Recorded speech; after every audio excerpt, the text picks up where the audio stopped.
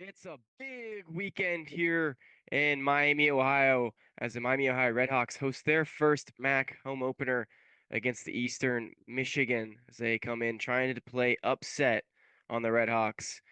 Gavin Stark joined alongside Jake Zirolli. Jake, how you doing? I'm doing just fine. I'm ready for another weekend of Red Hawk football. Yes, sir. A big one underway as the RedHawks. It feels like some momentum continues to shift over in the RedHawks side. Offense continues to trend in the right direction. Jake, kind of talk about that offense real quick. So Miami has certainly they've picked up their form. They've won three in a row now, improving their record to 3-3 after a tough start to the season against some quality opponents. 2-0 in conference play, third in the conference as they start their conference home schedule against the Eastern Michigan Eagles today. On the offensive side of the ball, like we were mentioning, 23 points per game and 345 yards per game, which are both fifth in the conference. And on offense, on that side of the ball, they've had some changes. Of course, DeQuan Finn had that injury in the middle of the UNLV game and missed the Lindenwood game, but it looked like he came back in those two road games and didn't look too hampered. He was certainly still using his legs as well as his arm to make plays for this Red Hawk offense and to move the chains. So I think that will continue this week at Yager, since he didn't look as though there was any difficulty in him moving around or just playing his normal quarterback position against either the Huskies or the Zips. And his weapons are still there, of course. Kenny Tracy did not play at Akron with an injury, so it's unclear whether or not he'll play this week. If not, Jordan Brunson will step in, who was the leading rusher last week since there was no Tracy. And of course, the receiving core is bolstered as well with Cam Perry. He has 3 out of the 7 Red Hawk receiving touchdowns this year. And even receivers like Cole Weaver and the new Notre Dame transfer, Dion Colsey, who's been settling in these last two road games. And it's important, especially for Colsey, him being a big name transfer, to settle in and really start to contribute to this Red Hawk offense. Something that I find so important, Jake, for this Miami offense really is finding their identity. I think that's something that they're continuing to try to figure out as we head deeper into some MAC play. Games are starting to become more and more important as we continue, and this Eastern Michigan game isn't any different.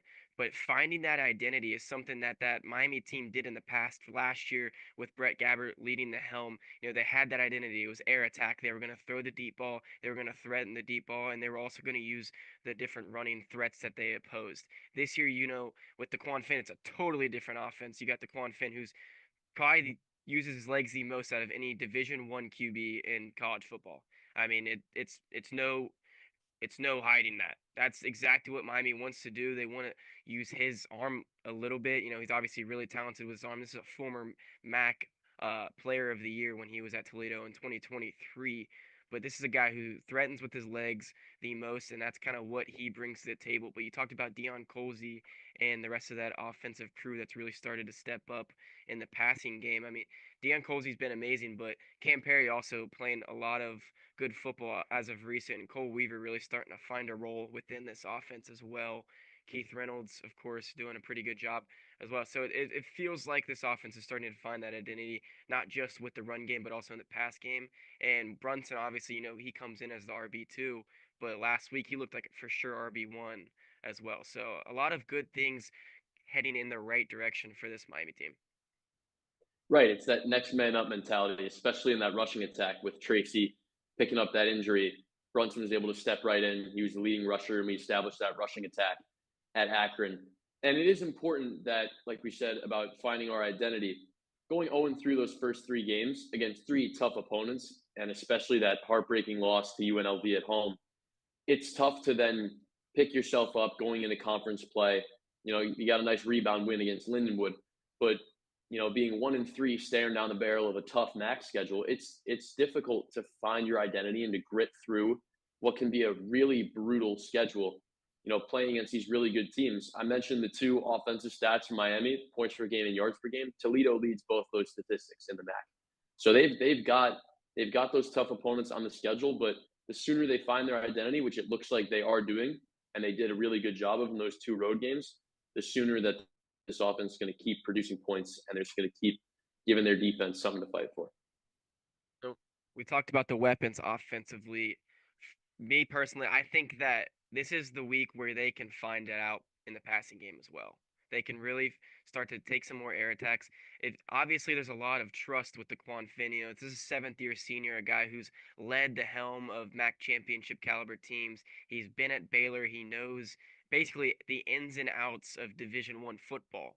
So I want to see Chuck Martin start to let him, let the arm loose a little bit. He threatens with his legs, obviously. He can really extend plays with that ability, but when he rolls out to the right, he rolls out to the left. I want to see him take some more deep shots down the field to guys like Keith Reynolds, those deep threats, and Kenny Tracy.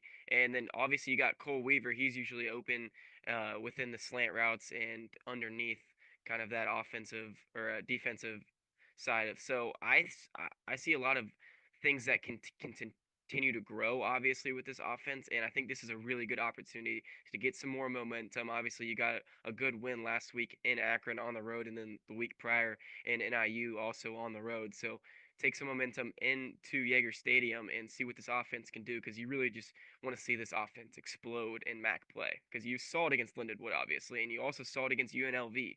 You saw this offense can put points on the board, but can they do it in MAC play? That's still to be determined, and I think this is a good opportunity for them to prove that to themselves and also the fans.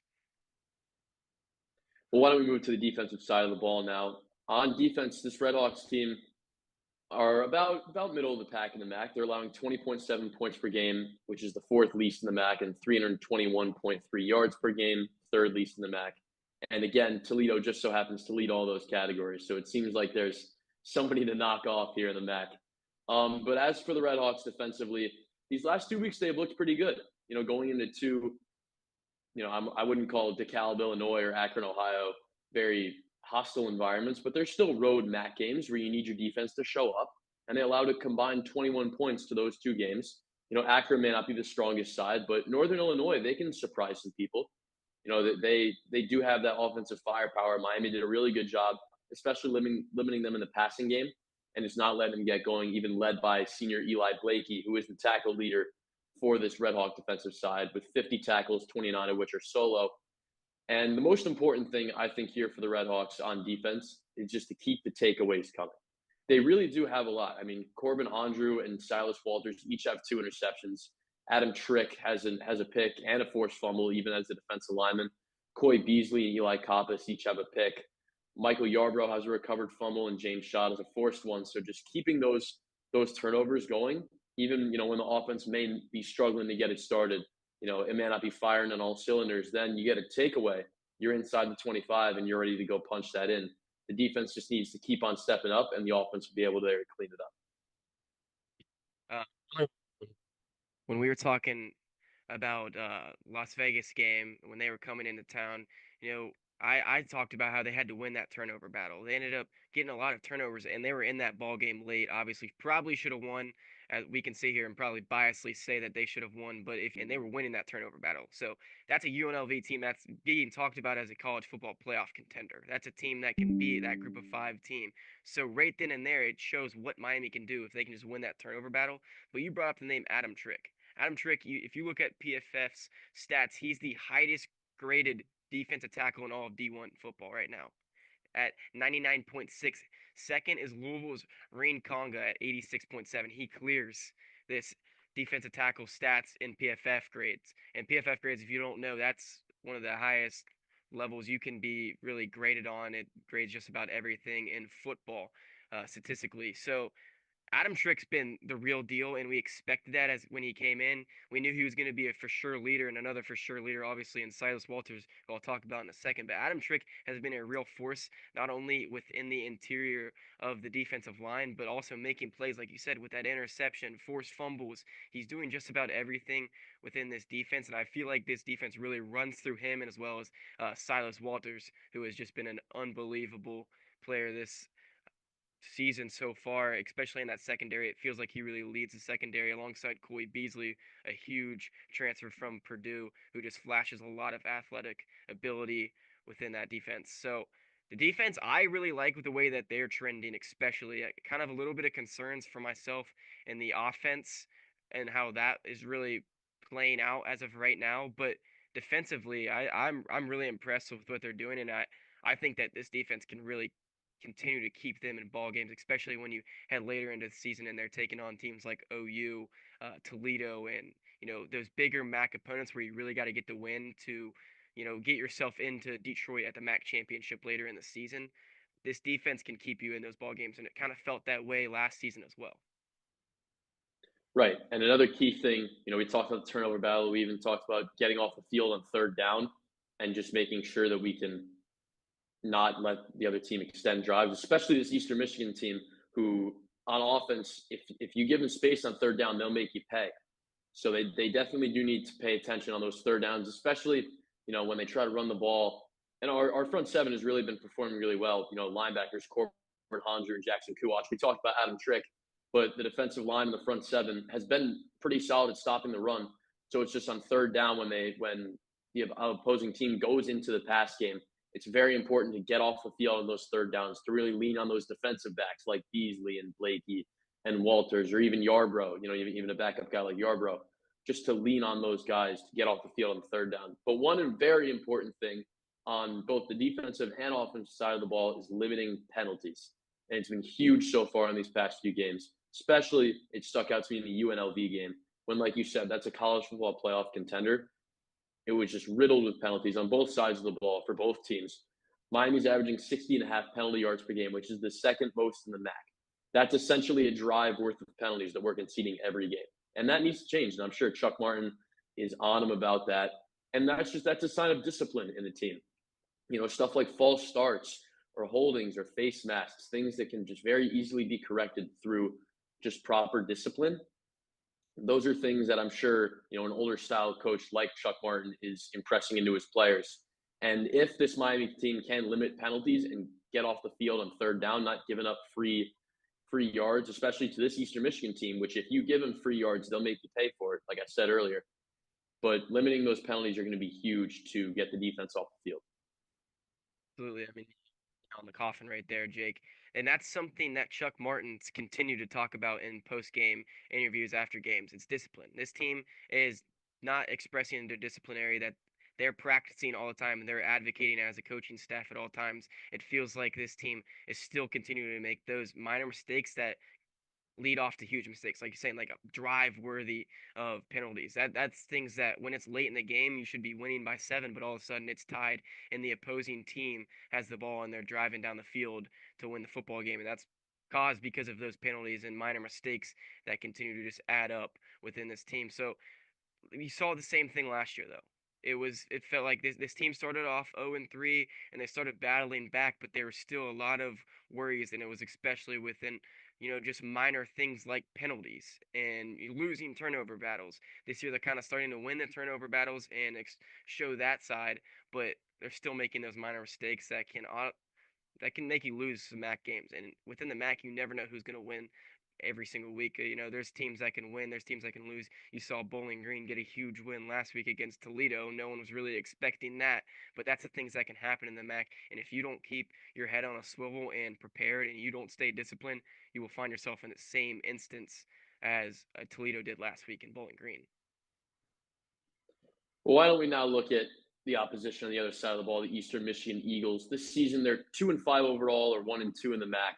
So haven't gotten off to the best start so far. But this really is a talented team. They're averaging 23.7 points per game and just about 365 yards of total offense. So they do not struggle with moving the ball. It's defensively that seems to be their Achilles. They rank towards the bottom of the MAC in both scoring defense, as they're allowing around 32 points per game, and total defense, which is simply just the yards allowed. So exploiting that defensive struggle will be key for Miami to win this game. Why don't you take us through some more of the big names for this Eagles team?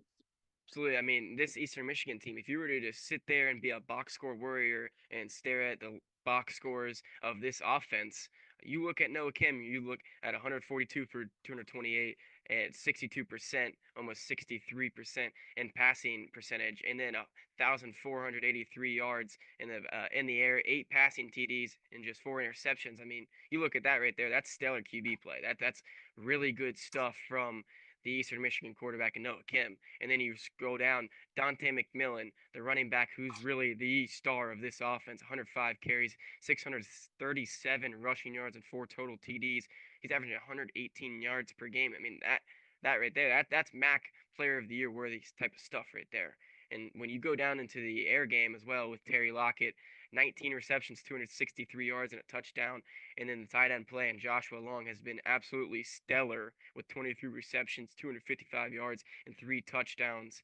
It goes on and on. It feels like this offense is clicking in all the right places. Within the air game, it's been stellar. Running the ball, stellar. If not, you could even say excellent with Dante McMillan.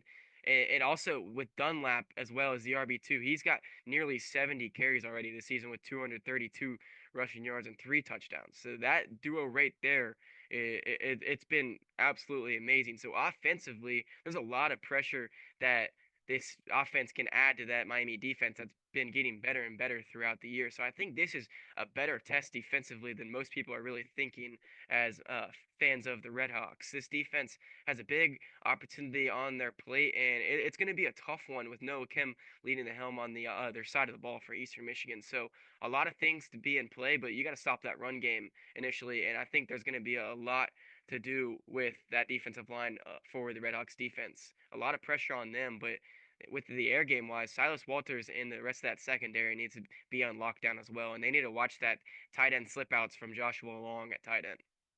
But if we scroll down defensively, that's been the struggle, like you said, Jake. That's the true struggle. Bryson Lewin has been pretty good at linebacker with 58 tackles and 2 interceptions, but the drop off starts there. You go down to Barry Manning at defensive back. He is second in the team in tackles with 38. That's not crazy numbers really if you look at it. And Eastern Michigan's just really been struggling defensively, and that's why they sit here with a record of 2-5 and only one win in the MAC within their first 3 MAC games. So real struggle. It's been defense, and it's not really a question at all. You don't have many questions about how the offense is. I mean, obviously it feels like they have a big test facing a pretty solid Miami team who's in the better half of the rankings within the MAC defensively. So they got a big opportunity on their plate there as well as Miami defense, vice versa. So a huge opportunity for both sides of the football. But Eastern Michigan realistically just needs to get things going defensively, and you could find them in this game for a long period of time, and maybe even coming out with a upset victory here in Oxford, Ohio. Right. You look at this team, you see their record's 2-5. Like you said, if you're a stat warrior, you see their record and you're thinking, well, it's gonna be a cakewalk for these Redhawks. But this offense is a sleeping giant. This team is really, really good on the offensive side of the ball. Just their defense just can't string together 4 good quarters. You would think scoring 24 points a game in the MAC, you should be able to win a good amount of games. And especially with their non-conference schedule, you would think that they'd be coming in this game 3-4, maybe even 4-3, averaging 24 points and almost 400 yards total offense. But then when you're allowing 32 points a game, it's hard to win football games that way because you can't just go out and put 35 up every Saturday. That's just difficult to do for any team. But the rushing attack is especially what I'm concerned with here. If I'm the defensive coordinator for these Redhawks, this 1-2 punch McMillan and Dunlap makes me nervous. I can't lie. A combined nearly 180 carries for the two, almost 850, more than 850 rushing yards and 7 total touchdowns between the two. That makes me nervous as a thunder and lightning combo, almost, Jahmyr Gibbs and David Montgomery reminiscent for this Eagles side. But you have to exploit it on the defensive side of the ball. If this ends up being a shootout, that's okay. Miami can win shootouts. They unfortunately the last shootout didn't go so good with them against UNLV, but they can certainly win a high-scoring football game. And they will have no trouble, I think, in picking apart this Eagles defense. It's just a question of can that front seven step up? Like we said, led by guys like Adam Trick and Corbin Hondrew. Can that front seven step up and limit the rushing attack? And if they can, I think this is going to be a comfortable win for the Redhawks. You stop the run game, and it feels like that's the victory to success for this Red Hawk team. Going into a little bit of prediction, kind of basically talked about what we're predicting for the most part. But for me, I mean, I see Miami having a nice, comfortable win. Obviously, It doesn't seem like that when we're talking about this, but I do think this is the week where Miami gets everything clicking on all cylinders and talent levels. They match up, but I see Miami boasting and will be too much at the long term for EMU's team. I just think that this offense is going to continue to add pressure and pressure to this Eastern Michigan defense, and it's going to just ultimately be too much. I have Miami winning 31-14. Jake, what about you? I've got a similar one either way coming out with a Red Hawk win, but I don't think this is going to be an easy game at all. Even with this, we'll say lackluster Eagles defense, I don't think that they're just going to lay down and give up. You know, especially we said led by Noah Kim, this is a tough Eastern Michigan team, and they're not just going to lay down if they face a deficit in the second quarter. But for me, Miami has the talent advantage. Eastern Michigan are playing very freely. You know, they have nothing to lose. The season hasn't been what they've looked for, but coming into a historic stadium like Yager, looking to knock off a MAC title contender, they're going to be playing freely. They're going to be playing with house money. However, I think that, as I said earlier, this talented RedHawks team is just going to be too much for the Eagles. I think it's gonna be a tough one. It's going to be a gritty game. It's going to be played in the trenches. We're going to see just how tough this offensive line and this front seven is for the RedHawks. But I'll say streak goes to 4. Miami moves to 3-0 conference play. I'll say 24-14 Miami.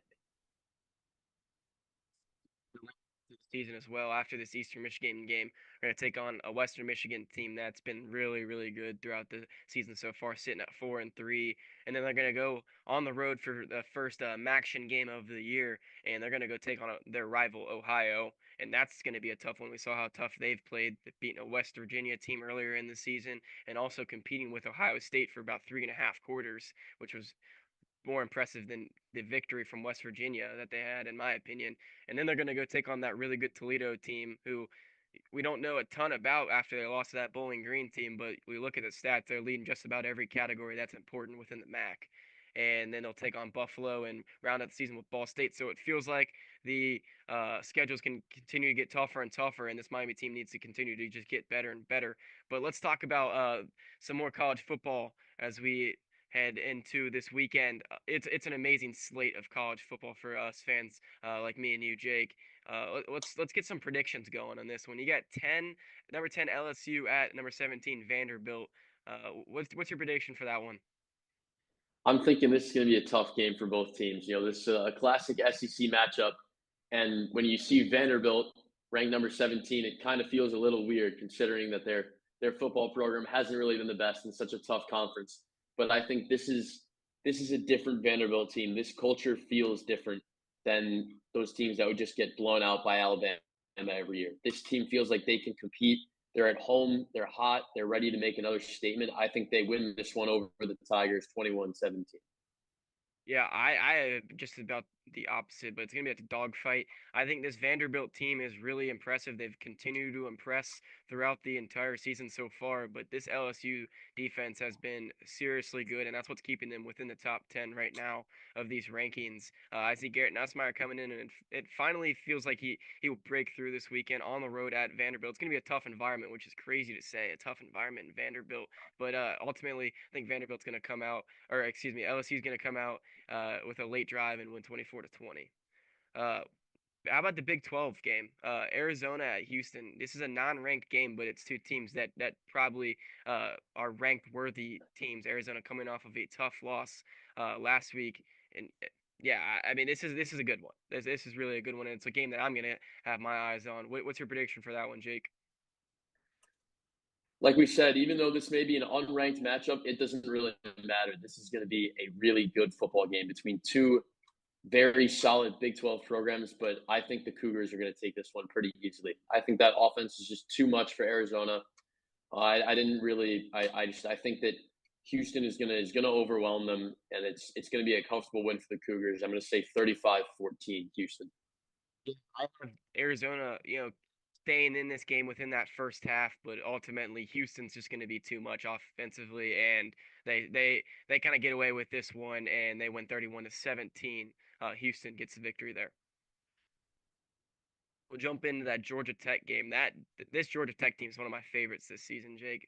Ranked 12th in the country, and they just continue to, really shock the country. It feels like they're gonna be at Duke, and Duke has been interesting this season. A Duke team that people didn't really look much into earlier in the season, but now they're kind of starting to get people's heads turning, and Duke is starting to be talked about more and more within the ACC.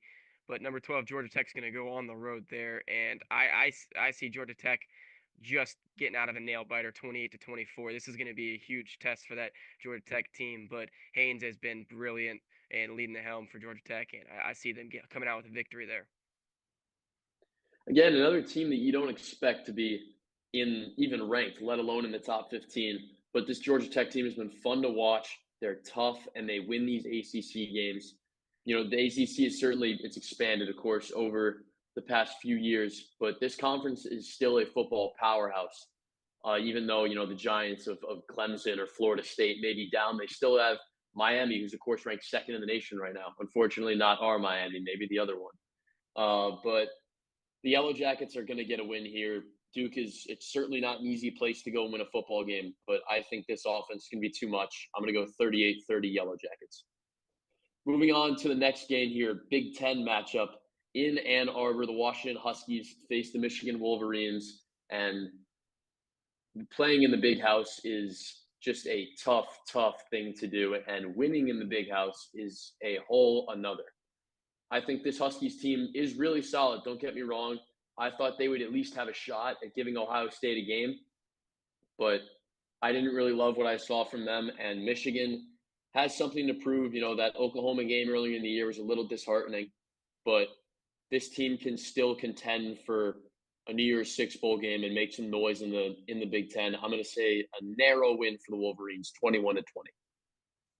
I think this is probably going to be Michigan's best game that they've had all season. They coming off that tough loss at USC where they just couldn't get anything going offensively, defensively they were dominated from start to finish as well.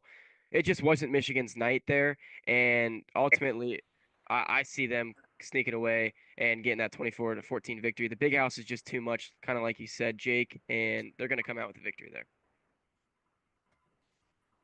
All right, next game on the slate here, an SEC classic. Down south in Athens, Ole Miss at Georgia, and this is going to be a dogfight. Again, it feels like we're saying that about every game because they're all going to be. This is a great slate of college football this week, folks. And if you have nothing to do on your Saturday, you do now because 12 till 12, this is going to be a great slate of good old-fashioned college football. And here in Athens, I'm thinking the Bulldogs may not have much to cheer about because the Rebels are going to go into Athens and win this game. This Ole Miss team is, again, just so fun to watch. I feel like this year we've seen so many teams that maybe just aren't normally as high as they are. We've talked about Vanderbilt and Georgia Tech, but also Ole Miss. Losing Jackson Dart to the NFL, now they're looking for a new identity, and this is where they find it. They're going to go into Sanford Stadium and beat Georgia 30-27. Honestly, Jake, I just have that feeling with this Kirby Smart led team. It's just a game that Kirby Smart just wins. It's just who he is as a coach, and it's who Georgia is as a team within the last 5 to 10 years. It feels like Kirby Smart has these games all the time where it's like, oh, this is going to be a tough one. This could be the deciding factor of Georgia's season. And then Kirby Smart and his team just answers always. It always feels like they just have answers and they're always competing for national championships and playoff pictures because they win games like this one. And in Athens, it's going to be a tough environment.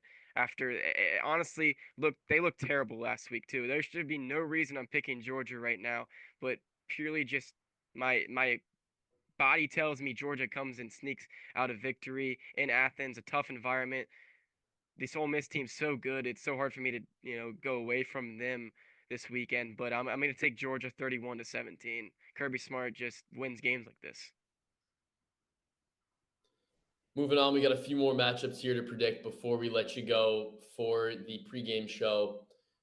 We have another Big 12 matchup, Texas Tech at the Sun Devils, Arizona State. 7th-ranked Red Raiders coming in flying high and looking to make yet another statement to move up those rankings. And I see this game being a fairly easy one for the Red Raiders. I got them winning 35-14 against the Sun Devils.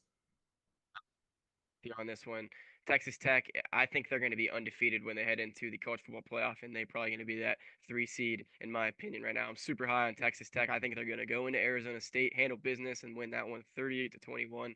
I love that Red Raiders team. They're exciting, and seeing another undefeated team in this college football playoff would certainly make it interesting for the rankings committee. We go back down south after taking you out west to Bryant-Denny Stadium in Tuscaloosa, Alabama, as the number 11 ranked Tennessee Volunteers visit the Alabama Crimson Tide, ranked 6th in the poll. This is, again, going to be a great game. We keep saying it. This is going to be an awesome Saturday of college football. It's going to be so much fun. It really is. It's obviously going to start with Miami beating Eastern Michigan, but the rest of these games will be fun to watch too. And I see Rocky Top taking the win here. I'm picking some upsets. I like to have fun with these predictions, but Tennessee, I really like this Tennessee team. They fight hard. They need this statement win to single them out from the rest of the SEC. That the top of those rankings is real packed with SEC teams: Ole Miss, Georgia, Alabama, Tennessee, even Vanderbilt back at number 17. But Tennessee is going to separate themselves here. They're going to go into maybe the most hostile environment in all of the SEC and beat Alabama 24-21. See, going into Alabama and really competing for 4 straight quarters, but that Ty Simpson led Alabama team has just been really good. Ever since that week 1 loss in Florida State, where everyone questioned who this Alabama team is and what their team's really all about, they've answered that and done more. Ty Simpson looks like a Heisman contender, if not nearly the favorite, alongside Mendoza, and this Bama team's gonna get a huge victory at home in Alabama in Tuscaloosa, 28-21 Bama. All right, our last prediction before Gavin takes us off here is an old-fashioned rivalry, USC at Notre Dame. I mean, this game's been being played for decades, and yet another chapter being written in South Bend. And this is going to be another gritty game. This is not going to light up the scoreboards. It's not going to be, it honestly might not even be that fun to watch, because this is going to be a defensive slog for both of these teams. And I wrestled with picking this one for probably as long as I debated the other however many we've picked. This was a tough one for me. But in the end, USC hasn't beaten Notre Dame in South Bend since 2011. I was 4 years old the last time that happened. I'm 18 now, and I don't see it happening again.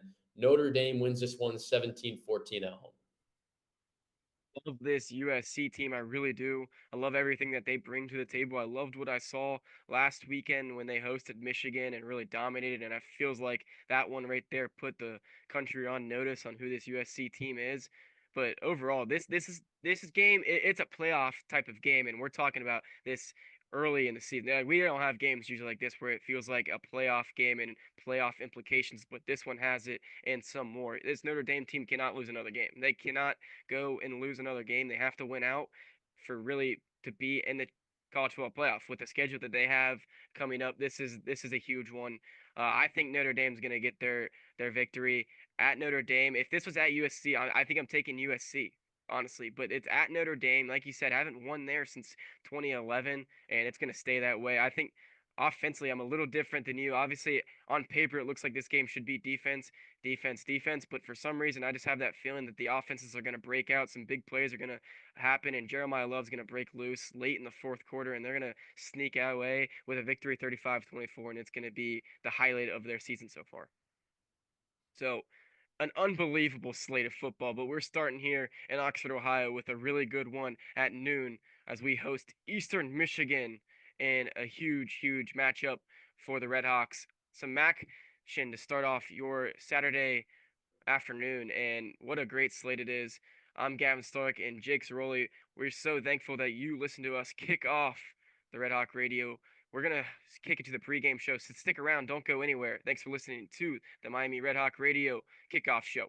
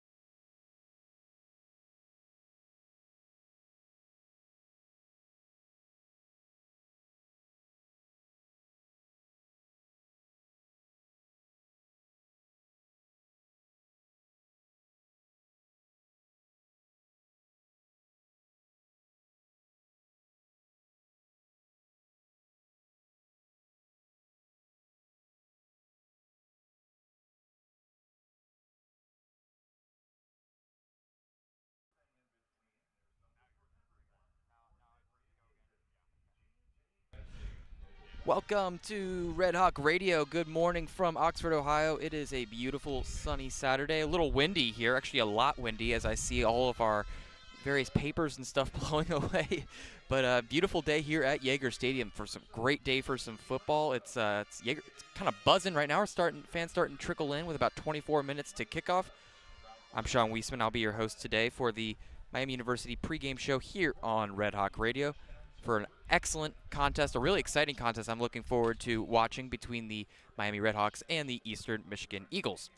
Miami enters this game at 3-3, 2-1 in MAC play, while the Eagles come in at 2-5 and 1-2 in MAC play. Miami is currently favored by about 13.5 points, with the total sitting around 47.5 right now.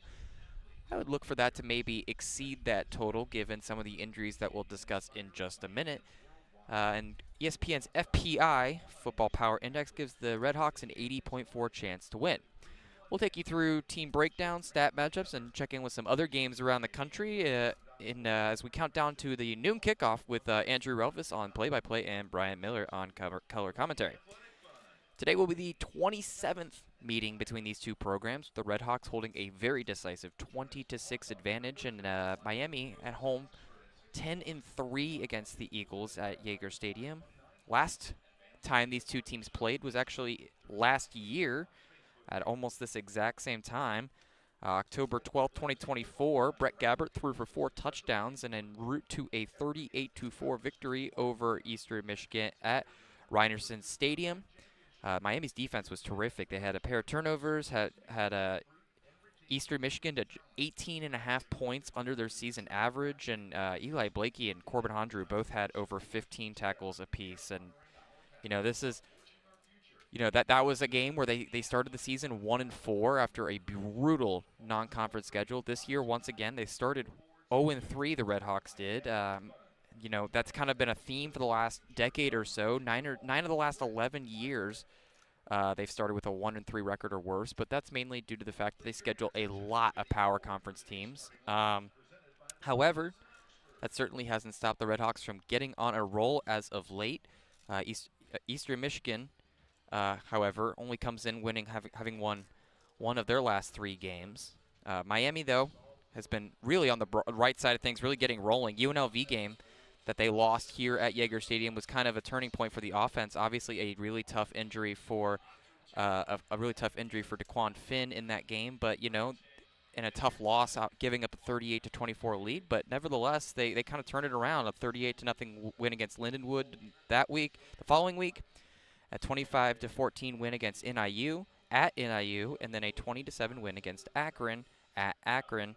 Certainly bodes well as the RedHawks continue their momentum. They are actually 18-2 in their last 20 Mid-American Conference games, which is just an unbelievable stretch right now for the RedHawks, whereas Eastern Michigan, like I said, has only won one of their last 3 games, although they also beat Northern Illinois, this time at home, 16-10 win, but they've lost a couple other close games. They lost to Buffalo 31-30 in overtime on a missed 2-point conversion. And then they lost to Central Michigan 24-13 in their September 27th game. Obviously, like I said, first half has been kind of a struggle for the RedHawks. It's really been a tale of 2 halves for this team, and that's something that I'm sure Coach Chuck Martin is really going to look and hone in on for this team because, Akron really stifled them for a lot, and especially because they threw a pick at the goal line, basically, on their first drive against Akron. That kind of stifled them offensively first game, and NIU was a really close game in that first half. So certainly something to keep an eye out on, but I would look for the RedHawks to hopefully get a little bit of a hotter start this time, especially against an Eastern Michigan team that is really struggling defensively. But first, we'll get started with some other RedHawks notes and tips. So, like I said, they started things early 0-3 start, but they've done it with defense and explosive plays, which is kind of unusual. This was a team very much last year that had some explosive players: Reggie Virgil, Javon Tracy, Keon Mosey, all really power conference level guys who are very consistent and very explosive, but certainly not in the same way that this RedHawks team is. However, it's kind of, the numbers don't necessarily bear that out as much. RedHawks are just 5th in the MAC with 345 yards per game, and just under 200 yards per game, and really have had struggles completing the ball. Henry Hessen has started a game, and DeQuan Finn played a game and a half, and DeQuan Finn has played the rest. And that both of them have had a little bit of trouble consistently completing the ball. In fact, they're 127th nationally in completion percentage at 53.7%. But when they do connect, they connect big time. They are 8th nationally in yards per completion at nearly 15 yards of completion. So once again, just kind of shows you this is a very feast or famine passing attack. And unfortunately, too, for the RedHawks, with losing Kenny Tracy, their leading running back, who had 272 yards on the ground, 2 touchdowns, he's out for the year. And so this is a RedHawks team that was already struggling to run the ball. They're actually bottom 25 in the country, in expected points added per rush. And DeQuan Finn is their leading rusher despite being out for a game and a half. So that kind of gives you a little glimpse into how the run blocking has definitely needs to improve, and Chuck Martin has even spoken to that in several recent press conferences, and how he thought, the offensive line, it's 5 new starters, and in fact they're going to be missing Austin Uke for this game, one of their starting offensive linemen, so another new starter for the RedHawks. That certainly has led to some of their struggles. Last year's team was really experienced and had multiple really strong offensive linemen, and Texas Tech transfer Will Jados was somebody who really led that offensive line. They're desperately missing some veteran leadership on that line right now. But overall, though, it is the DeQuan Finn show offensively. I mean, he is going to get some very high usage, 838 passing yards, 4 touchdowns, 5 picks, 271 rushing yards, and a touchdown. He's the guy that kind of makes this offense go, and it was pretty obvious. Now, Hessen didn't play poorly at all against Lindenwood or the second half of UNLV, but Finn definitely takes this team to another level, even though obviously he struggled maybe passing the ball a little bit. He certainly adds a lot with his running ability.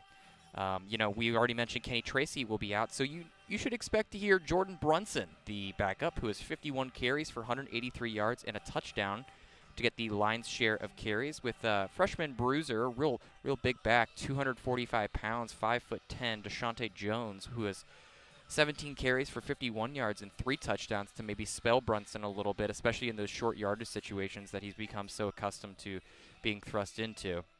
Also, which I was talking about explosiveness, Cam Perry has just been the go-to deep ball threat. I mean, he has 17 catches for 505 yards and 3 touchdowns, and is averaging over 84 yards a game on over 29.5 yards per catch, which is, in fact, the highest in the country. Keith Reynolds has also been a real bright spot offensively for this team, and he's somebody you're going to hear a lot of, but he's become a little bit more of a possession receiver, although he has plenty of top-line speed as well. He has 23 catches for 216 yards and a touchdown. And, obviously Miami receivers some of their best receivers might lack a little bit of size, but they have catching ability and they have top-end speed. And, that's certainly something that can match up against any team in the conference in that regard. So, defensively, Miami allows just about 320 yards per game, which is 3rd best in the MAC and 37th in the FBS. Passing defense is top 40 in the FBS. The rushing defense is solid. Their scoring defense is 45th in the country at 20.7 points per game. All of those are top 4 marks in the conference. And we mentioned Eli Blakey's name earlier. He had a really strong game, had 18 tackles last year against Eastern Michigan. He is currently anchoring that unit. He's anchoring the defensive unit and leading them in tackles with 47. And, I mean, Adam Trick has just been unbelievable this year, as almost kind of what I expected coming into this season, but somehow even better. He currently has 5.5 sacks, which is 10th in the country. Just absolutely dominant. I mean, he's done it he's had sacks against the 2 power conference opponents that these RedHawks have faced too. So it's not like he's doing this against poor competition or anything. He's been a really great player. Something to keep an eye out for, though, and I'll discuss this more in depth a little bit later, is the defensive tackle Nasir Washington has actually been ruled out. Looks like he will be not ready to go today. He is their big defensive tackle in the middle, and we'll discuss Eastern Michigan's run game a little bit later. But that's a really big loss for this RedHawks team that needs all the size up front that they can get. You can't talk about this RedHawks team, though, without discussing their real strength in the special teams. They're tied for 3rd in the country, actually, with blocked kicks with 3, and 2nd in the country in blocked punts in the country with 3 as well. And we've known special teams has always been such a strong suit for this RedHawks team. I mean, we had a Lou Groza Award winner just 2 years ago with Graham Nicholson, and Dom Jobin and has been terrific, and Alec Bevelheimer. Both of them have had been all conference picks at punter and kicker over the last several years. So certainly a real strength. And in fact, Miami is just one of 2 schools, James Madison being the other, to record a kick return for a touchdown and block multiple punts. And in fact, Miami is the only team in the country to have a special teams unit that has scored via kick return, punt block, and safety. So imagine that the special teams will make a big difference today, as they are consistently ranked as one of the best special teams units in the country, and certainly give Coach Chuck Martin a lot of credit. That is something he really emphasizes, is strong execution in the special teams, and I think that will continue today. Now for the Eastern Michigan Eagles. The Eagles have struggled mightily this season. They're second worst in the MAC in total defense, and they're giving up over 456 yards a game, and are actually last in the run defense, as allowing nearly 250 yards per game, which is certainly something to keep an eye out for. Even with a new running back leading the charge, and Jordan Brunson, you certainly imagine DeQuan Finn will get some run, as we'll talk about that in just a minute. But quarterback, we'll talk about the offense first. The quarterback, Noah Kim, has thrown for just under 1,500 yards, 1,483 to be exact, with 8 touchdowns and 4 picks, and has 115 rushing yards and 4 scores. The running back, though, Dante McMillan, has just been an absolute stud for this Eastern Michigan team. He's currently 11th in the country in rushing yards, averaging over 90 a game, has 637, 2 touchdowns, and just been absolutely terrific. And that's kind of helped Eastern Michigan's offense out a lot. They have the 3rd best in the offense in the conference, actually. 3rd best by passing yards, and 4th best by points per game. And by EPA per play, they have the 2nd best rushing attack. Now, I think their efficiency hasn't been great. They've been the 4th best expected points added per play in passing, but certainly something that their offense has some balance. Noah Kim, an experienced passer from Michigan State and Coastal Carolina, certainly played a lot of football, so he's not somebody who will be easily rattled, certainly. So, although the offensive weapons, though, for Eastern Michigan, aside from McMillan and Kim, Terry Lockett Jr., who's their leading receiver for Eastern Michigan, 263 yards, has actually missed the last couple of games, has been ruled out for today as well. So that puts a lot of emphasis on the second leading receiver, tight end Joshua Long, who has 255 yards and 3 touchdowns. He's somebody that is really going to have to step up for Eastern Michigan when you lose a really big target like Lockett Jr. Also, defensively, the Bruce Llewellyn, leads the team with 52 tackles and 2 picks. But this is a really unit that has struggled significantly. I mean, 123rd in the country in 3rd downs. Opponents are converting 46% of the time. And this is also without linebacker Marco Patierno, who's been ruled out. He was their 5th leading tackler. And also starting DB Joshua Scott for Eastern Michigan is considered questionable. So a couple of potential big missing pieces for a team that is currently 2nd worst team defense in the country by EPA, and 2nd worst in the country in rushing EPA allowed, and 4th worst in passing allowed. And on top of all of those negative stats, they are bottom 10 in defensive success rate, and they've had some real struggles with containing the quarterback. They're actually worse in the country in yards allowed via scrambling. That is a thing I'm definitely going to keep an eye out for today. That matchup right there in DeQuan Finn, who's obviously one of the most mobile quarterbacks in the country, versus a team that has struggled and is actually the worst team in the country in EPA allowed via scrambling. And this is a team that has also just really struggled to tackle, the 3rd worst in missed tackle rate in the entire country. I mean, so you can see that sets up some really interesting matchups here for the RedHawks. So a couple of the matchups that I'm really going to keep an eye out for here is Miami's deep passing attack versus Eastern Michigan's secondary. I mean, Eastern has struggled badly in the explosives game, and obviously Miami, that's how they kind of win their games is, if they can really hit on those deep shots to guys like Keith Reynolds and Cam Perry. I mean, there's pretty much no ceiling on this offense. And so against an Eastern Michigan team that has struggled mightily, that's something you'll definitely want to keep an eye out for. Additionally, Eastern Michigan's offensive line has been really solid. I mean, they've only given up 7 sacks all year, 16th best in the nation. And, Adam Trick, obviously, you really hope he can get some pressure, but even without starting defensive tackle Nasir Washington, you really hope that they can get pressure on Noah Kim. Another thing here is red zone execution is going to be a really big deal here for both teams. Eastern Michigan has been elite in the red zone, has scored on every red zone trip this year, which is obviously tied for best in the country, while Miami has only converted on about 70% of its red zone possessions, and that's one of the worst in the country. So that is a big swing area, and that kind of gives, I feel like, Eastern Michigan the potential to kind of find an avenue here to really open things up and potentially make it a lot closer than many people are expecting. Another thing to keep an eye out for is the run game consistency. You know, Eastern Michigan gives up 250 yards per game on the ground. Miami only averages about 148 because they really like to air the ball out a little bit. So I imagine that they'll definitely key in, even with Kenny Tracy out, key in on running the ball a little bit more, and you really hope the RedHawks can take advantage early. We'll take a quick pivot here to some big games around the country. You know, we have some really, really good slate of games today, and had a really big upset last night, actually, as number 2 Miami lost at home to unranked Louisville. Carson Beck, who had starting quarterback for Miami, had 4 picks, including one with 32 seconds left at the Louisville 30-yard line, and a couple others.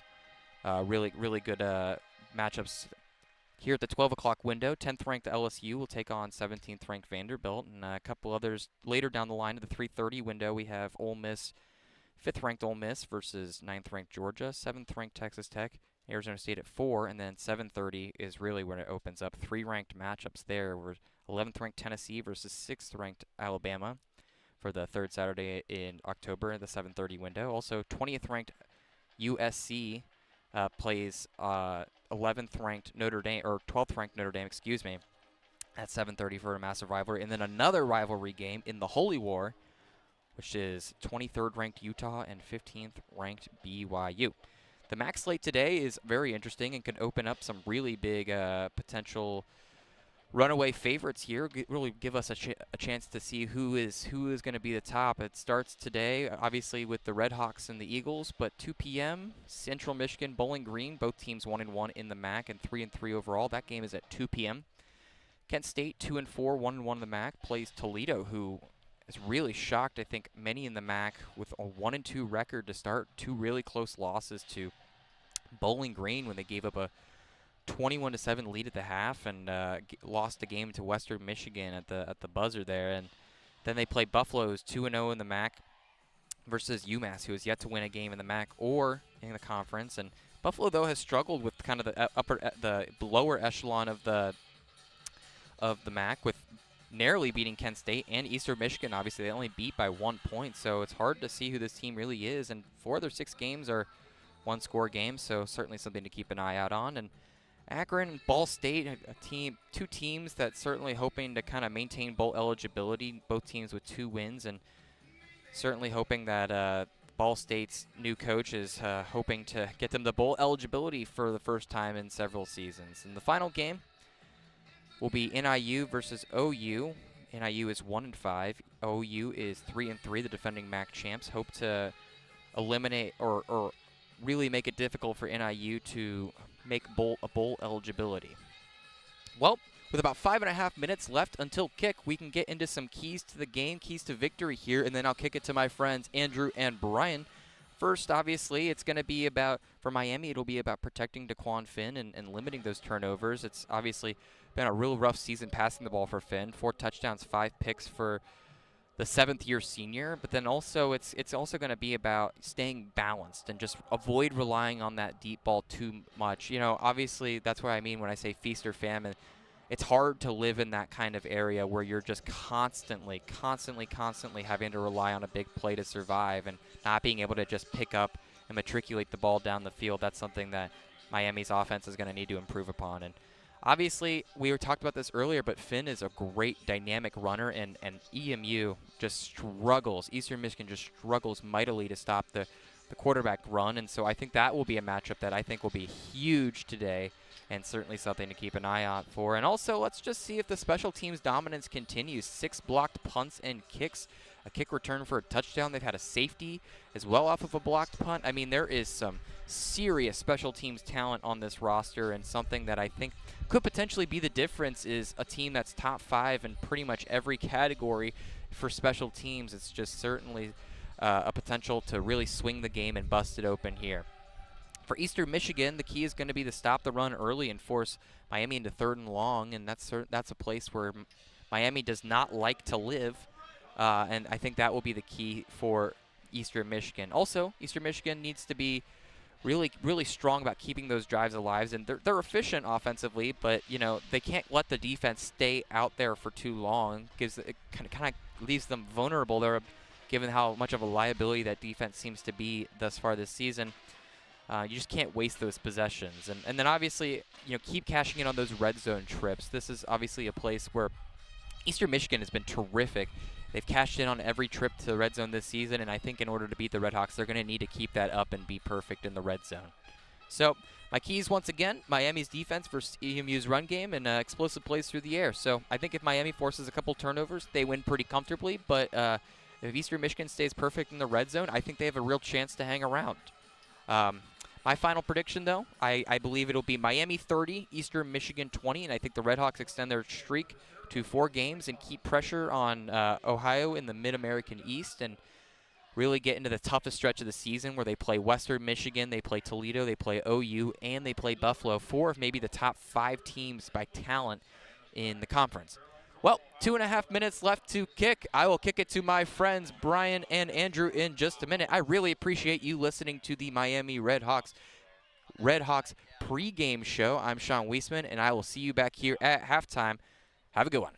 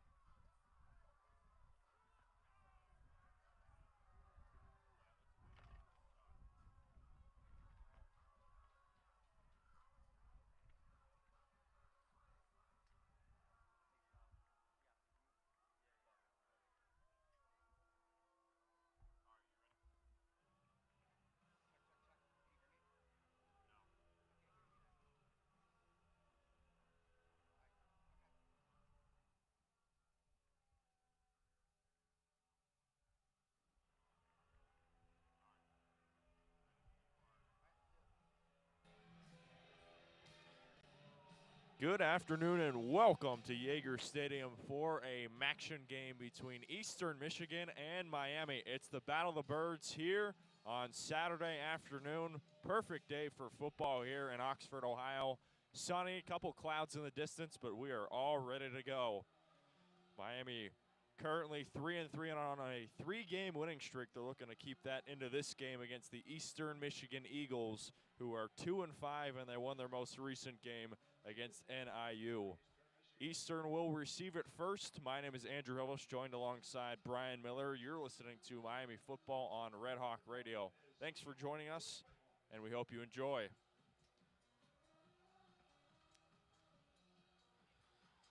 Miami, in their last game, they defeated Akron on the road, and this is their first game back since the Lindenwood game where they dominated the Lindenwood Lions a few weeks ago. They got back-to-back road victories, and they're looking to pick up win number 4 in a row against a Eastern team that has struggled at times this season. They played a lot of close games, and we'll see if that is true today. Kellen McLaughlin set to boot this one away into the Oxford air. In just one moment. McLaughlin kicks this one away. This will sail into the back of the end zone for a touchback, and Eastern Michigan will set up at the 25 to start off. Well, first of all, Bryan, the RedHawks are going to be without Kenny Tracy this game, and they're going to be without Nasir Washington. How can they rebound from some of these injuries?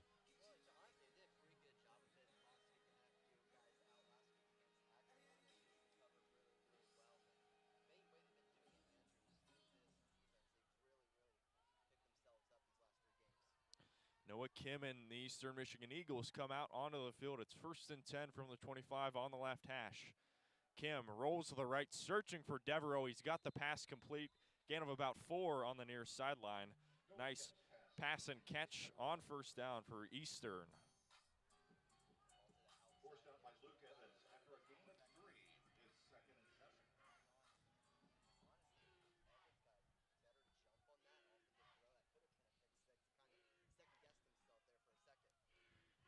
Second and 7, gain of 3 on the play. Kim takes the snap, fakes the handoff, looking left, under pressure, surveying around, throwing this one out of bounds. The pressure there was from O.J. Alexander, forces an incompletion.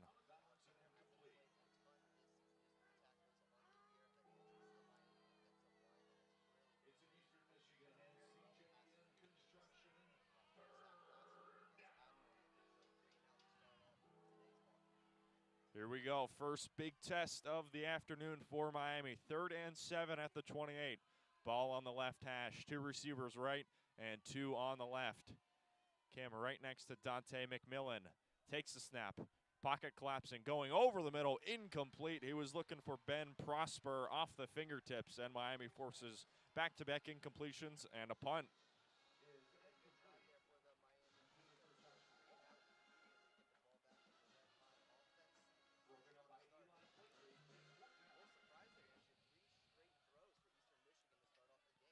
They've really leaned on their top running back. Dante McMillan had 3 out of 4 games with 100-plus rushing yards. Did not use them once in this drive.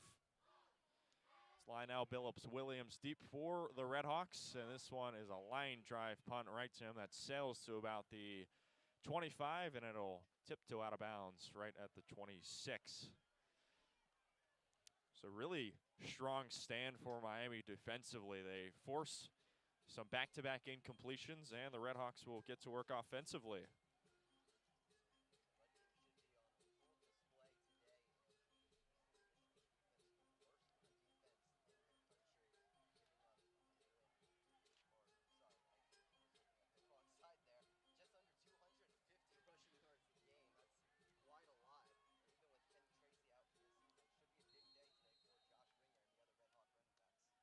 We'll see who it's going to be today. And DeQuan Finn back in the fold. First game since that UNLV game that he's playing in Yager Stadium. Good to see him back. 3 receivers right, 1 to the left. First play, it's a handoff, and it looks like it is Josh Ringer getting the handoff, couple of yards on the left side.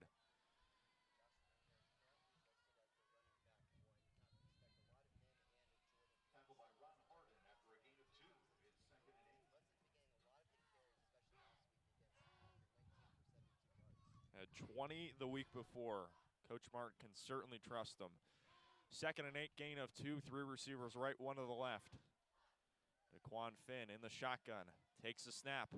It's another handoff. Jordan Brunson gets a couple more, but the Eastern defense swarms them, and it'll bring up a 3rd and medium coming up.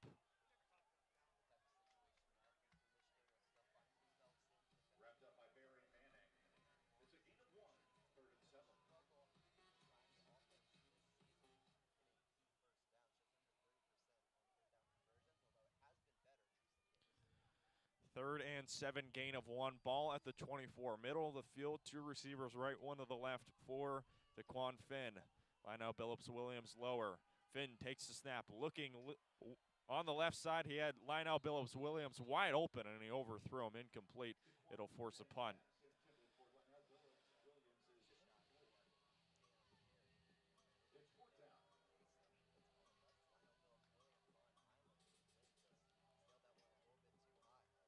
Got to make that throw. He was wide open on an island, and now Pierce Stainton will come onto the field. So already quick 3 and outs for both teams. As Stainton, the USF transfer, kicks this one away. Nearly blocked. Had a good jump on it for EMU. And this one is in the air towards the 20-yard line before the RedHawks special teams came ready, and they brought down a eagle in the process.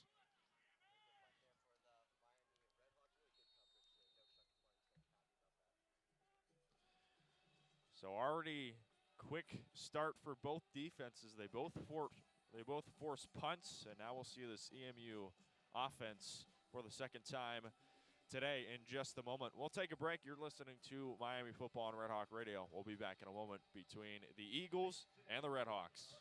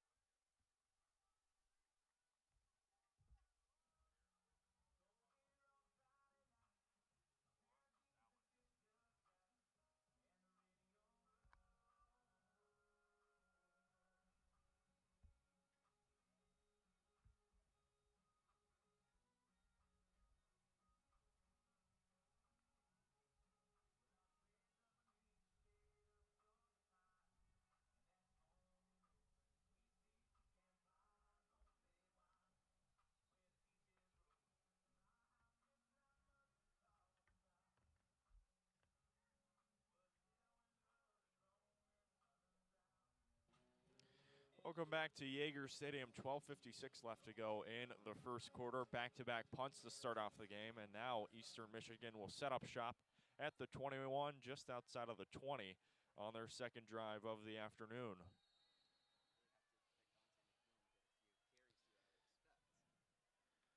Spread option here for the Eagles. Kim fires on the right side. Pass complete to Ben Prosser. Breaks out of a few tackles and tiptoes out of bounds at the 30-yard line. Gain of 9 on the pitch and catch, and it's 2nd and 1.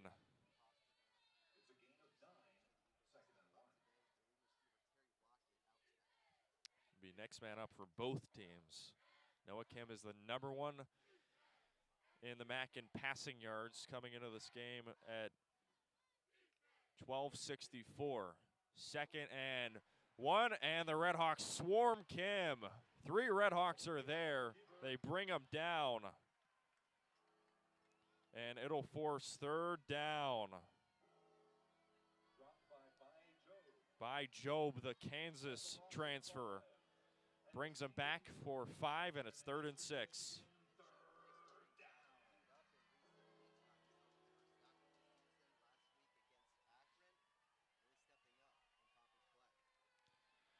Third down and 6, ball at the 25 for the Eagles. Prosper goes in motion, 3 on the left, none to the right. Throws on the right side, passes broken up, incomplete. RedHawks were there searching for Porter Rooks on the near sideline, and it's 4th and 6.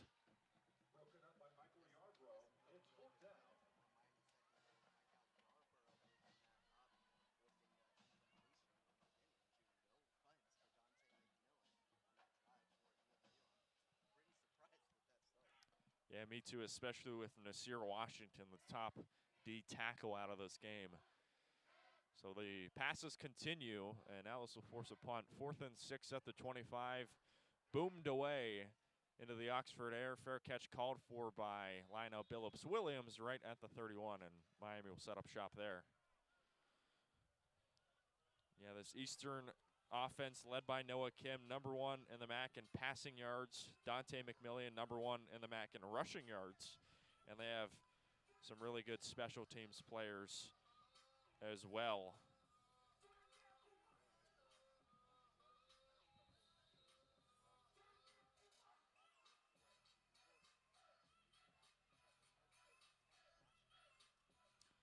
Haven't used them once yet. Back-to-back punts forced by this Miami defense, and now we'll see the offense for the second time today for the red and white. 1st and 10 at the 31 for Miami. On the left hash, 2 receivers on both sides. Motions Keith Reynolds. Fakes the handoff.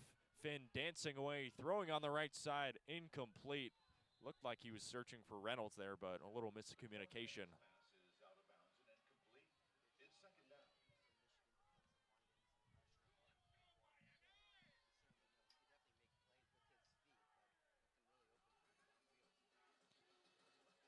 Neither team has a first down yet,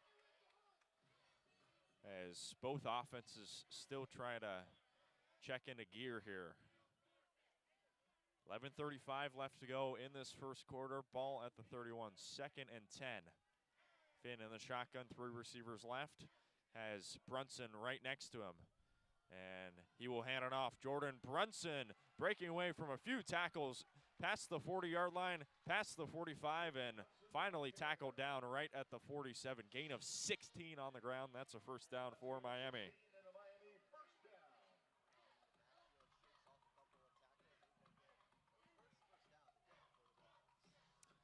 It's bound to be Brunson. He had 19 carries last week, 72 yards on the ground versus Akron. So that's a good start. It's 1st and 10 at the 46. Near midfield, Finn in the shotgun has 2 receivers on both sides. Twins at the top and the bottom. Has Brunson right next to him in the gun. And he hands it off again. Jordan Brunson right at the 50-yard line. Gain of 3 on the ground. Goes right up the middle. Call it the 49. Gain of 2 on the ground.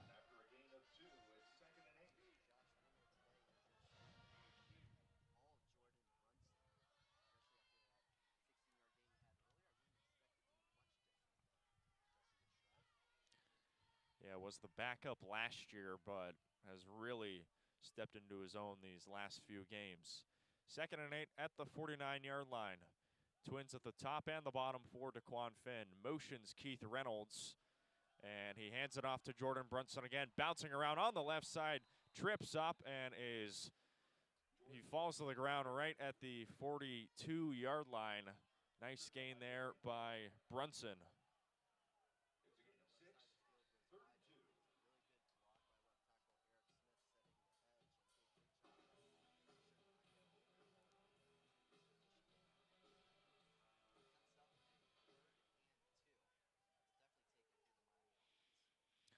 Third and 2 at the 45-yard line. RedHawks bringing it tight here. Keith Reynolds motions out. Finn pitches it, and the RedHawks convert it to one of the offensive linemen. And that's exactly what the doctor drew up right there. Perfectly done, and Miami has a first down.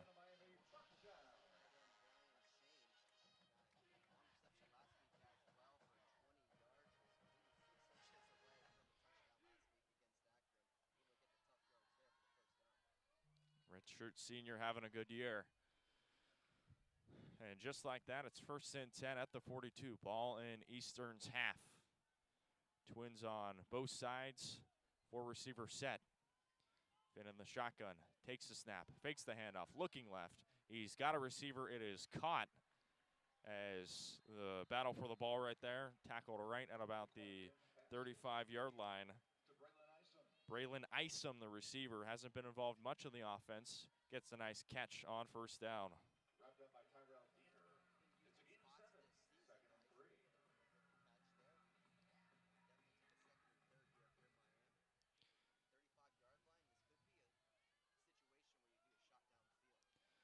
Looks like they're doing that way. Three receivers on the right side, none to the left for Daquan Finn. 2nd and 3, play clock at about 10. Ball on the left hash at the 35-yard line. Finn fakes the handoff. He'll keep it on the feet. At the 30-yard line, tackled and pushed out of bounds inside the 20-yard line. Daquan Finn picks up the first down and then some, and he sets up Miami perfectly in the red zone.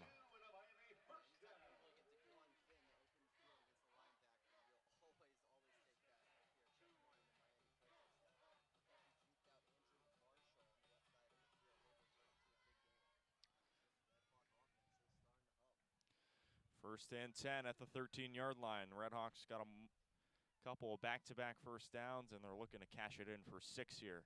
Finn takes the snap. It's a handoff. Jordan Brunson breaking away from a few tackles, going on the right side, then towards the middle, and he gets inside the 10-yard line.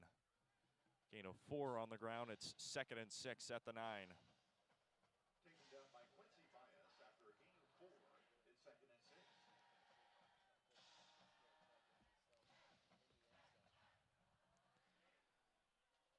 7 minutes left to go in this first quarter, and the RedHawks are looking to strike first.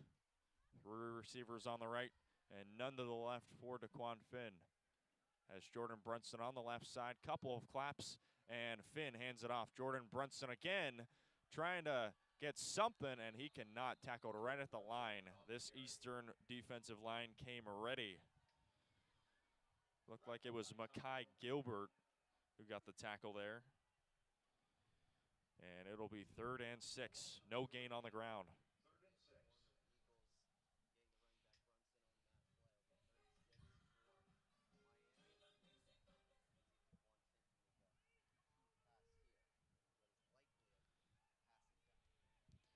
Third and 6 at the 9-yard line for Daquan Finn. Miami trying to strike first. Finn takes the snap. Under pressure. Will keep it on his feet. Getting right inside the 5-yard line. Tackled right at the 2-yard line or so. And he picks up a first down and a 1st and goal coming up for Miami.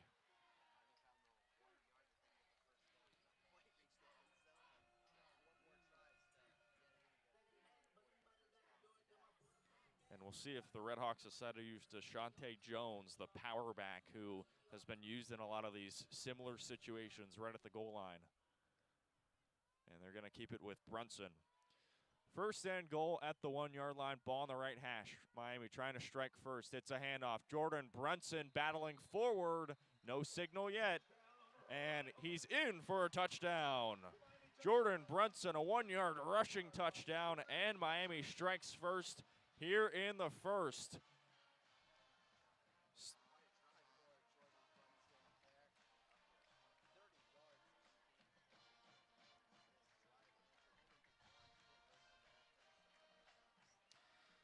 Six 0 Miami, as Jordan Brunson had 30 yards rushing on the game so far, and he picks up a touchdown. Extra point coming up, and it is good from Dom Jobin. And just like that, Miami leads 7 0 here in the first. So a first drive that was a punt, a lot left to be desired for this Miami offense. And the second drive, they come back, make it count. And that's capped off by a Jordan Brunson touchdown, his 2nd on the season.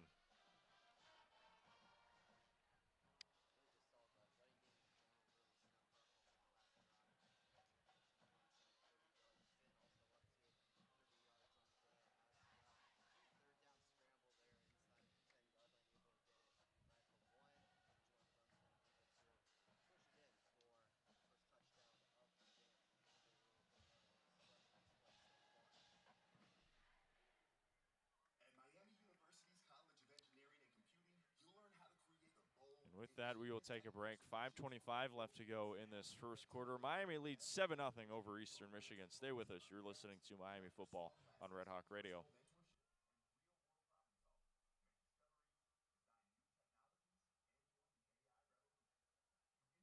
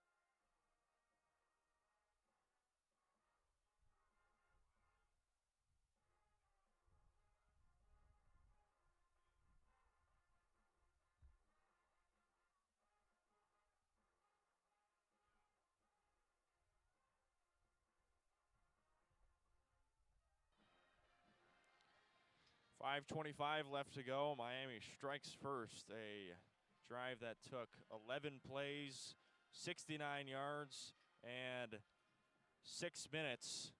Miami takes a 7-0 early lead against Eastern Michigan, and now they'll kick this one away here in the first. It's a really good drive for Miami, a response drive that they answer the call, and now they'll have the lead, and they'll kick it right back to the Eastern Michigan Eagles here in the first.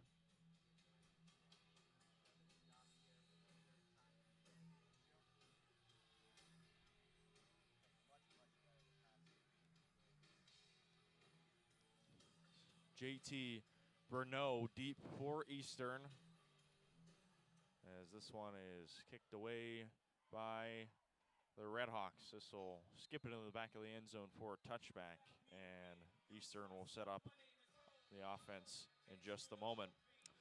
Well, like you mentioned, Bryan, already first couple of drives for Eastern Michigan. This is an offense that's one of the best in the MAC, and so far they've had nothing. They haven't gotten a first down yet.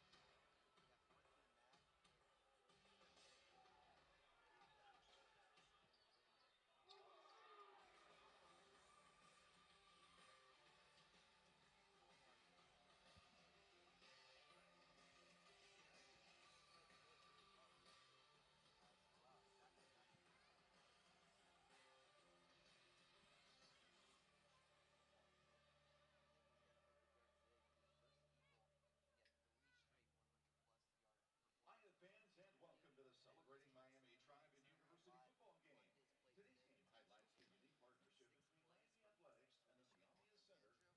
This partnership stems directly from the relationship between Miami University and the Miami Tribe of Oklahoma. Please welcome to the field Chief Langford, the Miami Tribe of Oklahoma Business Committee, the Miami Center staff on Miami's campus, and the Miami students. So far for Kim and the Eagles, completion to Ben Prosper for 9 yards, Nick Devereaux a 3-yard reception, but other than that, nothing. But we will see as the RedHawks will begin play against the Eastern Michigan Eagles here in just a little bit. We'll keep it here with about 90 seconds left, but so far, really good start by Miami, leading 7-0, and you don't need a turnover. You don't need to force a turnover, but especially in this situation, it would be a really opportune time. Great time to potentially get up multiple scores against Eastern early here. We'll see if they can do it. Would be great.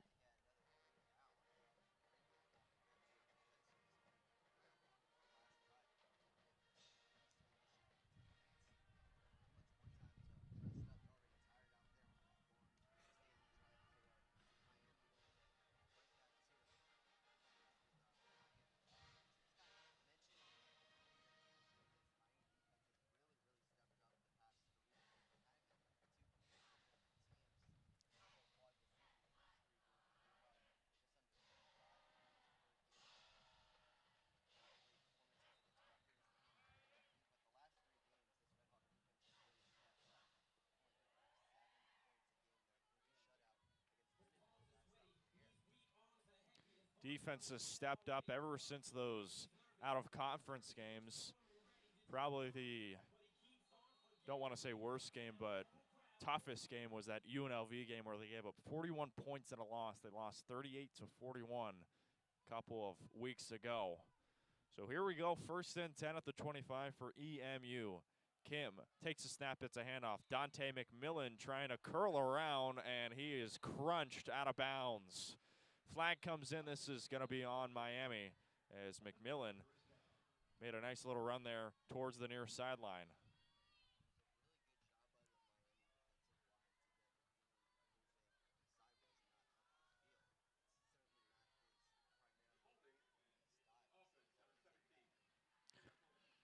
This is actually going to be in Eastern Michigan. The time that the flag was thrown, it was right as McMillan was hit hard out of bounds. So this will instead go against EMU. It'll force 1st and 18 at the 17-yard line.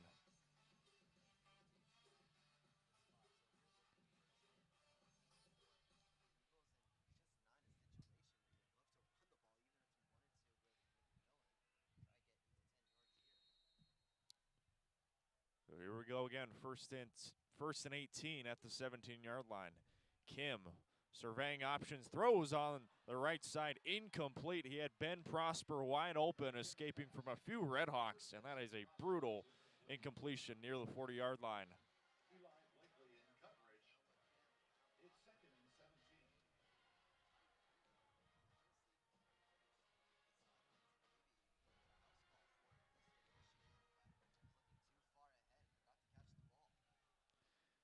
Had a lot of drops so far today, and that's backbreaking for Noah Kim, who's trying to get this offense working. 2nd and 17. Kim takes the snap. Here comes this Miami pressure, and he is swallowed, engulfed right at the 10-yard line. Big sack here by the RedHawks. That was Malcolm McCain bringing the hammer. Loss of 8 on the play, and it's 3rd and 25 at the 10-yard line coming up.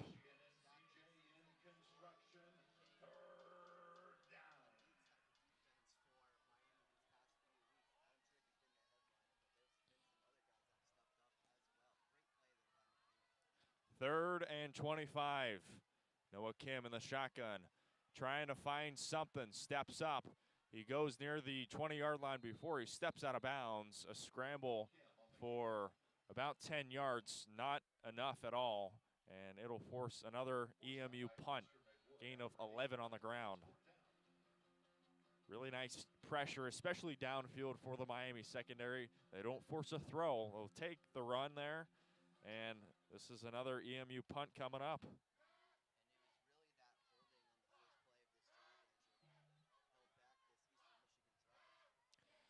It's Mitchell Thomasek as he hammers this one away.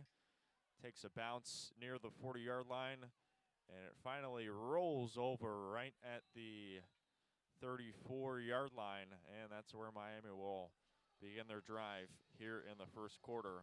So first 3 drives for EMU offensively. Miami forces 3 punts and 3 straight 3-and-outs. I mean, this is a dream start for the RedHawks defensively against an EMU team that offensively they've been good this season in the MAC.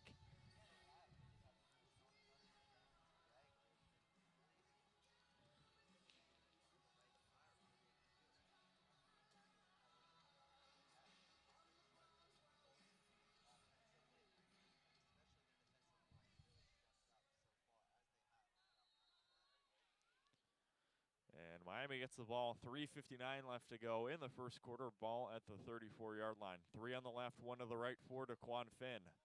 Couple of claps.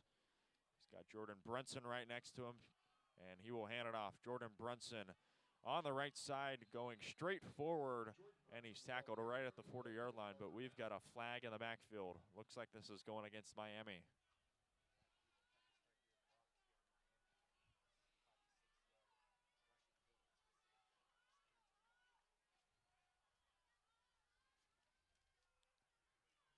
And this will be against Miami. This would be a holding penalty. The penalty is a hold on Miami. Yep.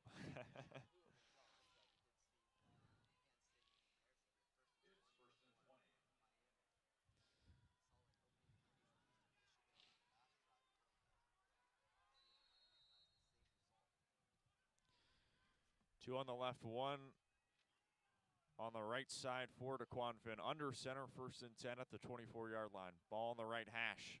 First play, it's a handoff. Jordan Brunson, and he is tackled right at the line.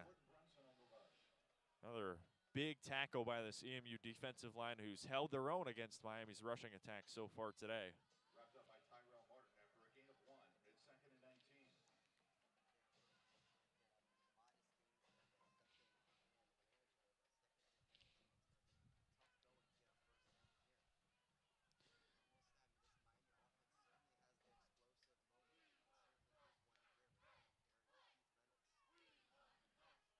Tight option here for the RedHawks. 2nd and 19, gain of 1 on the last run from Brunson. Josh Ringer checking in. Finn takes the snap, looking deep. He throws on the right side, pass complete. Cole Weaver right at the 40-yard line. Gets it a little bit closer to about the 43. A big pickup there, and that'll move the chains for Miami.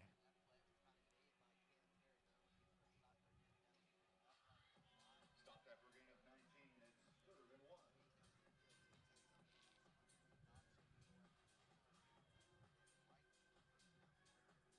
Gain of 18 from Cole Weaver. Had a season-high 67 yards last game, and he makes a big play there. 1st and 10 at the 43-yard line for Miami. 2 receivers left. Isom motions closer to Finn. Finn will hand it off, and it is a Jordan Brunson run. And gets a couple there. It'll be 2nd down coming up. No gain on the play. It's 4th and 1. Looks like they didn't.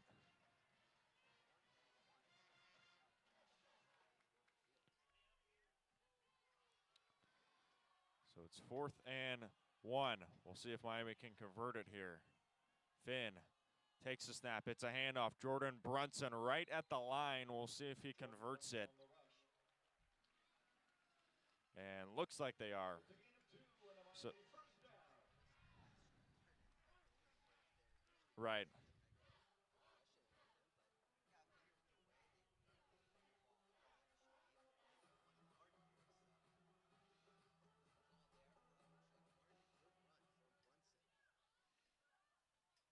So now Miami converts it, and it'll be 1st and 10 at the 45-yard line. Middle of the field, tons of options for DeQuan Finn.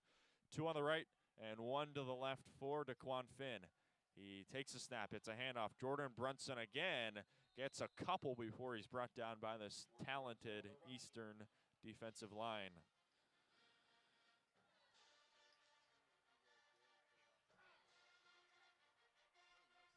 Stopped by Noah Patterson after a gain of 1. It's 2nd and 9.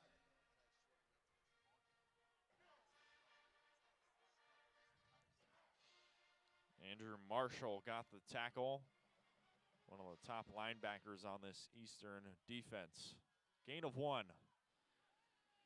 Looking for an explosive play here. 3 receivers right and 1 to the left for DeQuan Finn in the shotgun.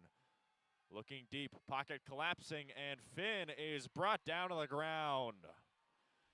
Eastern bringing the hammer. They force a big sack, and that was taken down by Tyrell Martin, who's had a good game so far.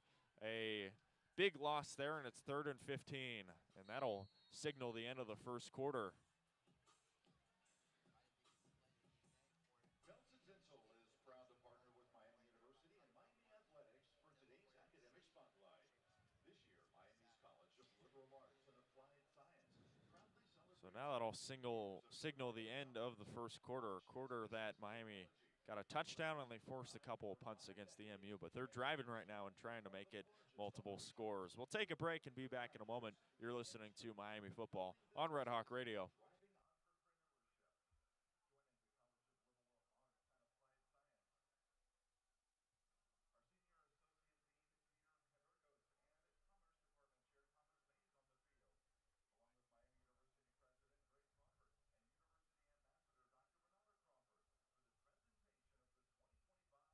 honor is in recognition of their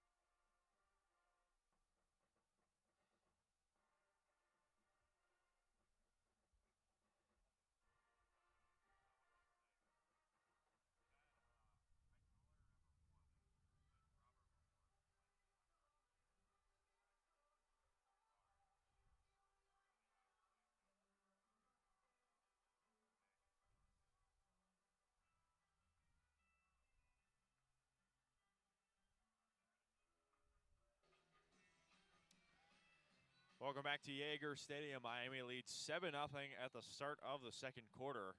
And it'll bring up a big third down here. 3rd and 15 at the 40-yard line. Miami going left to right.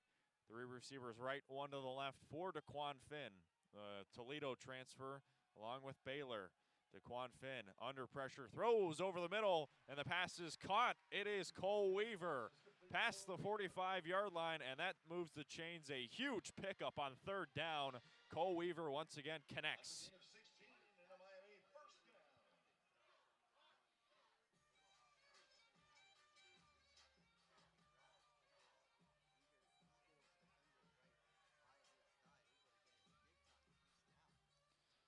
Another big catch for him. It was a gain of 16, so got 1 more than they needed. Now sets up 1st and 10 in Eastern Territory. Ball at the 45-yard line. Finn fakes the handoff to Jordan Brunson. Now dump it down left side. Jordan Brunson catches it in stride at the 40-yard line. Medium gain there on the pass and catch. Jordan Brunson makes a nice catch there on the far sideline. Wrapped up by Andrew Marshall after a gain of 5. It's 2nd and 5.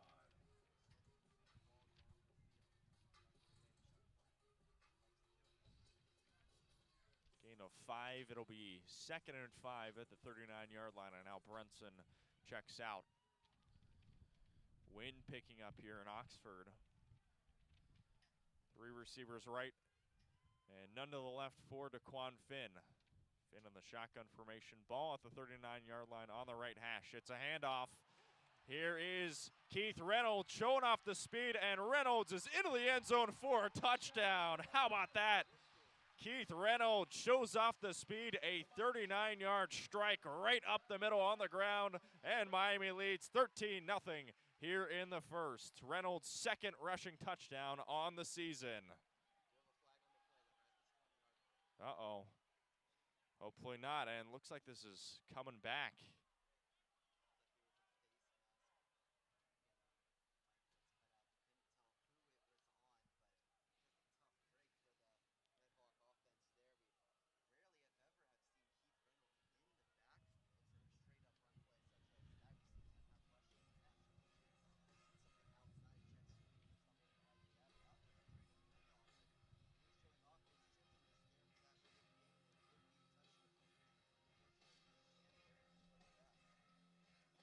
It's unfortunate. That was a really sick play, and have to wipe it off, and Miami will try again. It'll be 1st and 10 at the 44. So take 2 on this one. The score is 7-0. Touchdown wiped away from Keith Reynolds. Here we go.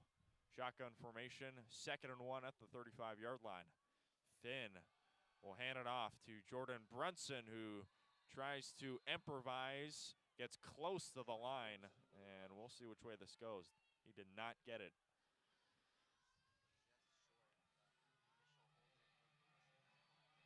Stop by Warner Stevens Teu. It's a gain of 1. 3rd and 1.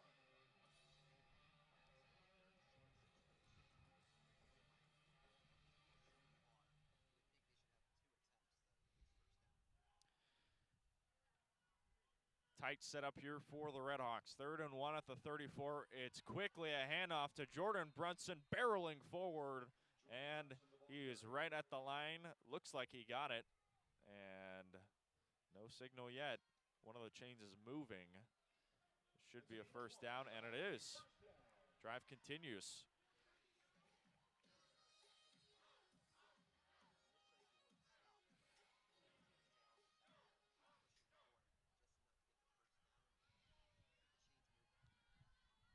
Now the RedHawks. 1st and 10 at the 33-yard line. 2 receivers right and 2 to the left for DeQuan Finn. Finn motioning a man closer to him, and he takes a snap. Fakes the handoff, looking deep on the left side, searching for Cole Weaver. Cole Weaver catches it, and this is incomplete. Looked like he got it, but just incomplete. It was a 2-on-1, and Weaver beat them both.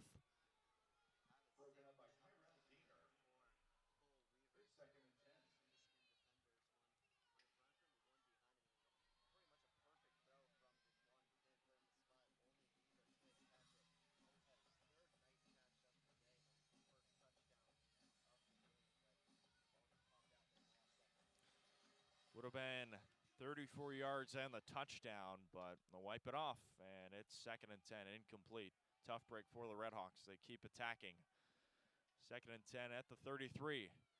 Keep it on the ground. It is Keith Reynolds who gets past the 30-yard line. Nice little run there by the Washington transfer.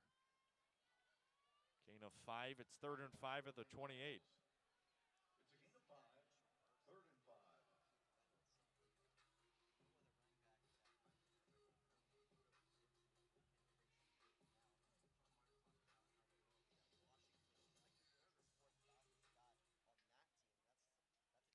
It's crazy. 3rd and 5 at the 28, middle of the field. 4 receivers set, and Chuck Martin takes a timeout. Rips off the headset, not happy with his players, and that stops the clock at 11:14 in the 2nd quarter. Well, Bryan, we almost had a few touchdowns, but both of them got wiped off, and the RedHawks are driving.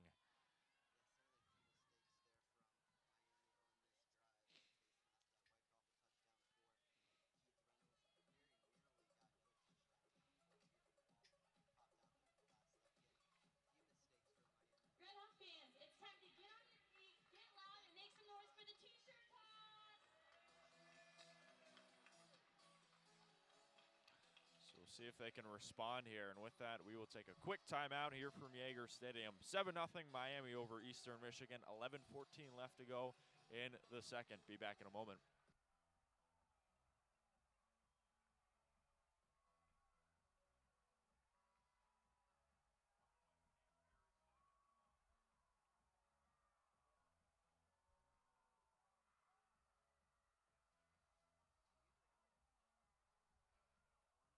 Fans,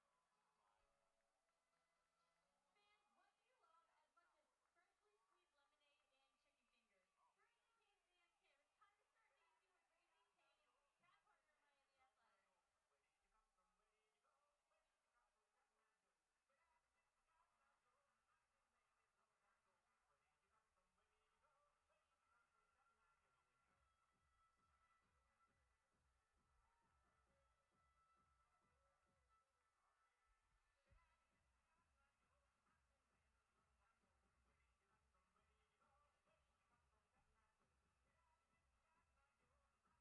do you love as much as freshly squeezed lemonade and chicken fingers?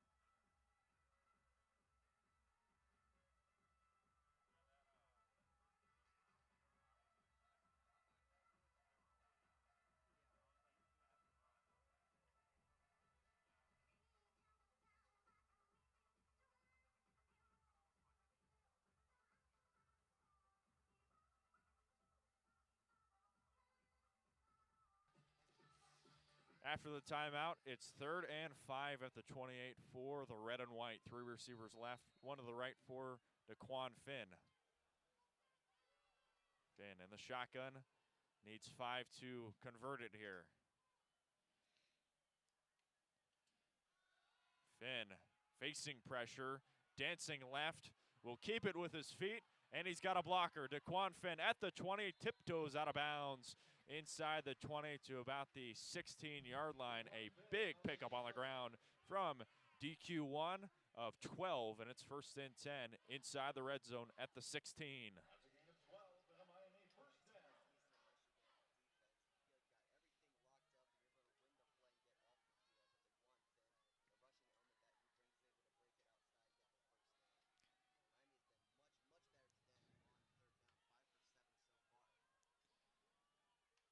DeQuan Finn does it with his legs. 1st and 10 at the 16-yard line. A quick handoff to look like Keith Reynolds. And Chuck Martin is really involving Keith Reynolds in the running attack so far, Bryan.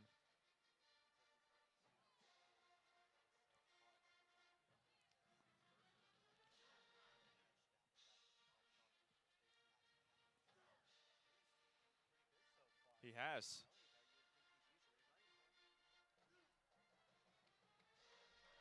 Gain of 3 on the run. It's 2nd and 7 at the 13-yard line. 10 minutes left to go, middle of the field.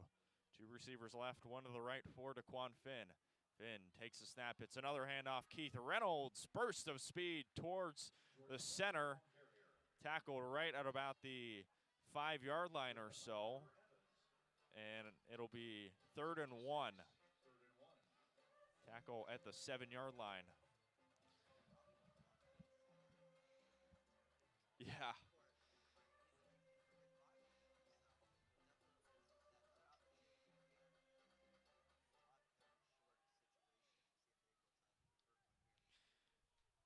Big boys up front here for the RedHawks. 3rd and 1 at the 7. It is a handoff. Jordan Brunson bouncing around a few Eagles, gets inside the 5-yard line, and that'll move the chains. 1st and goal for Miami. Gain of 3 from Reynolds.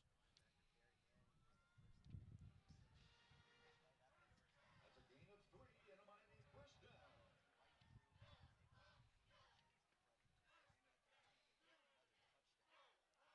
Check that, it was Brunson. Reynolds now checks in as the Eagles make a platoon swap, bringing in 3 players. Now it's 1st and goal at the 4-yard line for Miami. Looks like it's Josh Ringer in here for the RedHawks. 1st and goal, ball on the right hash. Finn takes a snap, motioning Reynolds. Finn dancing around, trying to create something at the 10-yard line. Floats one over the top, incomplete. He was searching for Josh Ringer in the end zone. They can't connect. It's 2nd and goal from the 4.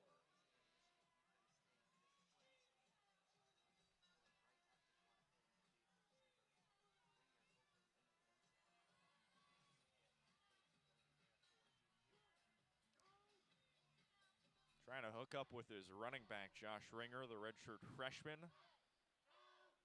And it'll be 2nd and 4. 2nd and 4, middle of the field. 2nd and goal for the RedHawks. Leading 7-0, trying to build on this lead. Finn takes a snap. It is a handoff. Jordan Brunson getting a few before he is pushed all the way back. Gets about half of what he needed there. Gets 1, and it'll be 3rd and goal. Ball at the 3-yard line.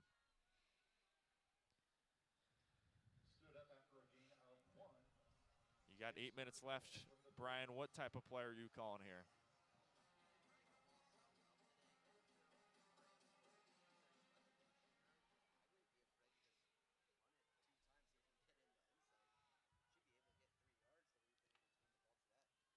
Third and goal at the 3-yard line. 2 receivers right, 1 to the left. Daquan Finn takes the snap, passes on the right side, pass complete. Diving into the end zone, it's Josh Ringer in for 6.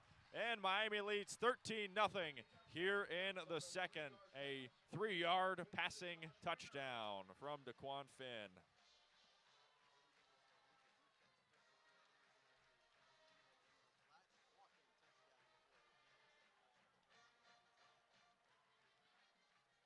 And for Josh Ringer, that's his 1st touchdown on the year. Perfect time for him. And here comes the extra point. Dom Jobin. Jobin already 1 for 1, and now he is 2 for 2, making the 2nd extra point, and that extends Miami's lead to 14-0. Drive took 20 plays, 4 minutes, and it eventually ends in a Miami touchdown. They had a couple of touchdowns that were wiped off. This one counts, and the RedHawks are ahead by 14.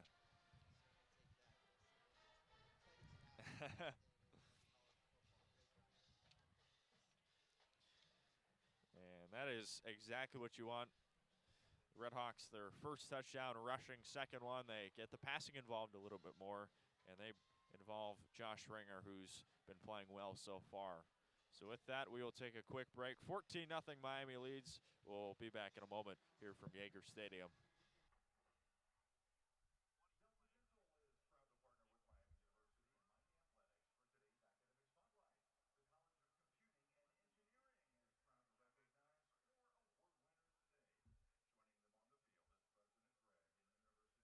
Miami University and Miami Athletics for today's academic spotlight. The College of Computing and Engineering is proud to recognize 4 award winners today. Joining them on the field is President Greg and University Ambassador Dr. Renata Crawford, and CEC Dinesh and Hila Paliwal, Dean Bina Sukumaran.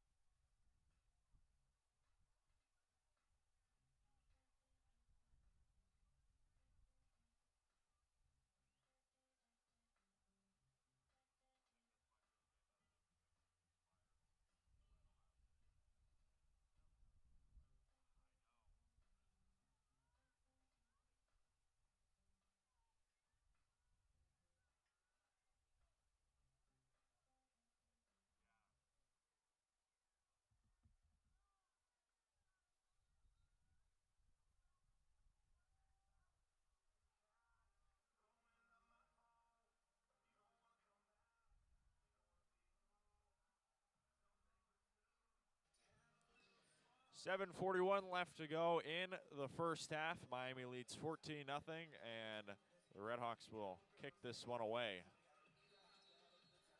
Dom Jobin set to boom this one away.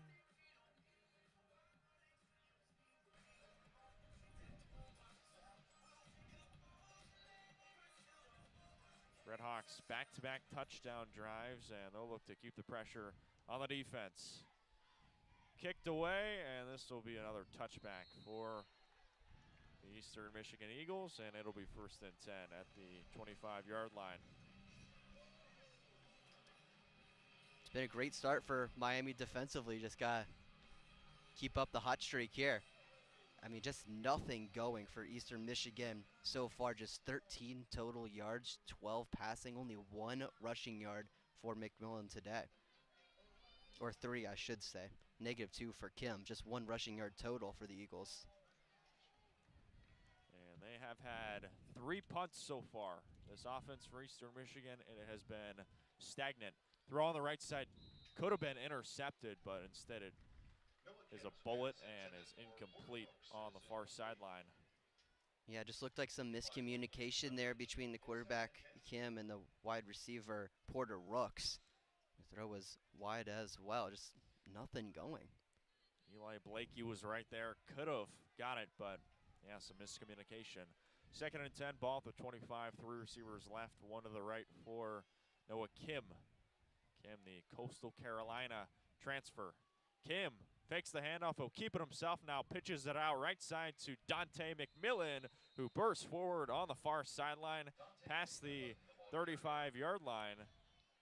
Very close to it. It'll be 3rd and 1, gain of 9. Best rushing play for the Eagles today. Speed option to the right side of the field. Kim pitching it to his running back, McMillan. He's almost able to get the 1st down. Gain of 9, and here we go. 3rd and 1 at the 34-yard line. Clouds coming over. 2 receivers right now, 1 motions to the left. Kim hands it off, Dante McMillan, and he is engulfed in the backfield. Eli Blakey gets the tackle, but we've got a flag, and we'll see which way this goes. Really nice tackle and stride there by Blakey, number 1. Yeah, I mean, even if it's a penalty on Miami, that's just great effort there from the senior Blakey. What a play.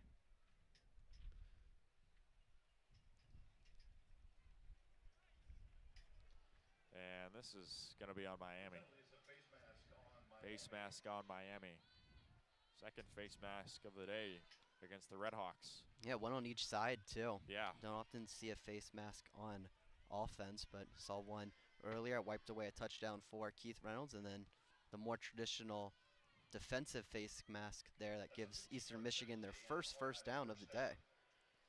Into the 2nd quarter as well. It's been just one of those days for this Eastern offense. But they're in Miami territory, and they're trying to strike. Or excuse me, they're nearly in Miami territory. Ball at the 49. 2 receivers on the left, 1 to the right for Noah Kim. 1st and 10 for Eastern Michigan. Kim fakes the handoff, looking deep. He's going over the middle, and this pass is caught into the end zone for a touchdown. A 51-yard strike. He hooks up with his receiver, Jalen Norman, and Eastern answers back. It's 14-6, a 51-yard passing touchdown from Noah Kim. And that's the explosive pass offense that we really haven't seen today from Eastern Michigan, but they're very capable of it. Receiver just streaking downfield. Looked like a hole in the defense for Miami, and Eastern Michigan cutting this to a 1-possession game. Check that, it's Harold Mack, and the extra point from Kessinger is good. And that cuts Miami's lead in half. So 1 play, bang, and Eastern Michigan is on the scoreboard. It's 14-7. A big touchdown pass from Noah Kim finally gets them on the scoreboard.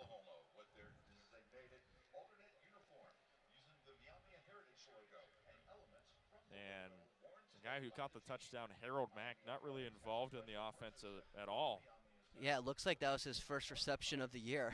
What a way to debut for the Eastern Michigan Eagles, able to get you get yourself a long touchdown to get back into this game. And he makes it count here on the road. So with 6:46 left to go, we've got a good game going on. It's 14-7 Miami over EMU. Be back in a moment, see if Miami can score for the third straight drive.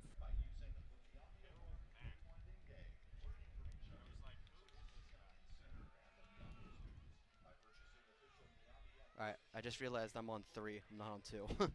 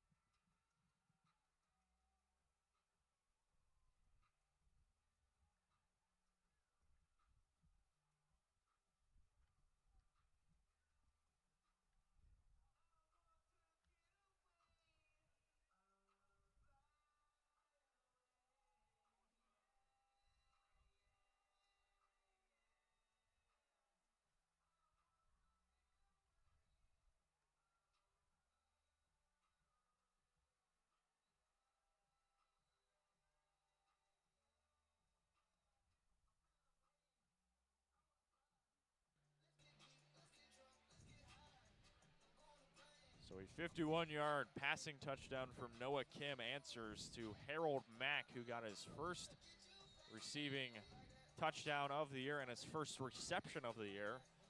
Big one here in the second.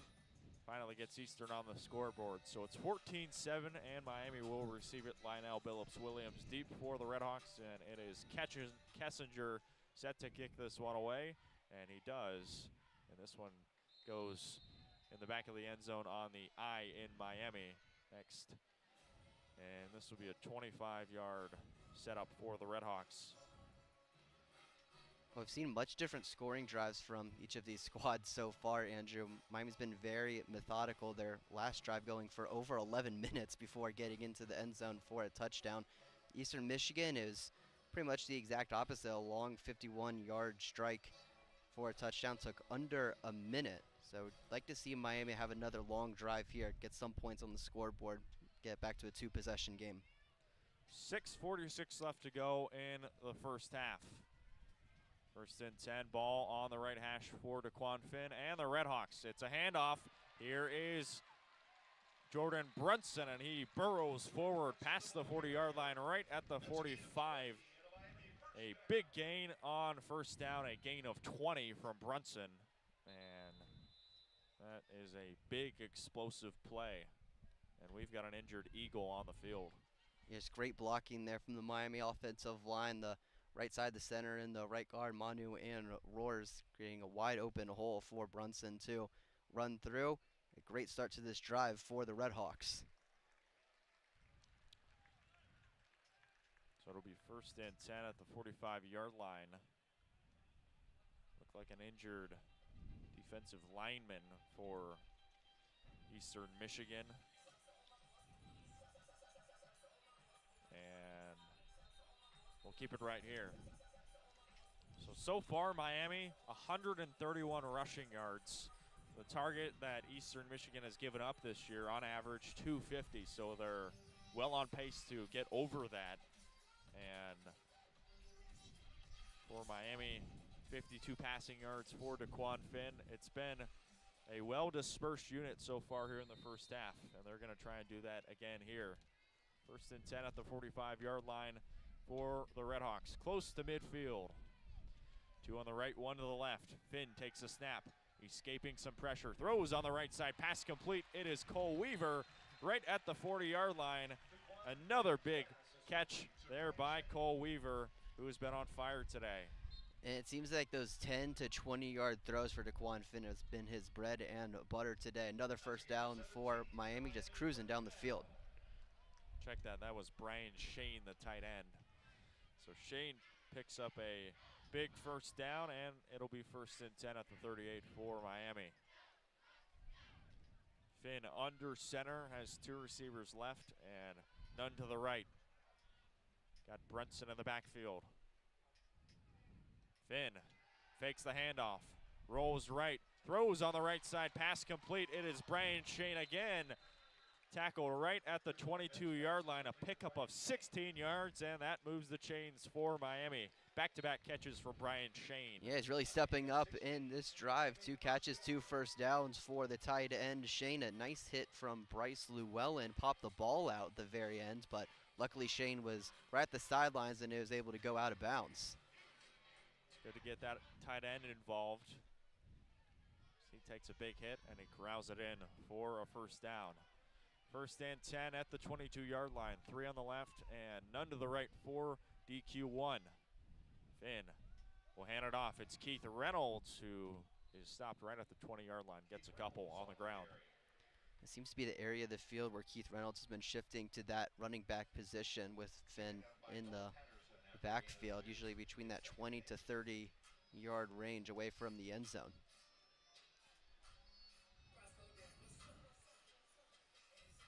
4:45 left to go in this first half. Miami driving again. Back-to-back drives with the touchdown, trying to make it 3 in a row. 2 on the left, 1 to the right for Daquan Finn. Motions Keith Reynolds to the right. Middle of the field here. 2nd and 8 at the 20. Fakes the handoff to Keith Reynolds. Will dump it down right side. It's Bryan Shane. Has a wide open space. Dives into the end zone. And he is in for 6. Touchdown Miami. A 22-yard reception to Bryan Shane. And Miami leads 20-7 here in the second. Man, what a drive for Bryan Shane. 3 big-time catches. That last one going for a 20-yard touchdown. He almost got himself a 20-yard touchdown last week at Akron. Was probably like 6 inches away from the goal line, but he's able to finish the job there and get 6 on the board for Miami. Extra point coming up. Shane up to 56 yards on the day. He is having himself a game. Here's the extra point from Dom Jobin. It's good. He's 3 for 3.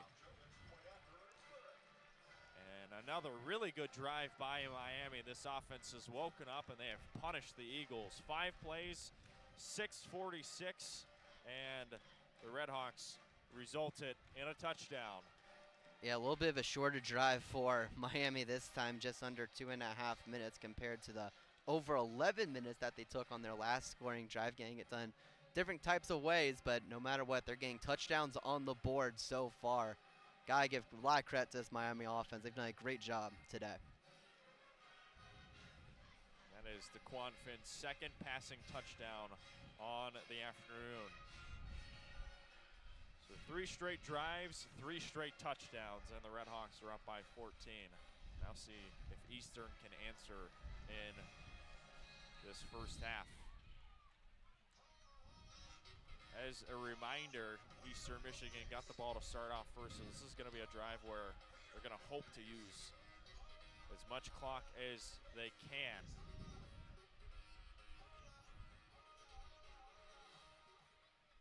It's Jalen Norman deep for Eastern Michigan, and he lets this one sail into the end zone for a touchback. As a reminder, Sean Wiesemann has your RedHawk Radio halftime show, a breakdown of this game along with many others going on in the country for a loaded top 25 slate.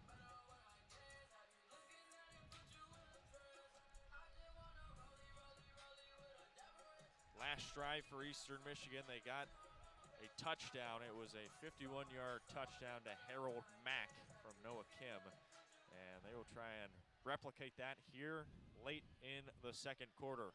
See if they can do it. 4:17 left to go. 2 receivers right, 1 to the left. Ball at the 25 for Noah Kim. It's a handoff. Dante McMillan breaks away from a tackle or 2, and he gets a little something, making something out of nothing. It's just been that type of day for McMillan today. RedHawks all over him so far. The only real positive gain he had today was the speed option we saw in the last drive for just 9 yards. Check that, it was Travere Dunlap. Dunlap, the running back, checking in. Michigan transfer. 2nd and 9, short gain on the ground. One receiver left and two to the right for Noah Kim.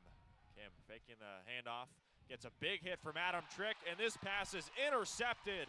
It's taken away by the RedHawks at the 30-yard line. It's Corbin Hondrew taking one away, and Miami gets a huge turnover here in the second quarter. It's going to be a really tough throw for Noah Kim regardless. Not a tough play for Corbin Hondrew at all, able to leap up and make the interception. Andrew, that's his 3rd INT on the year. He now leads the MAC. Who would have ever thought that a linebacker would be leading the conference in interceptions? Wow. Comes away with a huge interception. And now this will set up Miami football just outside of the 30-yard line. I mean, what a play. You needed a big play from your defense, and they force a turnover. And it seems like when they've needed a big play, Andrew, Corbin Hondrew has been that guy, whether it's forcing a fumble or getting yourself an interception. He has stepped up for this defense all season long. 1st and 10 at the 31, 3.5 minutes left to go in this first half. 3 on the left, 1 to the right for Daquan Finn in the shotgun formation. Has Josh Ringer right next to him, he hands it off. And he is stopped right at the line, gain of 1.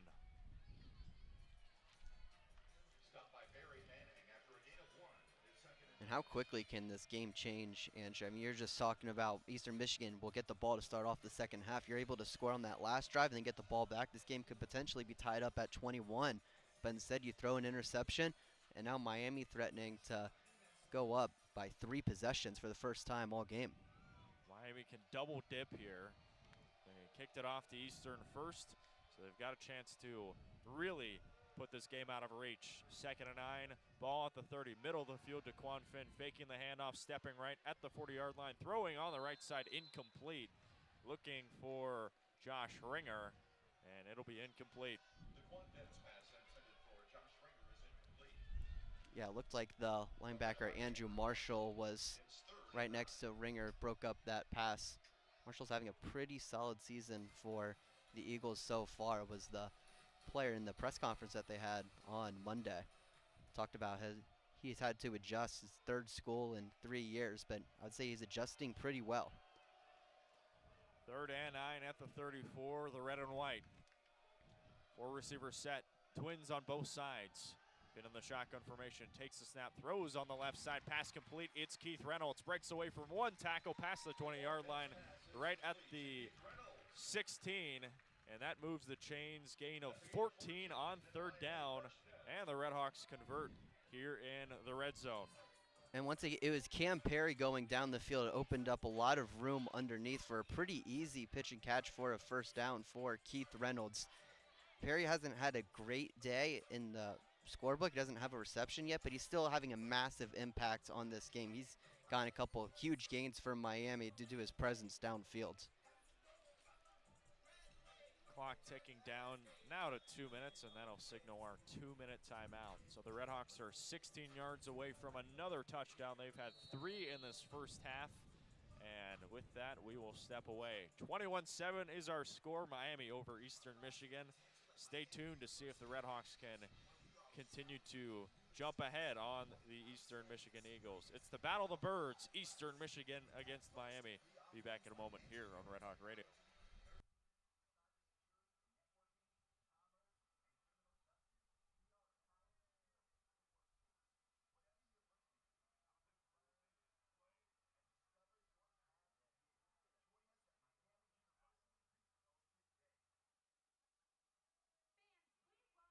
welcome our contestants for today's Kroger Marketplace Challenge. With us, we have Evie and Kyle. Each player has been provided the same shopping list, which is spicy chilies,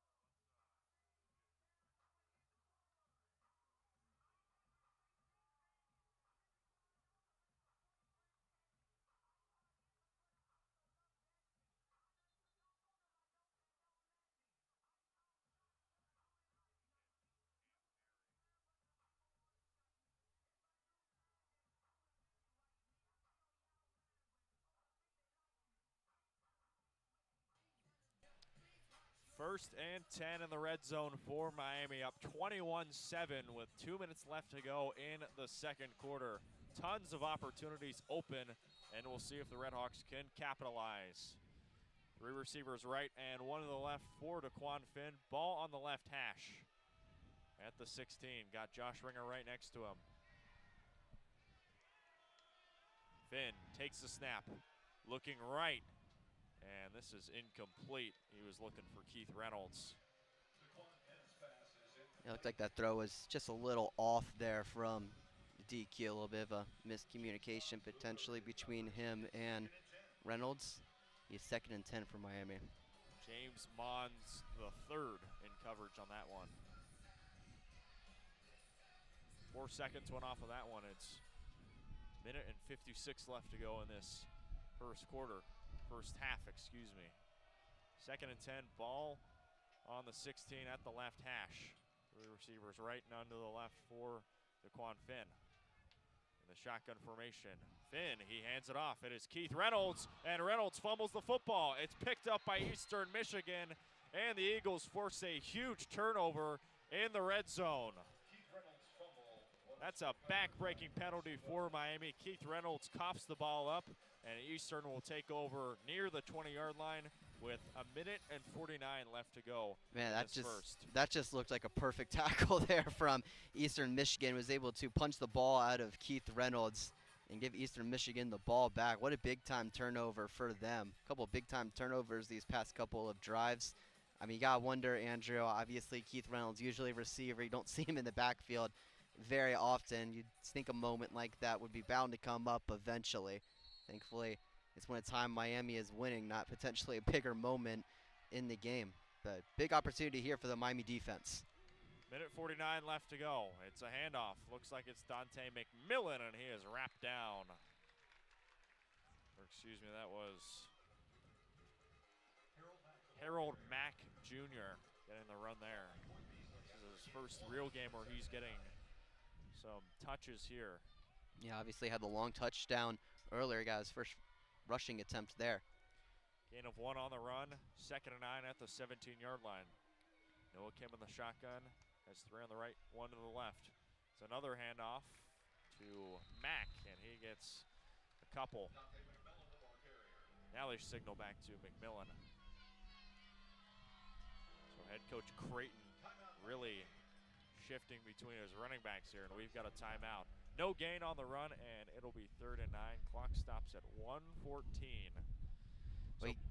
So I was just saying, you got to give a lot of credit to this Miami defense these past couple of plays. All of a sudden just being thrown back on the field, and Eastern Michigan again with an opportunity to score here, get the ball to start the second half, maybe score again, really change up this ball game. So it's very critical for the Miami defense to get a stop here, and so far so good. You got Eastern Michigan in a 3rd and long situation, and EMU 0 for 3 today on 3rd down. So see if they're able to get off the field again, potentially get the ball back to your offense. Last drive, Corbin Hondra got the interception. We'll see if Miami can come away with a big turnover. 3rd and 9 for Eastern Michigan. It is Nick Devereaux on the far side, 2 receivers left. Joshua Long, the tight end, going on the right side. Kim, pocket collapsing, will dump it underneath. One-handed catch made by Joshua Long, and he is very close to the first down marker. He gets it. He picks up about 10 yards, 11, and that'll be a first down Eastern. Yeah, the entire defense dropped back there for Miami, was able to allow the first down. And Joshua Long, I believe that's his first catch on the afternoon. Yeah, that was the 2nd longest reception for a Eastern Michigan Eagle today. Yeah, kind of crazy to think about. Clock stops at a minute. It'll be 1st and 10 at the 28-yard line. I'm not quite sure what the delay is for. It looks like they're changing the time on the clock potentially to 1:03. And the mic's been cut out from the referees all day today, so I had to motion towards the booth here. 1:03. 3 more seconds get added on, and it's 1st and 10 at the 28. Kim under pressure. Adam Trick nearly got him. Pass over the middle. That's complete to Tavir Dunlap, the running back. Dump it down right over the middle. Gain of 4. It's 2nd and 6. And the first timeout used by Eastern Michigan. 51 seconds left in the half. You would think anything over the field that's short of the first down marker would be an automatic timeout for Chris Creighton. Have to think they're targeting the sidelines here to stop the clock with under a minute left, and they still got a ways to go down the field at their own 32-yard line right now. Got 2 more timeouts as well. 51 seconds left to go. And Miami just trying to keep it at 7. Defense has done a really remarkable job at limiting this Eastern offense to only 7 points so far, but still some time left, and they can certainly change it. Yeah, it's really only that one play, that deep shot to Mack that scored the touchdown for Eastern Michigan. Really the only big-time mistake for this Miami defense so far today. So Eastern continues driving. 2nd and 6, 4 receivers set in the shotgun for Noah Kim. Kim takes the snap, looking right, trying to hook up with his man, and this is incomplete. He was looking for Harold Mack again on the deep shot, and the RedHawks break it up. Just a great play by Silas Walters. It looks like the receiver had the ball in his hands for a second. Walters was able to get the ball away from him, tip it away for an incomplete pass, and once again a 3rd down for this Eastern Michigan offense. Both Walters and Beasley in coverage. And here we go, another 3rd down for Eastern Michigan. Can they convert? 3rd and 6. Ball at the 32-yard line, middle of the field here for Noah Kim. Kim, the Coastal Carolina transfer, and now looks like we got another timeout. Coach Creighton must have not liked what he saw in the formation there. And he must have really, really not liked it, because Right. you really don't want to use a timeout in that situation when the clock's not running. So if you were to get the first down, if you're at Eastern Michigan, you only have 1 timeout left, and 48 seconds could be really, really costly. Just further emphasize that they got to hit the sidelines here to stop the clock. You got a long ways to go here at the 32-yard line. It is important to note their kicker, Rudy Kessinger, has been pretty good this season. Has a long of 50 yards and is usually pretty accurate as well. 14 for 18 on the year. He was the MAC Special Teams Player of the Week last week against against Northern Illinois. Had 3 field goals and was 1 for 1 on extra points. Had 10 points total, and in a game you win 16-10. That's pretty important. And a big reason why Eastern won that game. 3rd and 6 here for Eastern Michigan. Kim in the shotgun. 5-man rush. Kim under pressure. Adam Trick almost got him. 2nd chance. Kim firing on the left side. Pass is caught by Harold Mack. Oh my goodness. Right at the 15-yard line. A absolute dime. Kim to Mack. And the Eastern Michigan Eagles are in the red zone. What a play. Man, a little bit of an answered prayer there for Noah Kim. Looked like it was Eli Blakey right there on Mack. Came so close to getting himself an interception, but kind of lost track at the last second and fell into the hands of Mack. And that is exactly what you want to. Mack went out of bounds. So now it's 1st and 10 at the 18-yard line. Inside the 20. Gain of 50.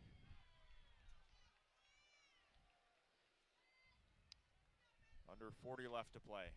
Kim will dump it underneath, and it looks like it is Dante McMillan getting the reception there.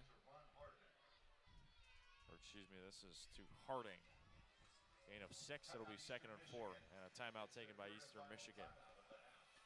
Well, good job by the Miami linebackers swarming the Eastern Michigan receiver, leave him short of a first down. So you force EMU to use their last timeout. Now they don't have any left with 31 seconds and the ball at the Miami 12-yard line. It's a 2nd and 4, so they don't need to get it like really close to the goal line, but you'd have to think you gotta get some passes towards the end zone soon if you're Eastern Michigan.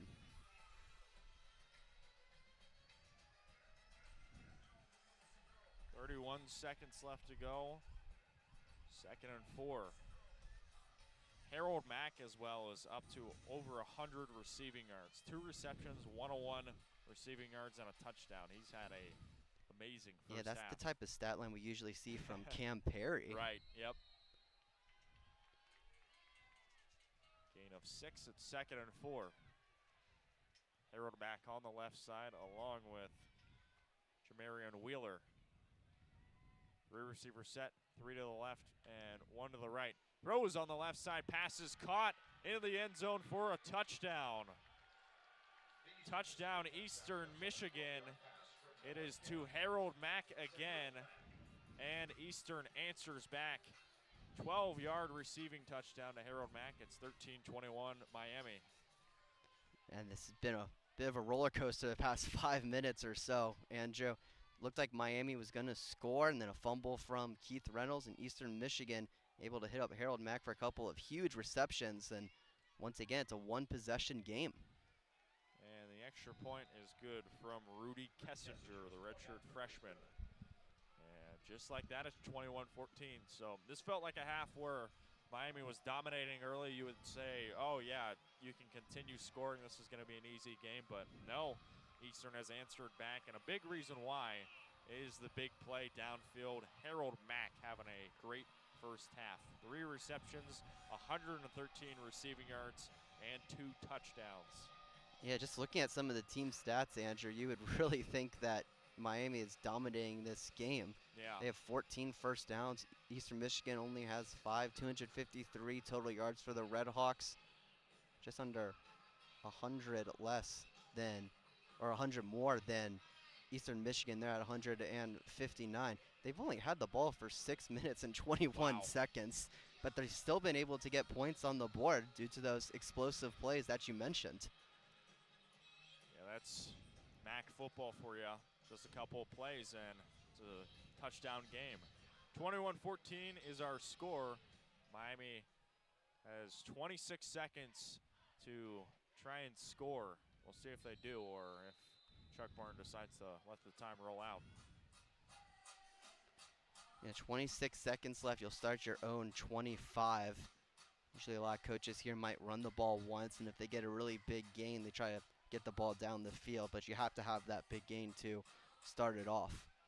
Miami also has 1 timeout, so yeah, like you mentioned, Brian, probably 1 play. If they don't get something big, they'll let time run down. And Miami also receives the second half kick. And it looks like they'll just take a knee. Won't bother with it. And Daquan Finn will take a knee, and that'll signal the end of the first half. So this was a half, Brian, that the RedHawks were in control of for quite some time, but a few big plays from Eastern Michigan's Harold Mack, who is having a career game and getting his first receptions this season. He's having an awesome game. He's the main reason why Miami is only up by 7, but those big plays have kept this one a little bit closer from what could have been a blowout. Yeah, Harold Mack with 113 yards already. Only took him 3 receptions to do that. A pretty incredible performance for him in the first half. Just a few minutes ago, looked like Miami might punch into the end zone once again, go up 28-7 potentially at the half. Much, much different feel and look than 21-14, but the fumble from Keith Reynolds, who again, usually a receiver, don't see him in the backfield too often, had a few really nice runs today, but was able to get the ball loose and give it to Eastern Michigan. It was a phenomenal tackle on that play, by the way, I have to add. And then a few deep shots to Harold Mack from Noah Kim. That connection has been on fire today. And they're able to get in the end zone right before halftime, make it a 1-possession game. It'll be a pretty critical first drive for Miami to open up the second half. I'd love to see those long, sustaining drives continue when the third quarter starts. Miami had a drive that was about 11 minutes, 20 plays as well. They would love something like that in the second half. Well, for Miami, they lead 21-14 after the first 30 minutes. And with that, we will step away. My name is Andrew Relvas, joined alongside Brian Miller. We'll hand it over to Sean Wiesemann for the RedHawk Radio halftime show in just a moment.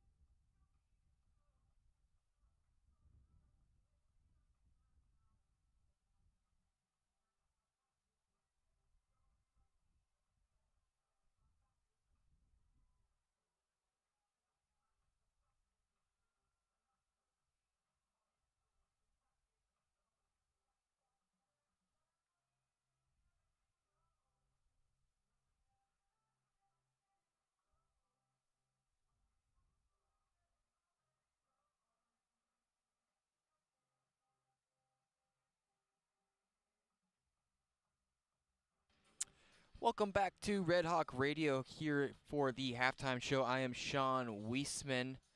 A real exciting game so far. It looked like the RedHawks were going to run away with it, but a late touchdown from the Eastern Michigan Eagles has made this a 21-14 RedHawks lead with about 17 minutes left in the half. I am Sean Wiesemann. We're so happy that you are here with us this afternoon.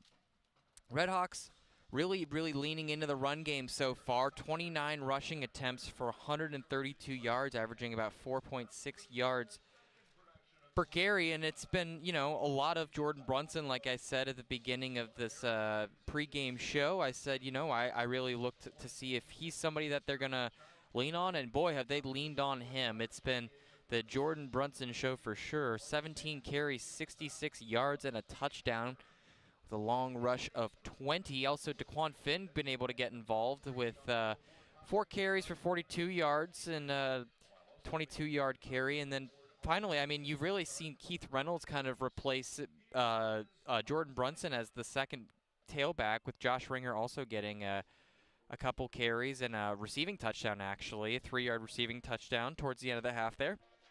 But it's been real surprising to see Keith Reynolds, obviously, as the, he's usually your slot guy, but he has ended up being their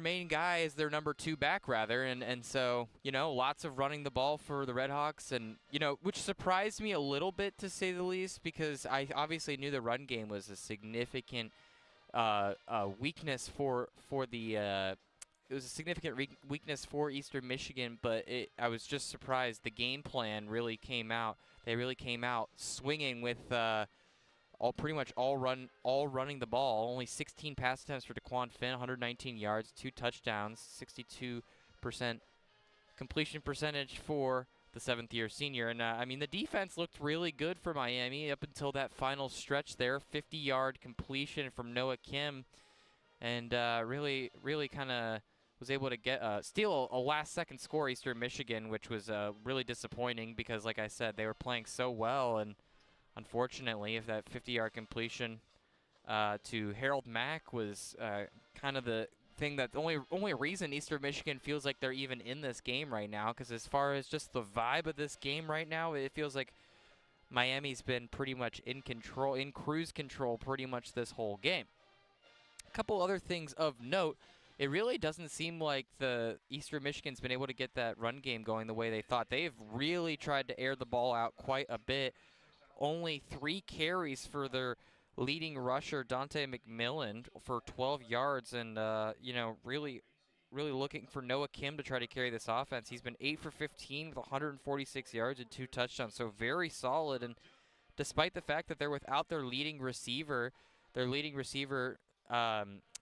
really made up for it a little bit. Harold Mack has kind of taken over the game. He's got 3 catches, 113 yards, and 2 touchdowns. He's looked terrific in place of Terry Lockett Jr. for Eastern Michigan. And on the other side of things, it's been the Bryan Shane show for Miami as far as the receiving goes. He's had 4 catches on 4 targets for 56 yards and a touchdown, including 31 yards after catch. It's a guy who really hasn't had a whole lot of run at all this year, and really taking advantage of his opportunity here, which has been terrific for the for Bryan Shane. So it's been a really great game so far, but we'll take it to some scores around the country, as we have a ranked matchup in a couple other big games that with some serious implications for the college football playoff, as 10th ranked LSU and 17th ranked Vanderbilt are at halftime, with the Vandy Commodores up 17-13. Diego Pavia with 124 yards passing. It's been a back and forth game. Vanderbilt favored in that game against the top 10 team for the first time in over 50 years. Georgia Tech and Duke tied.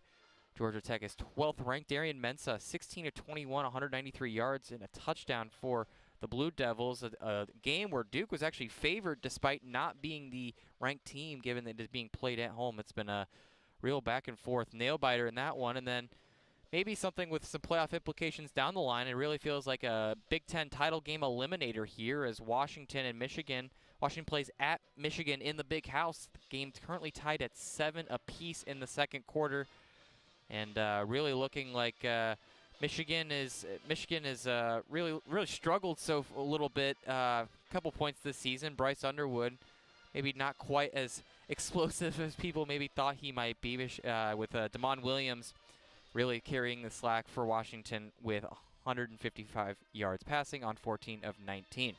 A couple other notable scores around the country as far as in the MAC. We have actually our first MAC game has gone to half. Central Michigan is up 17-6 on Bowling Green. That's a really big result right there, as Bowling Green just beat Toledo. Bowling Green, though, playing with their backup quarterback as Drew Pine, their starter, has been out for the last several weeks, and Central Michigan looks like, they really have just relied on their run game in this one, as their leading passer only has 3 pass attempts. They are only 2 for 4 in the passing game today for 63 yards, and really just running the ball down the throats of Bowling Green. So that'll be a result we want to keep an eye on. Oklahoma, 14th ranked Sooners, and John Mateer, potential Heisman hopeful, playing at South Carolina, and South Carolina just not really up to snuff this year, as Lenore Sellers really hasn't had a whole lot of help, and the Sooners are up 2 scores right now, 14-0 with 9:21 left in the second quarter. Still to come in the MAC at 2 p.m. we have Kent State versus Toledo. Toledo just 1-2 in the MAC with really high expectations and a really stingy defense. Still just haven't been able to get it done. And Buffalo UMass at 3:30. Buffalo looking to improve to 3-0 in the MAC. UMass looking to get their first win and hope to not be eliminated from bowl eligibility. And then a little later down the line for a 4 p.m. game, or 3:30 game rather, we have Akron and Ball State, both teams hoping to just stay in the hunt to potentially get a bowl berth. And the other 3:30 game for the MAC is Northern Illinois and OU. Northern Illinois hoping to pick up their second win. OU hoping to pick up their second MAC win and improve to 4-3. A couple games down the pipeline that we're looking forward to as far as ranked games are concerned. It's the big one is in the 3:30 window is number 5 Ole Miss versus number 9 Georgia. We're also going to keep an eye on big Mountain West matchup. Boise State UNLV goes to Boise State in Albertson Stadium, and then you have a couple other really good games at 4 p.m. Texas Tech, Arizona State, and then Memphis UAB. And then for the late window is when it gets really good. You get 3 ranked games. You get Tennessee playing at Alabama at Bryant-Denny Stadium, USC playing at Notre Dame, and Utah playing at BYU in the Holy War. Those will be very good games. We're going to take a couple-minute break, and then we'll come back and discuss some things to look forward to in the second half, and then we'll kick it back to my friends Bryan and Andrew for the second half with about 9 minutes to the second half. We'll keep it right here. We'll be right back.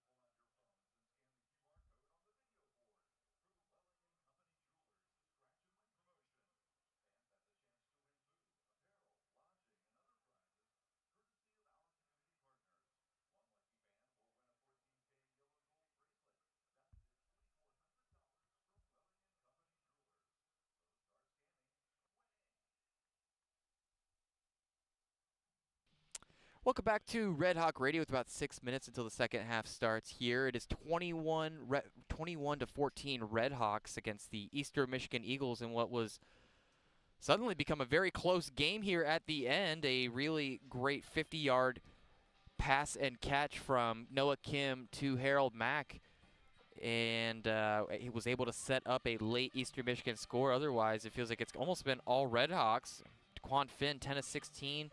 119 yards and 2 touchdowns, and Jordan Brunson, rather, not Jalen Brunson, 17 carries, 66 yards, and a touchdown, and really looks like it's been kind of a tale of two quarters, though, for Eastern Michigan offensively. They went from only having 0 first downs and 13 total yards and averaging just 1.3 yards a play to 5 first downs and over 140 yards of offense on 11 yards of play. Obviously, that was tremendously helped by that big 50-yard completion to Harold Mack. But regardless, it's been a real adjustment that the Eagles have been able to make to open it up a little bit. But something I'm curious to see is how, with the game a little closer now, how the Eagles will use star running back Dante McMillan. He has only had 3 carries for 12 yards, including a long of just 9 yards. So really, it hasn't even really been a game plan.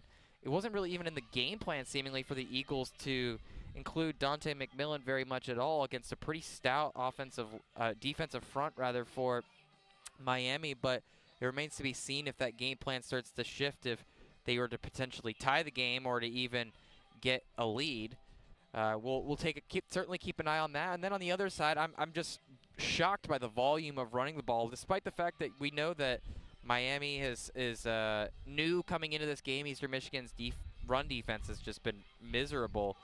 I certainly wasn't expecting that level, given without Kenny Tracy, their leading running back. He's out for the year, and figured they would probably lean on Daquan Finn's legs a little more, also given the struggles that the scrambling has had. But so far, that has just not been the case. Daquan Finn's had a couple big runs, but only 42 yards rushing. I anticipate, though, by the time this day is over, that Finn will end up with 100 yards, as will Brunson. Something else to keep an eye on, too, for Eastern Michigan is Harold Mack. Like we just said earlier, he's just kind of come out of nowhere. These are his first catches of the season.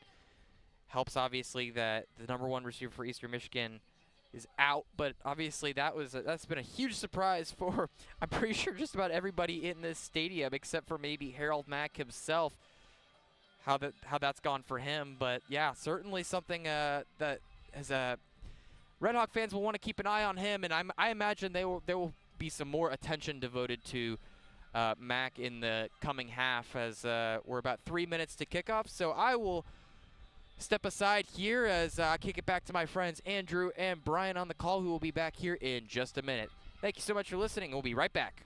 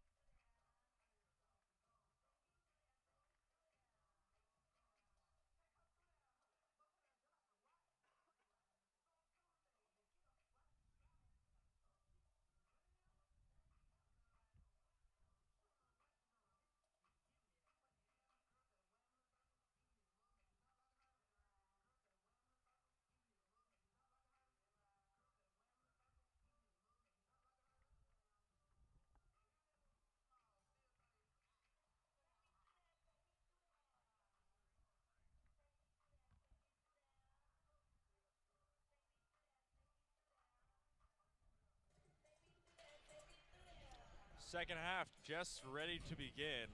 My name is Andrew Relvas, joined alongside Bryan Miller. You're listening to Red Hawk Radio presentation of Miami football. And Miami will receive the second half kick in just about a minute or so. Well, Bryan, first half, it was one for Miami where, like we mentioned, they were speeding ahead. Nearly were up 28-7, but a fumble forced by Bryce Llewellyn really led to some chances. And how about Harold Mack? This is his second collegiate game, and he has over 113 receiving yards. Got his first reception today, and he is punishing this RedHawks secondary. Yeah, what a game for Harold Mack. 3 receptions, 113 yards. He's the biggest reason Eastern Michigan is still in this ball game, to be quite honest with you. And Jerry had this 51-yard touchdown with 6:52 left in the first half. There's the first points for Eastern Michigan today. And then you had the 50-yard reception with under a minute left. And, of course, he had to score the touchdown as well. It really has been the Harold Mack show so far for Eastern Michigan. In a day where their leading receiver, Terry Lockett, is out for the third straight game, someone had to step up, and Mack certainly has. This one kicked away. It is caught by Keith Reynolds. He's already returned a touchdown once this season, and Keith Reynolds tripped up right at the 29. Gets 4 more than what he would have if he took a touchback. So usually it is line-out Billups Williams, but this time Keith Reynolds, nice return there. Yeah, I think it's the first kick return we've seen today from Keith Reynolds. Certainly take the good field position there for Miami. We'll see if Keith Reynolds decides, or if Keith Reynolds is still in the backfield, especially after that fumble. Has shown a lot of speed, almost got a touchdown, but it got wiped off.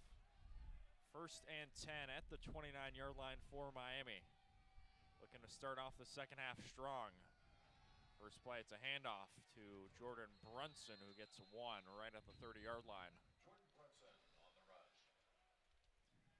Miami over 130 rushing yards in the first half. Certainly on pace to get over 250. That's what Eastern Michigan gives up on the ground this season. Yeah, that's certainly been the game plan for Chuck Martin today, is running the rock. Up to 30 rushes already on the day today compared to just 10 passing attempts. It's really no secret what Chuck Martin's trying to do, and they've had a lot of success with it. See if it continues here in this first drive of half number 2. Already 18 carries for Jordan Brunson. Second and 9, 3 receivers left here for DeQuan Finn. It's a handoff again. Jordan Brunson bouncing around a few more, and he picks up 5 on the ground right there.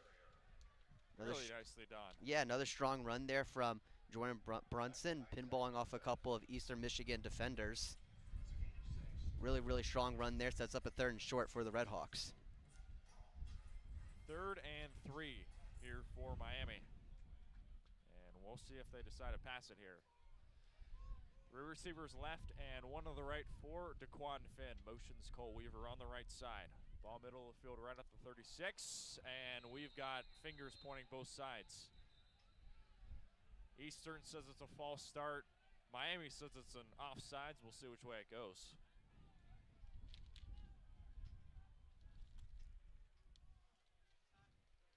Certainly makes a bit of a difference here. We're going to call it false start. So the mic finally works for the referees, and that'll be a 5-yard penalty on Miami.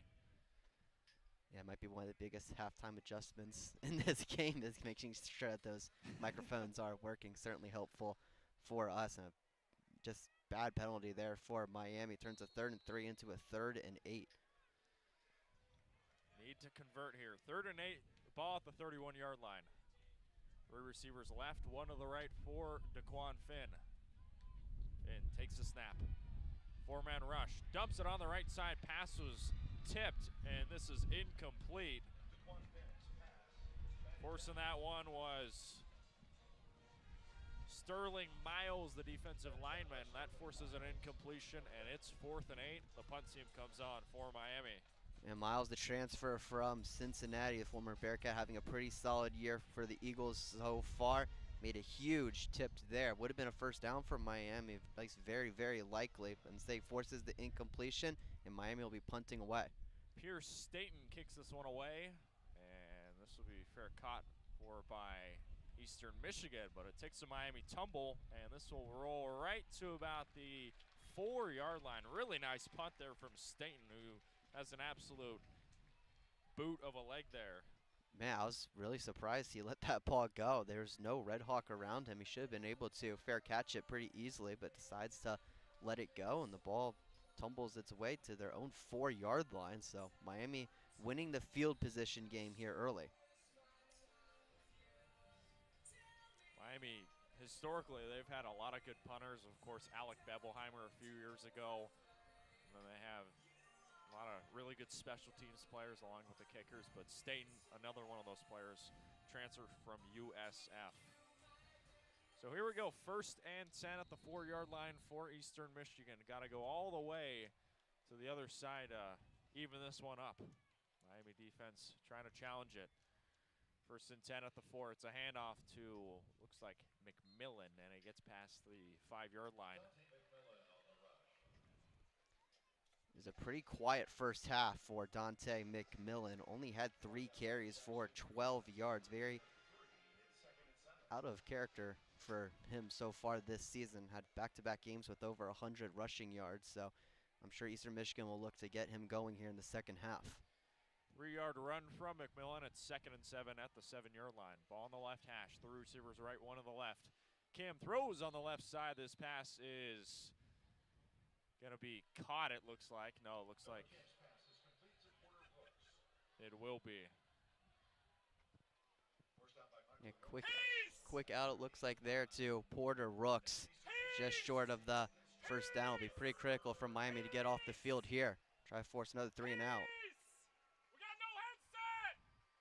3rd and 2 at the 12-yard line. Gain of 5 on.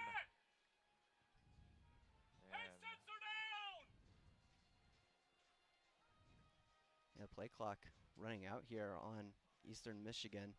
Certainly appears that there's some miscommunication. And if you can tell from the crowd mic that we have, looks like their headsets went out, but it looks like they just got reconnected again. So Eastern Michigan having to use their first time out of the half there. Pretty critical. Yeah, that's tough. Not a good time to have your headsets disconnecting, and that'll stop the clock at 11:52 left in this third quarter. One person I know that's not huge on the headset communications and overall just technology and the tablets used in football is Chuck Martin. I know we've heard a few quotes from him regarding that.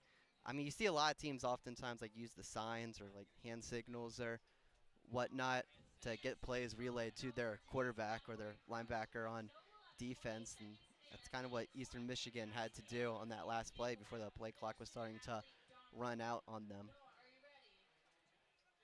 Interesting though.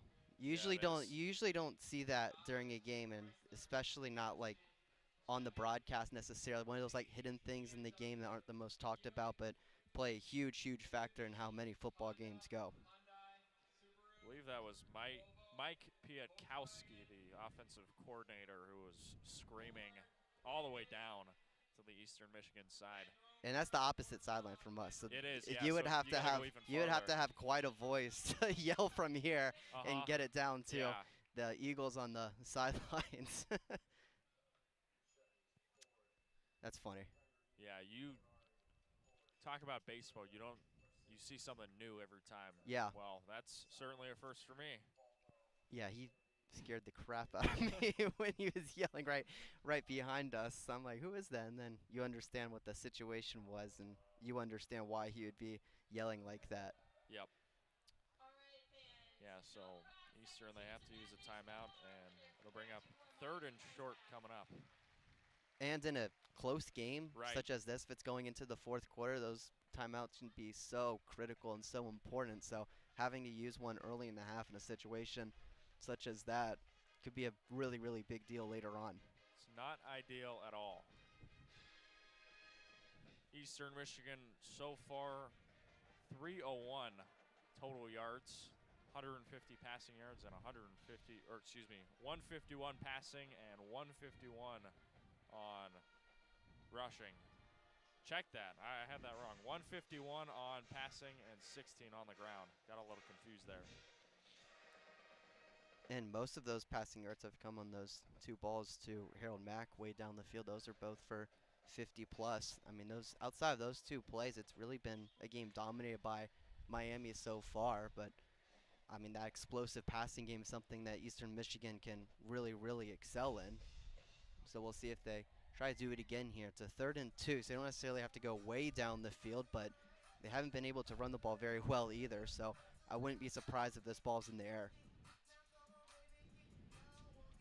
167 total offensive yards. Got that right here for Eastern Michigan. Well, both sides set to begin play in just a moment. And after a tough timeout to take there for Eastern Michigan, they're going to try and stay aggressive here. And it is interesting to note that for offense, their offensive coordinator, Mike Pietkowski, he calls plays from the press box. Right. So oftentimes you might see an OC on the field. Eastern Michigan decides to do it from the press box, and if your headset's not working or if there's issues with that, you might have to head down to the field, make it easier for your players. Yeah. Just looking into their booth, it looks like they're okay now, but still, if it happens to go out again, that could be something to look for as this game goes on. This is an extended timeout as both the timers have went off, and we will keep it here for now. Yeah, I wonder if it's a extended delay to get the headsets working again. Yeah. Usually if the headsets are down on one side, both teams have to not use them. I mean, that's an unfair advantage. I know that's happened a few times this season. So it could be a situation here in the second half for now. Still not quite sure yet, to be honest. This could turn into something where both headsets aren't working. I mean, I wonder like how much time you would have allocated to fixing the headsets, because that does that need a really extended delay? I don't really think so. I mean, we've been playing football for a while in college football where you don't have that headset technology straight to the helmet, so we'll see. It looks like we're back though. So after an extended timeout due to some technical difficulties, it'll bring up 3rd and 2 at the 12-yard line for Eastern Michigan. 3 receivers on the right, 1 to the left for Noah Kim. McMillan in the backfield. Need 2 to convert here. Kim will pitch it back, and it is Dante McMillan who is tackled right at about the 15-yard line, and he got enough for a first down. Saw that play earlier in the first half. It went for a 9-yard gain. At the time, that was their best rushing play heading into that point. That speed option between Kim and McMillan. Able to get it again. Not quite for 9 yards, but they're able to get the first down. Gets 2, and he needed 2, and it's 1st and 10 at the 14. Ball on the right hash. Kim looking, and this is incomplete. He was searching for Nick Devereaux. No one was there, though, so a little miscommunication on that play. Yeah, it looked like that was supposed to be a quick out for Devereaux, but instead he cut back towards the middle of the field. And luckily for Kim, there was no RedHawk in the area. That could have been easy pick 6. And now they sub out Devereaux. Oh, we got a game clock adjustment. Couple of technical difficulties on both sides. Yeah, it's been an interesting start to the second half for sure. Ball on the right hash, 4 receiver set for Noah Kim. It's a handoff to Dante McMillan trying to dance around, and he gets maybe 1. Miami came ready for that one as Corbin Hondrew makes the tackle, and now this will force 3rd and 7. It's the exact situation you want to be in if you're the Miami defense. Eastern Michigan hasn't been great on 3rd down today. 3 for 6 in the game so far. 10:46 left to go in this 3rd quarter. 3rd and 7, ball at the 17-yard line. Pressure coming for Noah Kim. Kim going deep on the left side. This pass is caught by Harold Mack. Catches it right at the 40-yard line. Gain of 23, and that's enough for a first down. I mean, it's just unbelievable at this point with Harold Mack. Just his second career game. He's making such a big impact so far. His 4th reception today, and all 4 have been huge for this Eagles offense. Looked like it was Caleb Martin in coverage on the far side. So another big reception. Mack is up to 136 receiving yards. 1st and 10, it's a handoff. Dante McMillan, he's got space. Couple of RedHawks to beat. McMillan all the way to the 35. Big run on the ground from Dante McMillan. Or excuse me, that's Tavere Dunlap. And that moves it into Miami territory. And Eastern Michigan working quickly here, already up. Eastern working it well so far. 9:34 left to go in this 3rd quarter. 2 receivers right, 1 to the left for Noah Kim. 2 backs right next to Noah Kim. It's a handoff to look like Dante McMillan. And it is, gets a couple on that play. Taken down by Jackson Kuwatch after a gain of 2. Gain of 2, tackle made by the former Ohio State Buckeye, Jackson Kuwatch. He's had a good season so far. Yeah, Kuwatch has really stepped up for the RedHawks at 8 tackles last week and 1 TFL. Has been very, very solid leading this linebacker unit for Miami this season. 2nd and 8, ball at the 33-yard line for the Eagles. Kim fakes the handoff. Under pressure, throws this one on the right side. This pass is intercepted here by the RedHawks. It's Eli Blakey right at the 35-yard line. Read it like a book, calm the librarian. The RedHawks take over at the 35. Yeah, you just can't be late throwing the ball across the field, and that's exactly what Noah Kim did. And as you mentioned there, Andrew, Eli Blakey read that perfectly. An easy interception for him. What a huge momentum swing in this game. First interception on the year for Eli Blakey. It was only a matter of time. He was excellent last year, and he's excellent this year. And the RedHawks force a turnover. Well, Bryan, it felt like this was going to be another drive where Eastern Michigan was going to go down the field and even this one up. But Eli Blakey forces the turnover. Yeah, I mean, it's been a theme for both these teams, right? When we saw Miami towards the end of the first half, they're in the red zone looking to make it a 3-possession game. They fumble, then Eastern Michigan scores. It's a 1-possession game. Then all of a sudden you're thinking this is going to be a tied game, and then a huge pick there for Blakey. Let's see if the Miami offense can capitalize with this opportunity. 1st and 10 at the 38. Throw on the left side, pass complete. Braylon Isom right at the 45-yard line. That moves the chains, and in one play, Miami's in Eastern territory. Yeah, we'll see if Miami tries to push the ball downfield through the pass game here on this drive. Didn't see a ton of it in the first half. Certainly a lot of running the ball, not a ton of opportunities. We'll see if Cam Perry can get going here, get his first catch of the day. 17-yard reception to Braylon Isom, who's been involved today. 1st and 10 at the 45. Ball on the left hash for the red and white. Finn takes a snap. It's a handoff. Jordan Brunson bouncing around a few bodies, and he is inside the 40-yard line now. Nice gain on that play, and it'll force a 2nd and 4. Yeah, good run there for Jordan Brunson. You always take those 6 to 7 yard gains, especially on first down for the RedHawks. Inside of the EMU 40-yard line is usually the area of the field where you try a deep shot for a touchdown. This is where Cam Perry really excels. RedHawks have 3 receivers on the far side, none to the left. See if Daquan Finn decides to go deep here. 2nd and 4, ball at the 39. It is a handoff. This is Keith Reynolds. He's got wide open space. 20, 10, 5, touchdown Miami. Looks like he is going to be right at the 1. That was Jordan Brunson, actually. And Miami is right at the 1-yard line. And it looks like a check, an audible made by Daquan Finn right at the line of scrimmage. Trying to run the ball with Jordan Brunson. There was a ton of room in the left side of the field with no receivers being there. And Jordan Brunson with a huge run right at the goal line.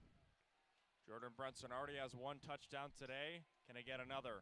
First and goal at the 1. DeQuan Finn hands it off. Jordan Brunson right at the 1, and he did not get it. And even worse for Miami, a flag on the play. Looks like it's going to be a false start. So that'll push Miami back 5. Jordan Brunson, 117 rushing yards. And that 38-yard rush is longest of the day. It really seems like those short yardage gains for Jordan Brunson were really the theme of the day so far. We were waiting for that big explosive run to really change this game, and Miami was able to get it there with that big-time run for 38 yards. See if Miami can punch it in here. First and goal at the 7-yard line for Miami. Ball on the left hash. RedHawks hand it off. Jordan Brunson again, and he gets about half of what he needed to. Pile still moving, and now he's stopped down inside the 5-yard line. Gain of 4. Certainly will take it on first down at the 3-yard line now. One of the touchdowns for Miami in the first half, about this yardage to go 3 or 4 yards. Finn hit up Josh Ringer in the flat for a touchdown. See if it's a similar play here with Brunson. Second down and goal for Miami at the 3-yard line. DeQuan Finn hands it off. Jordan Brunson trying to barrel forward, and he is stopped right at about the 1. Almost got it. 1 yard short. And usually this is the area where Deshaunte Jones would come in for Miami, the even bigger back than Jordan Brunson. We saw it last week at Akron. We'll see if they elect to roll with Jones here in the goal line package or stay with Brunson. Looks like they're staying with Brunson here. Third and goal at the 1. Miami leads 21-14 over Eastern Michigan. Middle of the field here for DeQuan Finn. Finn takes the snap.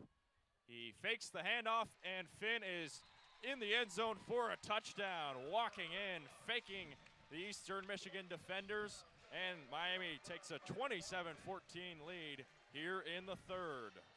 And that fooled the entire defensive line for Eastern Michigan. Everyone up there thought that Jordan Brunson was going to get the ball, but they forgot about DeQuan Finn and his legs. That's as easy a touchdown as you'll get for DQ. DeQuan Finn's second rushing touchdown on the season, a big one that puts Miami ahead by 13. Extra point coming up for Dom Jovan. He's 3 for 3 on the day, and now he is 4 for 4 as that one is good. Turnovers are so key in this game. Eli Blakey set Miami up, and the RedHawks answered with a big touchdown from DeQuan Finn. Just it's the complimentary football that Chuck Martin talks about all the time, exactly what you want to see. Drive took 6 plays and 62 yards, and the RedHawks make it count against Eastern Michigan. And for Noah Kim as well, he's thrown 2 interceptions, that one in a tough time. And especially against this Miami defense that generates a lot of turnovers, really tough time to have it in today's contest. Yeah, the momentum swings in this game have been very abundant and very drastic. It was looking like Eastern Michigan might go right down the field via their explosive passing game. And then Noah Kim with a bit of a misread and throwing late across the field, an easy interception for Eli Blakey. And Miami able to run the ball down the field, and DeQuan Finn able to finish off the job for a touchdown. Up by 14 now, late in the 3rd quarter. And that interception as well, that is the 5th week in a row that Miami's forced a turnover. So they got an interception earlier, but 5th week in a row forcing a turnover. This defense is really turning on at the perfect time in the MAC schedule. Of course, they've got some tough games coming up, but it's good to continue to build on that streak against Eastern Michigan here at home. Yeah, I mean, it was a slow start for Miami defensively to start off the year. Gave up just under 35 points per game. But in the last 3, they've really rocketed it up there, Andrew. have given up just 7 points a game, up to 14 so far today. So not quite what they have been doing, but still getting the job done, getting off the field when they need to. Fans, it's time to pull out your phones and turn your attention to the video. And with that, we'll step away here from Yager Stadium. 28-14 our score. We'll be back in a moment here on Red Hawk Radio.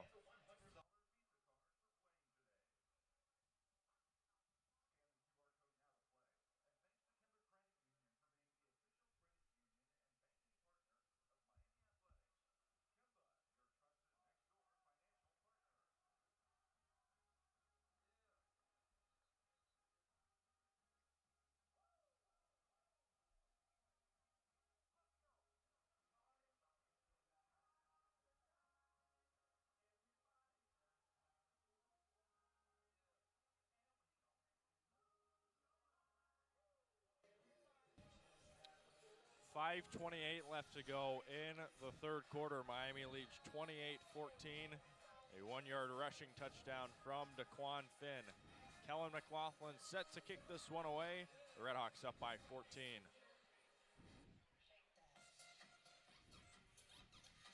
We'll have a similar drive where they force a quick turnover. Already 2 so far today.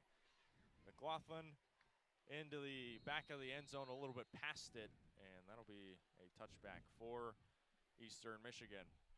Man, he really booted that one. That Yeah. was straight through. Was with the wind, though. Pretty strong winds today going from right to left. We'll see if it matters later on in this game. So for Eastern Michigan, last drive was one that they want to forget. They threw a pick that led to a Miami touchdown, caught by Eli Blakey. And they'll hope to go drive without turning it over. 1st and 10 at the 25, ball on the left hash. Kim takes the snap, looks right, pass complete to Wheeler, and the RedHawks are there. Bringing them back. That was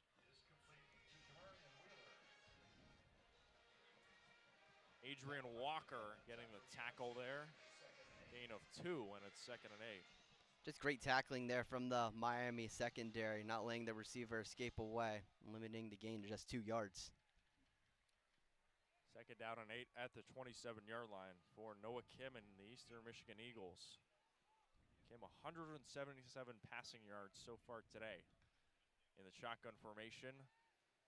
Looking on the middle, and this is incomplete. He was searching for Porter Brooks on the far side and wasn't close. Yeah, Kim just a little behind his intended target, Rooks, trying to go down the field, just nothing going there. Seems like outside of Harold Mack, there's been a bit of a miscommunication between the Eastern Michigan receivers and the quarterback, Kim. Top receiver Mack, 136 yards. The next closest, Joshua Long, 17 reception yards. 3rd and 7 at the 28 for Noah Kim. 3 on the left and 1 to the right for Kim, the Coastal Carolina transfer. And we've got a flag. This is probably going to be against Eastern Michigan. It certainly looks that way. And it will be. False start on EMU.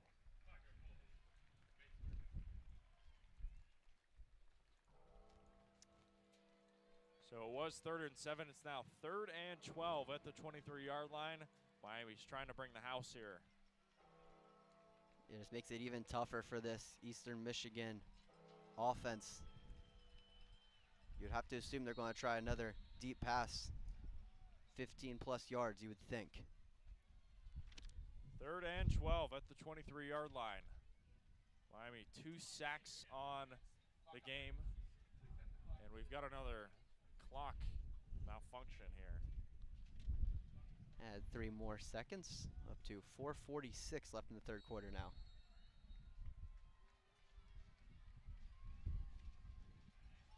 Here we go, 3rd and 12 at the 23, and we've got another flag, both sides. Certainly looks like that one's going to be on Eastern Michigan again, already backing up.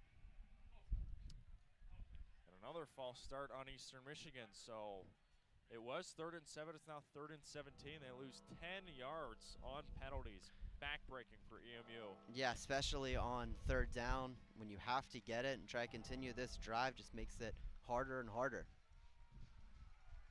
3rd 3rd and 17, ball at the 18-yard line. Kim motions a man on the left hash. Noah Kim firing, left side pass complete. This is out to the 25, 30-yard line, complete to Tavir Dunlap, the running back.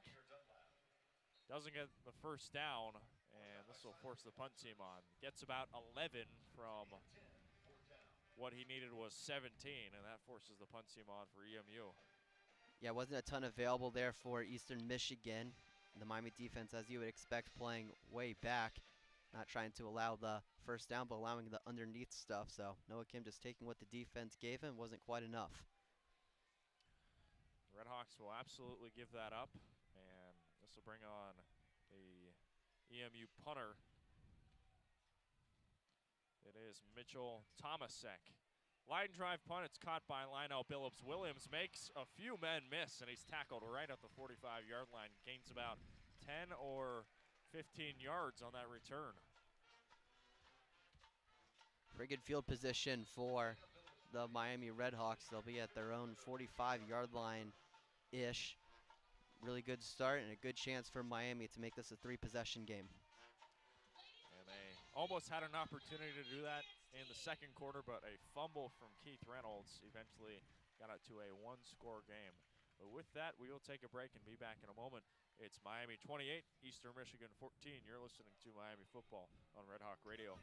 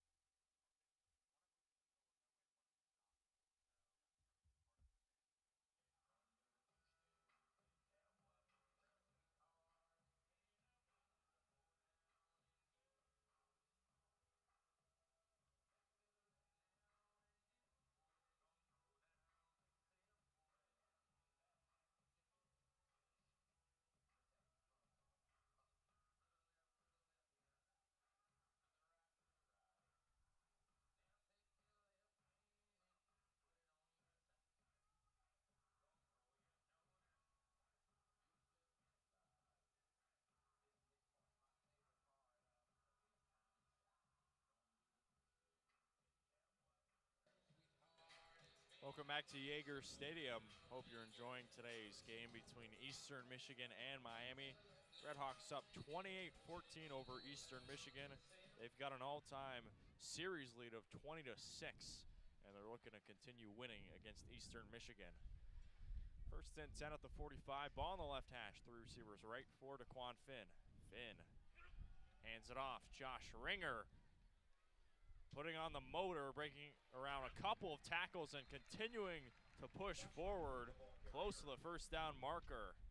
Makes something out of nothing, and he almost picked up a first down all by himself. You haven't seen a ton of carries for Josh Ringer so far today. That was carry number 4 for him, and he's not the biggest back in the world, 6'1", 210. Compared to Brunson, at least he's 233, but he's still able to move the pile, get a couple of extra yards. You certainly love to see that. Nice run on first down, gain of 7. It's 2nd and 3. 4 receivers set. Twins on both sides for Daquan Finn. Middle of the field. Finn claps once. Fakes the handoff. Throws on the left side. This pass is caught by Cam Perry. Tiptoes out of bounds and spins as well. Nice job by Cam Perry. First reception of the afternoon for him. Yeah, usually we see Cam Perry on the deep balls. He leads the country in yards per catch, just under 30. That was not the case there, but still able to spin around and juke out an Eastern Michigan defender. And he's able to move the chains for the RedHawks. Gain of 9 yards on the pass there. That's Cam Perry's first reception. You got Reynolds, Perry, and Isom on the far side. 3 receivers right, none to the left. Finn fakes the handoff. He'll keep it with his feet, and he gets a couple before he's brought down inside the 40-yard line. Tackle there by Andrew Marshall.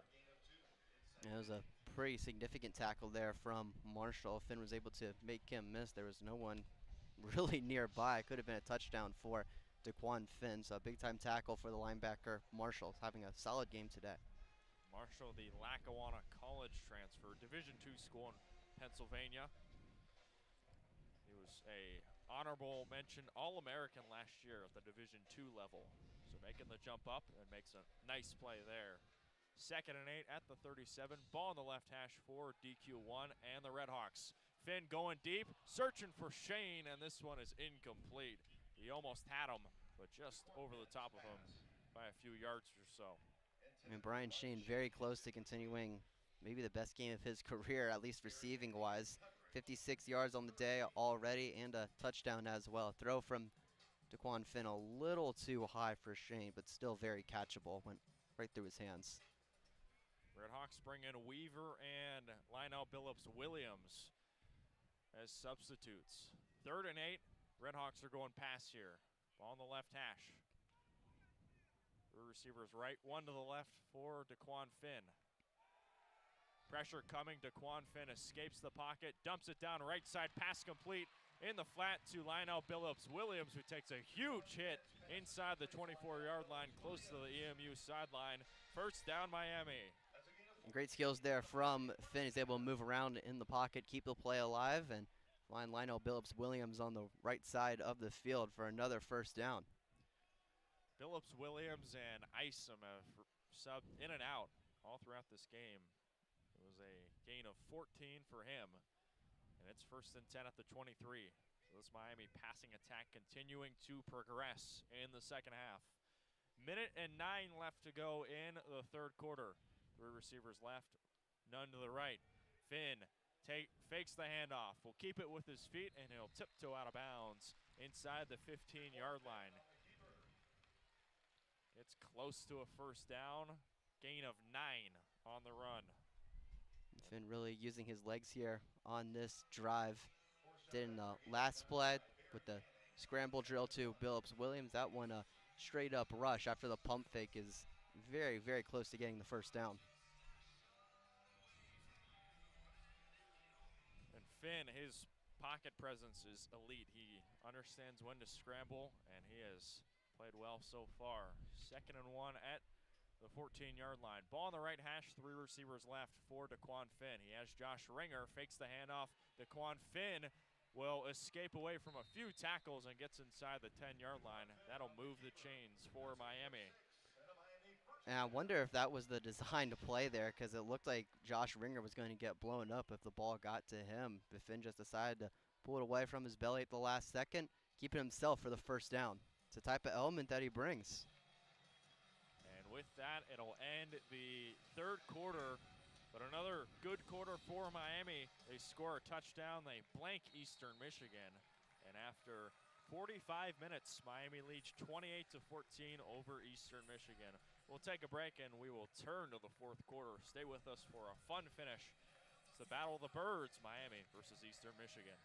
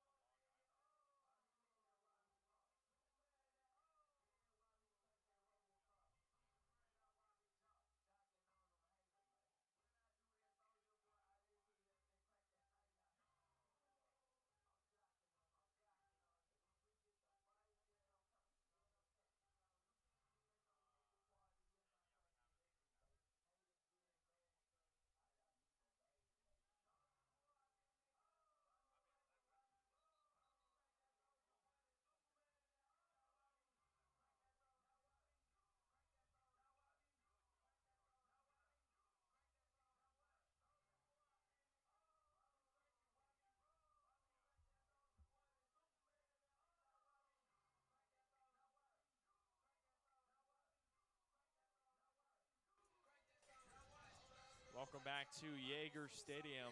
The RedHawks are up on the Eagles 28-14, and they are close to building on the lead. It'll be first and goal at the 8-yard line for Miami.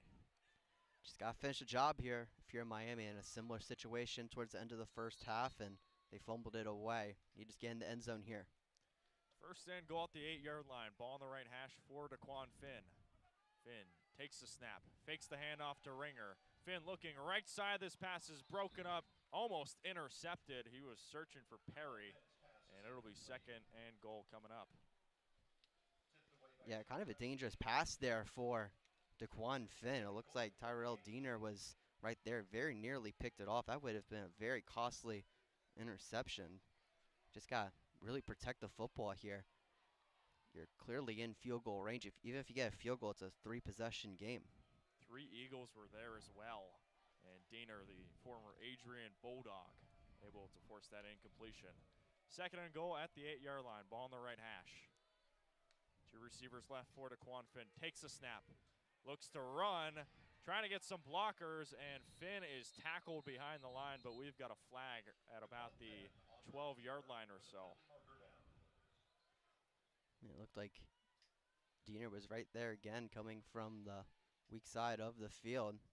Was able to get Daquan Finn and wrap him around. So this will be a penalty on Eastern Michigan. I believe a hit below the waist, and that'll push Miami up a considerable amount here in the red zone. I mean, you can be going from 3rd and goal from outside the 10-yard line to giving Miami a new set of downs from the 4. I mean, just really, really costly, and honestly, for no reason. It didn't really affect the play that much at all. So now it's first and goal at the 4-yard line. That's another tough penalty for Eastern Michigan to have there. Now the RedHawks are trying to take advantage. 28-14 Miami leads. First and goal at the 4. Ball on the right hash. Finn takes the snap. Hands it off. Fakes the handoff. Daquan Finn steps into the end zone for a touchdown. Fake the handoff to Deshaunte Jones, and Daquan Finn gets his second rushing touchdown on the afternoon. And Miami leads 34-14 here in the 4th. And I don't know if DQ could have pulled that ball any later than he did from Deshaunte Jones. He was pretty much at the line of scrimmage with the ball in his arms, and then Daquan Finn just pulls it away. There is nobody there to stop him, and has an easy touchdown for DQ. Went to the right and made it count against Eastern Michigan. Another chance for Dom Jobin, and he stays perfect. 5 for 5, and Miami leads 35-14 over Eastern Michigan in the 4th quarter. Well, they finished the job, you know, in a similar situation towards the end of the first half. Fumble from Keith Reynolds gave Eastern Michigan new life, and they're able to score and make it a whole new ball game. And the redemption opportunity, Daquan Finn is able to make it count, and he strolls on in for the touchdown for the 2nd time today. Drive took 3 minutes and 56 seconds, 9 plays and 55 yards, and it resulted in another Miami touchdown. 5 touchdowns on the afternoon for Miami. This offense is clicking right now. Even without Kenny Tracy, this team is playing really well here at home. Yeah, I mean, you got to give a lot of credit to Jordan Brunson for that, as well as this offensive line. Been creating a lot of open holes for him today. When his number was called on, Jordan Brunson has certainly stepped up, not only today, but last week as well at Akron. So the RedHawks are up by 3 scores now, 21 points, and here comes Kellen McLaughlin. Ball at the 35-yard line. Winning into this one, and he kicks this one away. So will be caught at about the 5-yard line, and the RedHawks special teams hammer an eagle on the reception right at the 12-yard line. Pin them down deep in their own territory.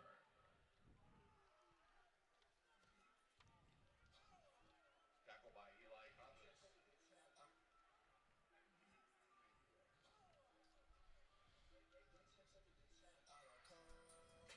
So this is really coming up for Eastern Michigan. This is a drive where they have to score. Trailing by 21 here in this fourth quarter. It's do or die for this Eastern Michigan offense. Set up at the 12-yard line. It'll be an uphill climb, certainly. You certainly got to get the ball downfield early and often. If you're the Miami defense, got to know where Harold Mack is on the field at all times. 3 on the left, 1 to the right for Noah Kim. Here comes the pressure. Kim dancing around, staying alive, pushes out of bounds. Almost the sack there for Miami, and it's incomplete.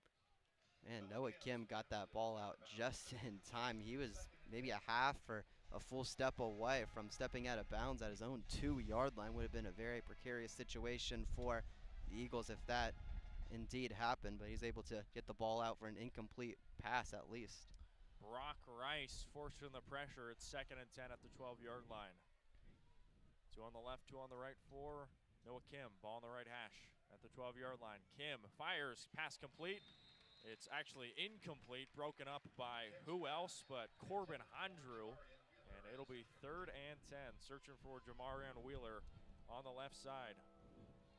It seemed like there were a whole swarm of RedHawks there to get the ball out. Hondrew right there, as well as Adrian Walker Jr., both of them getting the ball out of the receiver's hands. Nice play by Hondrew. Here we go, 3rd and 10 at the 12-yard line. 4 receivers set for the Eagles. Need to convert here. Kim takes a snap. Pressure coming, trying to dance away and avoid a safety, and he throws this out of bounds, incomplete. Miami pressure continues to stay true as O.J. Alexander brought the pressure there.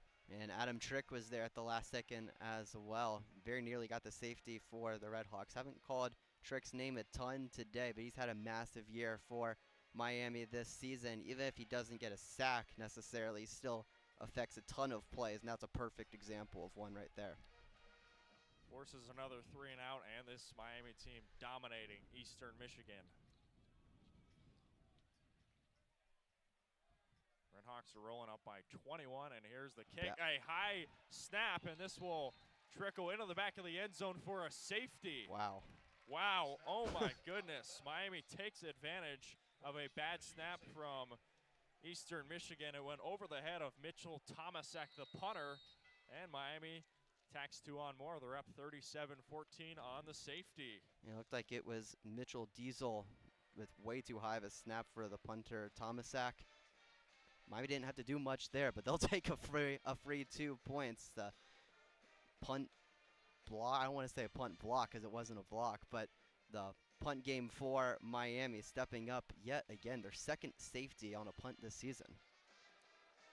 And the RedHawks are now up by 23, so they build their lead even more. And yeah, I mean, if you're going to get free points, might as well take them. RedHawks are rolling right now. And Take a break, and we'll be back in a moment here at Yager Stadium.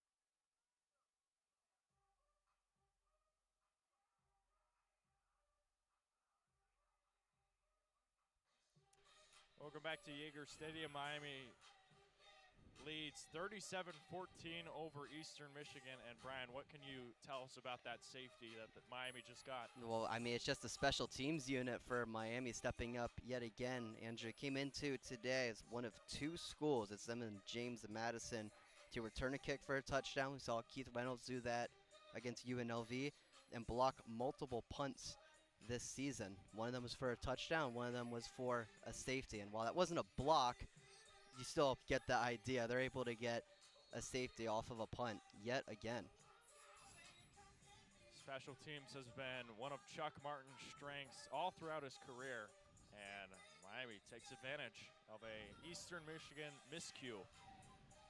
Dilbert set to dump this one away, and this will be caught for by Miami. Looks like it's Keith Reynolds.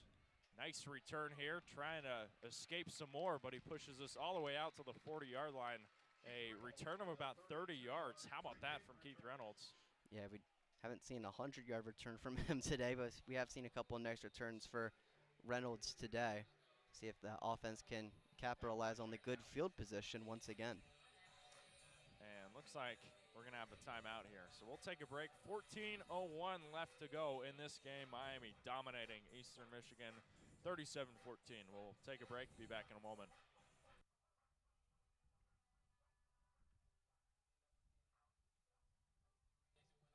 Quick timeout, and we are back here at Yager Stadium. Winds have picked up here. And the RedHawks are looking for another scoring drive. First and 10 at the 40-yard line for the red and white. Three receivers left, none to the right for Daquan Finn, and we've got a whistle. Might be something with the clock, potentially. One of the officials having a word with Chuck Martin. No flags, nothing else, and we resume play. 14:01 left to go. First and 10 at the 40-yard line for Daquan Finn and the RedHawks. It is a handoff, Josh Ringer, and he cannot escape a tackle. Brought down by Sterling Miles, the sixth-year grad student, former Cincinnati Bearcat, forces a 2-yard loss on the play. Yeah, he was really all over it, all over Josh Ringer, able to get a 2-yard loss, as you mentioned. This is a drive that the RedHawks are absolutely going to use the clock. Certainly try and be run heavy, but I want to extend this drive. Don't want to give it right back to the Eagles. 2nd and 12 at the 38. Finn claps once, using all of that play clock. 5 seconds left, and he fakes the handoff to Josh Ringer, dances around at the 40-yard line, and he steps out of bounds at the 42, but we've got a flag on the play. Yeah, it looks like a holding. Looks like this will be coming back. Really the last thing you can afford there if you're Miami.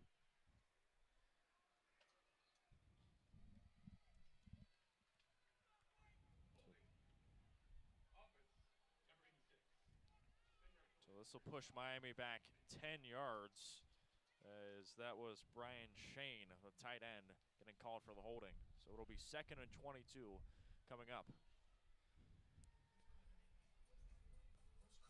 You'd probably still expect Miami to run the ball at least once here. Try to pick up a few yards, and more importantly, try to drain this clock out. In an ideal world, you can go down the field, get another touchdown, get a quick stop, and get some more touches for some of your lesser used players, ideally. 13 minutes left to go in the game. 2nd and 22 at the 28-yard line. Ball on the right hash for Daquan Finn. Finn hands it off. Josh Ringer up to the 30-yard line. Gets about 3 yards before he's tackled. It'll be 3rd and long coming up. Stopped by Sterling Miles. And once again, it was Sterling Miles making the tackle for Eastern Michigan. Made a couple nice tackles here to start off this drive. Gain of 4 on the ground from Josh Ringer, and it's 3rd and 18 at the 32. See what Miami decides to draw up here. Certainly going to be a pass as Cam Perry is out on the far side. Twin set for the red and white. 3rd and 18 at the 32-yard line. Finn will hand it off. This is Josh Ringer again getting out past the 35-yard line. Gets about 4 again. And Miami will give it right back to Eastern Michigan. Stop by Sterling Miles. An ideal drive there for Miami. The holding penalty from Shane really set them back, kind of stopped the drive before it really got going, but you're able to drain a couple minutes off of the clock and inch closer and closer towards another win. Yeah, no need to really try and score again unless you have a good opportunity, and they use up a good amount of the clock there. Used about 2.5 minutes or so. We'll let this one roll down to zeros. Miami will take a delay of game. Gives some more space to their punter, Jordan Staten. And now Miami will punt it away at about the 32-yard line.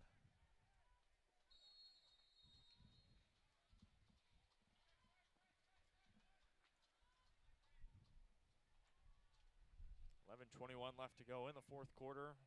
4th and 18 for Miami, and Pierce Staten kicks this one away off the right foot. Fair catch called for by Eastern Michigan. That was Porter Rooks, and he catches it near the 26-yard line. So it'll be 1st and 10 at the 26, and with that, we'll take a break. Be back in a moment here from Yager Stadium. Stay with us for a fun finish between Eastern Michigan and Miami.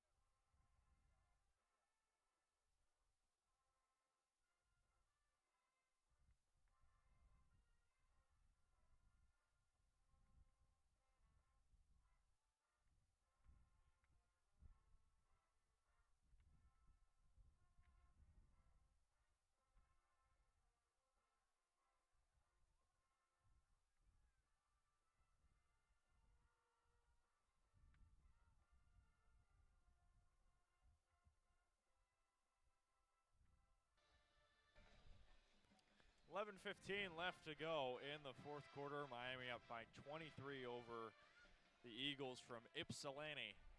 Miami looking for their 4th win in a row, and it is getting closer and closer to that point. The way this game has been going, feels like Miami will cruise to win, but we'll see if Noah Kim has anything to say about that. 1st and 10 at the 26. It's a handoff to McMillan, and he gets past the 30-yard line. Picks up about 5. Dante McMillan on the carry. Gotta give a lot of credit. This Miami defense has shut down Dante McMillan today. I feel like we've been saying that all day, but it's definitely worth mentioning. Just 26 yards for him today after back-to-back 100+ yard performances. 8 carries as well. 2nd down and 6, and it's another handoff to McMillan. And he gets the 1st down before we got a flag. Dante McMillan, the ball carrier, with a penalty marker. I mean, yeah, Dante McMillan from Seattle, #1 in the MAC in rushing yards, and now just gets past the 30-yard mark here in the 4th quarter. Holding on defense, and Chuck Martin not happy about that at all. Still into it. He's got the headset off, yelling at his team. Certainly like to see that, though. Say foul on number 19 for Miami.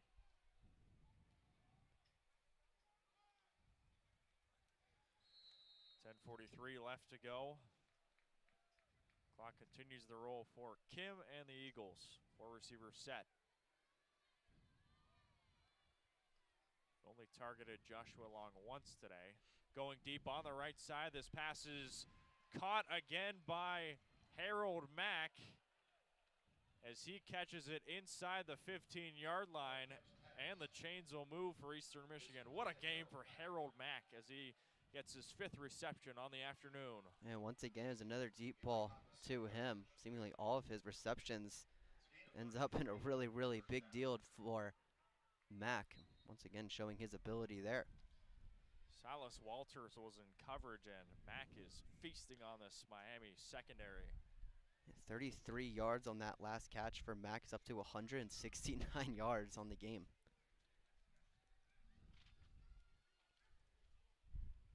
Under 10 left to play. Kim takes the snap, goes on the right side, passes tipped, incomplete, but we got a flag in the secondary. This is probably going to come against Miami. Blakey got the tip on that one. Yeah, it looks like they're trying to call a pass interference on Michael Yarborough, and I think he is arguing to the officials that the ball was tipped by Blakey, so shouldn't be a penalty called. So we'll see if the contact happened before or after. Yep. Yeah, exactly there, Bryan. Incomplete pass. Great job there by Eli Blakey to sneak upon that one. And smart by Yarborough as well, knowing that the ball was tipped and knowing you're not going to be called for a pass interference penalty, not being afraid to get physical with the receiver. Clock stops at 9:52, 2nd and 10 at the 21-yard line on the right hash for the Eagles. Take a handoff. It's a pitch down low to Dunlap, and Dunlap gets past the 20-yard line, maybe picking up about 2 or so. Or excuse me, that's Dante McMillan. Gets a couple, and that'll bring up 3rd and 8. You'd really have to expect Eastern Michigan to go for it on 4th down. Doesn't really matter what the yardage is at this point, down by 23, so probably expect another shot towards Mack. Gotta know where he is if you're the Miami defense. 3rd and 8 at the 19 for EMU. On the right hash, 19-yard line. Tight set here for the Eagles. Kim slings it on the left side. This pass is caught again. Another Eastern Michigan touchdown, as this one is that is Nick Devereaux. It's a 19-yard reception, and Eastern Michigan answers, gets it a little bit closer, and it's now 37-20 Miami in the 4th. Yeah, Kim able to hit up Devereaux in the corner of the end zone. Nice throw from him. Devereaux gets his 2nd receiving touchdown on the season, and unsurprisingly, Eastern's going for 2. Kim rolling out right, throws over the middle. This pass is caught for a 2-point conversion. Looked like it was Porter Brooks, and they get it. So now they make this a 13-point game. 35-22, Eastern converts on the 2-point conversion. Yeah, smart play there from Eastern Michigan. Not a great drive there for the Miami defense. Have to assume that EMU will elect for an onside kick when the upcoming kickoff comes. So they make it a little bit closer. Eastern not going away so easy. 13-point game, 9 minutes left to go. And this upcoming drive is going to be crucial for Miami. We've already seen how good that connection between Mac and Kim is. And we'll see if Miami can answer that most recent touchdown. Be back in a moment. It's 22-35 Miami over Eastern Michigan.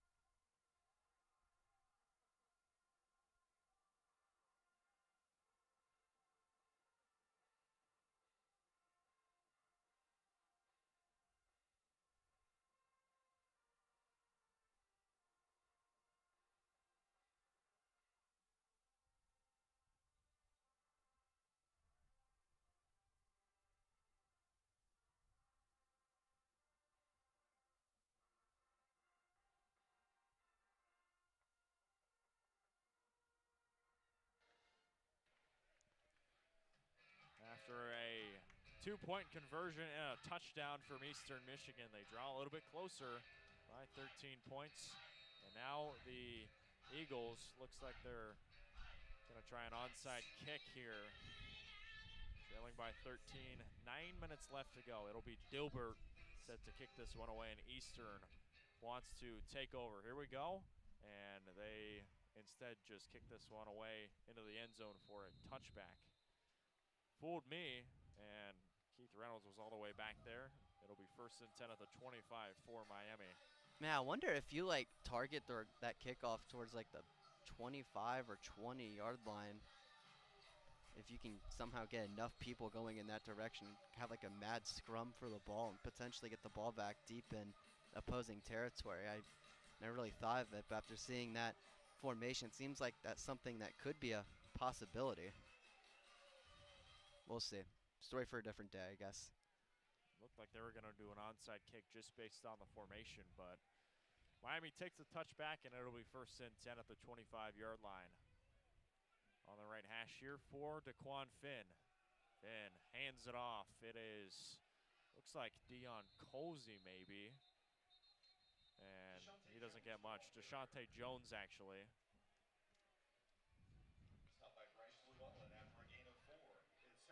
First carry for DeJounte Jones today. Usually see him in goal line or short to go situations. Just that line last week certainly reflects that. 3 carries for 1 yard, but that 1 yard was important. It was for a touchdown against Akron last week. Those are usually type of performances that he puts up, but a nice run there for 4 yards. Gets a solid gain there. 2nd and 6 at the 29-yard line. 2 on the right, 1 to the left for Daquan Finn. It's another handoff, and here comes Deshaunte Jones putting on the stiff arm, and Deshaunte Jones has some room. 40, 30, and he is tackled down right at the 25-yard line. What a play there from Deshaunte Jones. Head down, and he makes a great run here in the 4th quarter. I love the blocking there from the offensive line. Create a wide gap for DeJounte Jones to power through. He's able to get a couple of Eagle defenders off of him as well to get the huge gain. 46 yards on the run from Deshaunte Jones, and that puts Miami in some great field position right at the 25-yard line. It's exactly what you want in this situation. Up by 13, trying to use the clock, and they do all of the above. They advance it well. Ball on the right hash. Handoff to Josh Ringer, and he gets about 4 yards there on first down.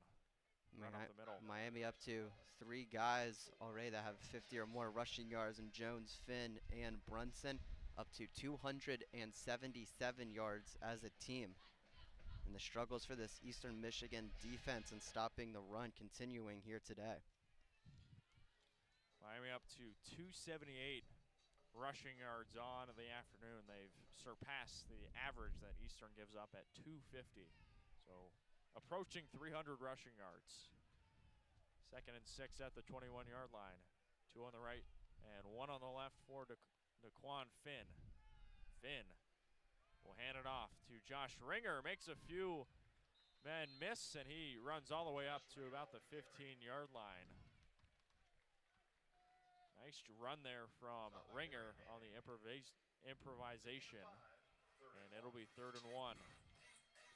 This is usually a type of situation where DeJounte Jones would come in. It looks like he is for Ringer. More traditional role here for Jones.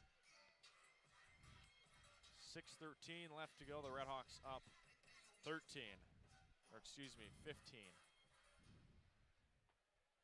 37-22 our score. Got the extra 2 points from the safety. Under 6 left to play. 3rd and 1. It's a handoff. DeJounte Jones powering forward, and he's got the first down. Nice work from the redshirt freshman from Cleveland. Yeah, DeJounte at 5'10", 248. Certainly the biggest running back that the Miami RedHawks have. Can really power through in short yardage situations such as that. Under 5.5 now left to go in this game. RedHawks are going for the put-away drive here. Yeah, if you're able to get a field goal here, if you're Miami, make it a 3-possession game, that should pretty much make it out of reach for Eastern Michigan. At the very least, you're getting time off of the clock.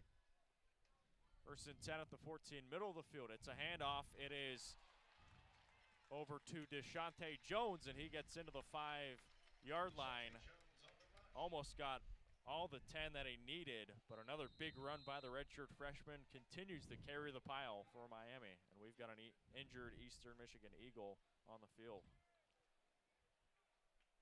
It's certainly been the DeJounte Jones drive so far. Up to 61 yards on just 4 carries, all of which have come on this drive. He's just been really, really exceptional on this drive. Kind of saw a similar drive like this in the last game we did against Lindenwood. Towards the end of that game, we saw Jordan Brunson just getting the ball over and over and over again. He was able to get, I think, 80-something yards total in that game, and most of it coming in the 4th quarter. And these reps are just so important because you never know when you're going to need somebody, especially Brunson's a perfect example of that, with Kenny Tracy now out for the year. Brunson having to step up and be that main guy. Injured Eagle, it was Caleb Dobbs, the defensive back, and he will step away for a moment. And the thing about DeJounte Jones, 2 touchdowns in 3 of 4 games. Of course, the short yardage type of running back, but he is having a great game so far. 9 carries and 64 yards, having himself a phenomenal game. 2nd and 1 at the 5-yard line for Miami. DeJounte Jones lined up right next to Daquan Finn. 2nd and 1 at the 5 on the right hash. And you'd really have to think Miami will let the clock keep running here. Yep. Down to 22 seconds on the play clock. Let this one go to about the 4:10 mark. Everyone's just sitting still. Play clock at 10 now. Actual clock at about 4:20. And play clock at 2. Finally snapping it, and it's a handoff to DeJounte Jones, who gets all the way up the middle, pushes the pile enough for a first down. Got about 3, and that'll set up a first and goal at the 2-yard line coming up. And Miami's going to take a timeout with 4:05 left in the game. I think Eastern Michigan called the last time out. I was just about to wonder if you're Chris Creighton when you would want to start to use your timeouts as this game goes on. Use their first timeout of the half here. Stops the clock at 4:05. Well, Miami 4 minutes away from a likely victory, assuming no insane comeback. Eastern Michigan's next game will be against the Ohio Bobcats in Ypsilanti in a week. That'll be a 12 o'clock start against the Bobcats. And for Miami, their next game will be a week from today at 3:30 against Western Michigan. That's going to be a great game. Yeah, both teams undefeated in conference play. Western Michigan off this week, so they will head in to next week's game undefeated, as well as these Miami RedHawks. Both teams 4-3, or Miami's not there yet, but they very likely will be 4-3. Both teams 3-0 in conference play. Probably the biggest game in the conference next week. 4:05 left to go. First and goal at the 3-yard line. It's a handoff to Shante Jones going on the left side right into a sea of Eagles. And he gets one, if anything, on that play. And Eastern will take another timeout. So they're now using their timeouts here. Gain of 1 from Jones. It's interesting the officials said that was their second timeout of the half, so Eastern Michigan will have one more. They did have that timeout really early on in the second half when the headsets were going off. I wonder if they got that timeout back because of the situation around it. I don't remember them announcing it, but I wonder if that's something that they added on. Probably did. They probably gave it back since it was a technical difficulty type of setup there. Anyways, 3:58 left to go. Miami up 37-22. Looking for the put-away touchdown. 3:58 left to go. Middle of the field, second and goal at the 2-yard line. Got the Shante Jones right next to him. Big boys up front here for Miami. It is a handoff to Shante Jones, diving for the end zone, and he is in for a touchdown. DeShante Jones gets his 4th rushing touchdown on the season, and Miami takes a 43-22 lead, a 2-yard rushing score from Jones. And it was really his drive here, Andrew. 66 yards all from Jones, and he had to get the touchdown, right? You just got to get it to him in that situation. Really happy for him to make his way in the end zone for the first time today and the 4th time this season. 6th touchdown of the afternoon for Miami. Here's the extra point. Dom Jobin.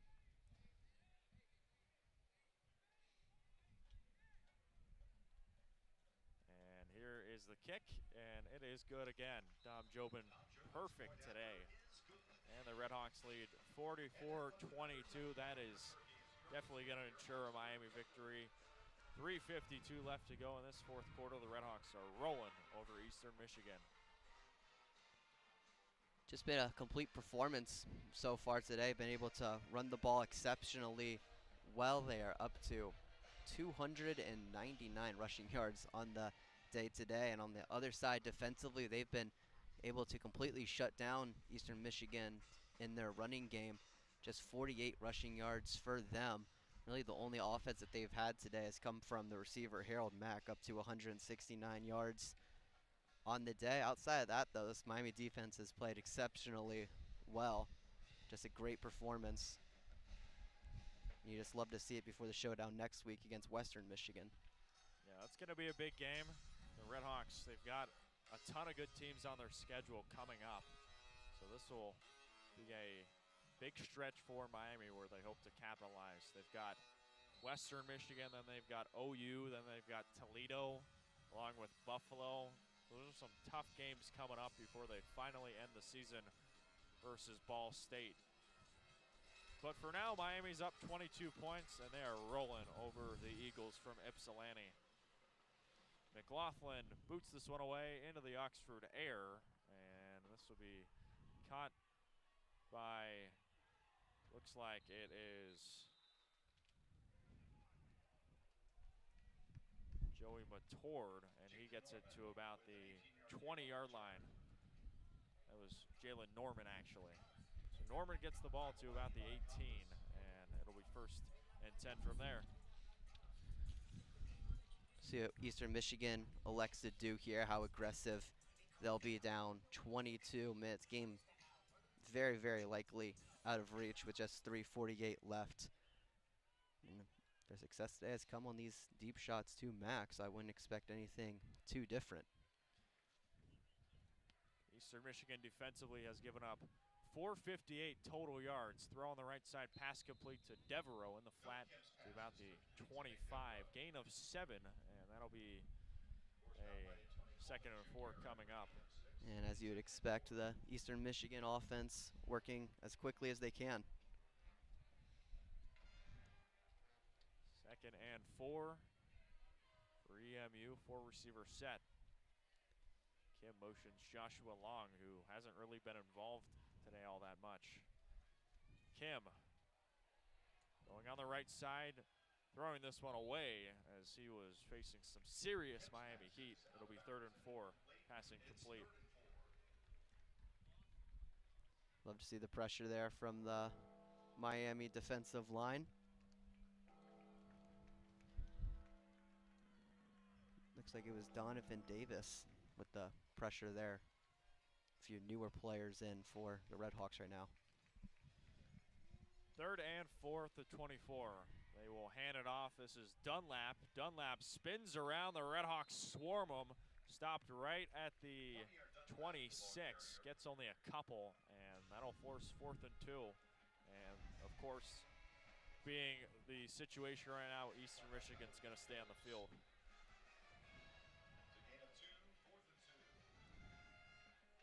Eastern Michigan 0 for 1 today on 4th down. 2:45 left to go. Need 2. It's a handoff to Dunlap, and he gets the 1st down. Gets it on his feet, gets about 8 yards or so, and that will signal the chains to move along. A bit of a shoestring tackle there from Miami. Could have been a lot more for Dunlap. Eagles moving quickly. Kim looking downfield. He'll step up and scramble on the left side. Kim will race to the sidelines on the near side, and he will step out of bounds at about the 36, so only gets about 3 yards or so.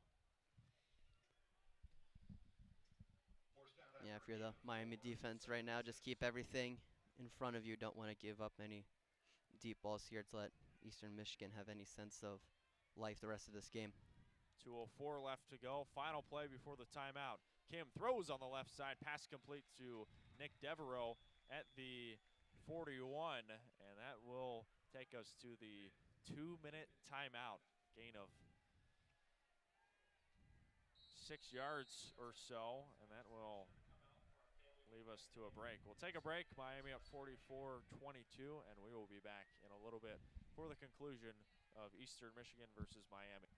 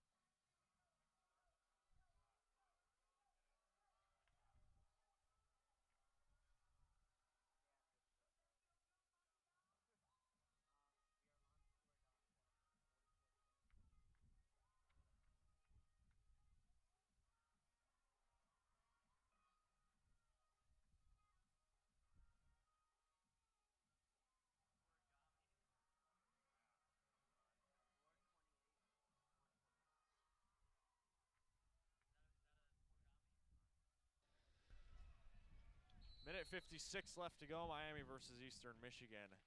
Eagles trying to get one last touchdown in them before the end of this one. It's a handoff to Dante McMillan, who gets to about the 44. Needed 2 on 3rd and 2, and he got more than that. Moves the chains. Stop by Tyler Ecos, first down. 1st and 10 at the 44. Eagles moving quickly. Noah Kim going on the left side. This pass is caught, as that is Harold Mack again, making a nice catch in traffic. Pushes it inside Miami territory past the 50-yard line now. Yeah, good coordination there from Mack to make the catch. Kind of bobbled it for a second, but was able to haul it in. At the 46, 1st and 10. Kim looking deep, pressure coming, and Kim is brought down. RedHawks bring the hammer. They get their 3rd sack of the afternoon. It's Christian McKinney laying down the blow, and that'll be a loss of 4 on the play. Nicely done by the RedHawks. A good rush there from McKinney. He's able to get to the quarterback and take down Kim. Love seeing it for him. And Eastern Michigan forced to use their last timeout. Stops the clock at 1:23 left to go.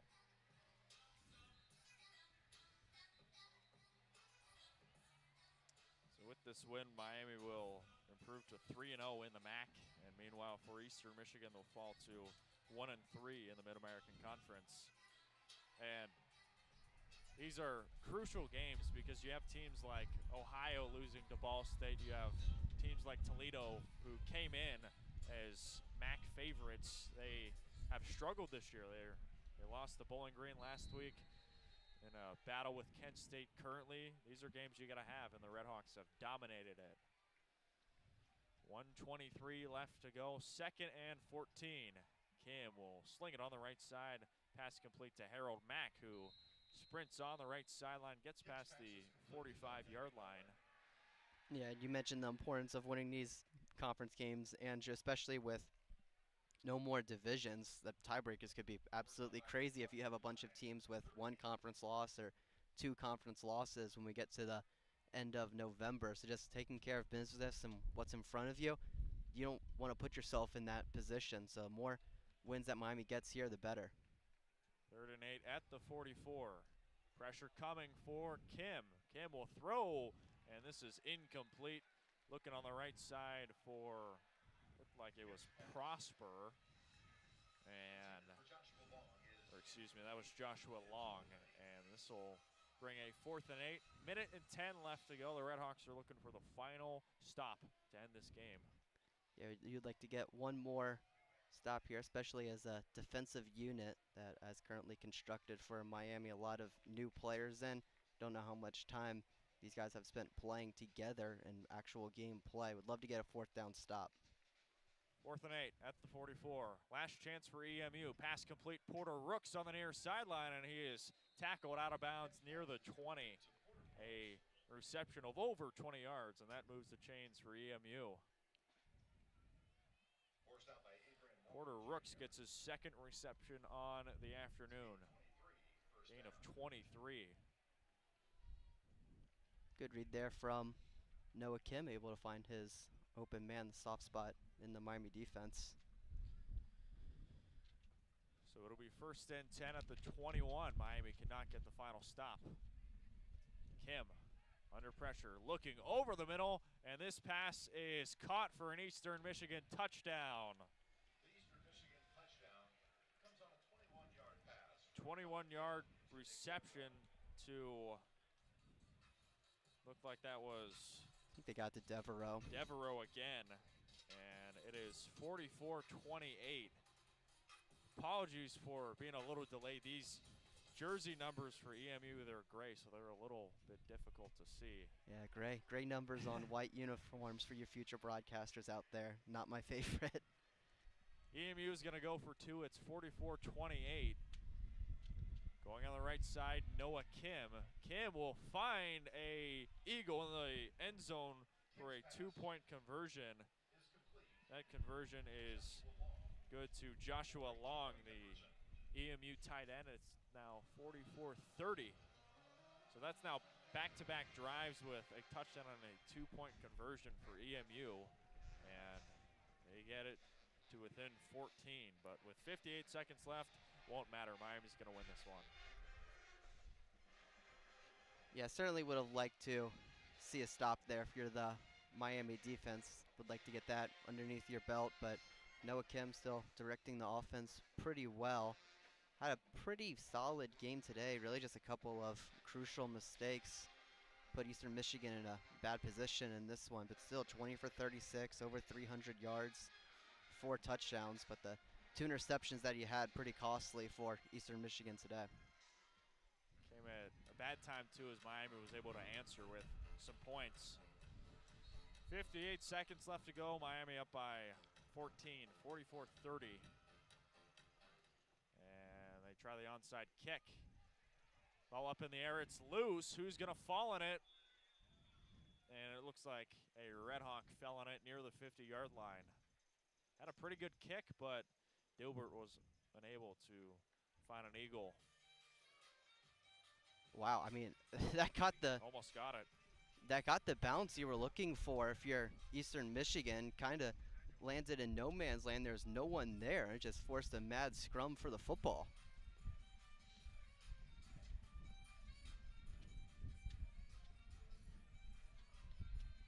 Could be something to look out for as this week progresses. Miami might have to improve on their onside kick unit. Able to get it there, but in a situation where it's much more consequential, could come up big later on in the season.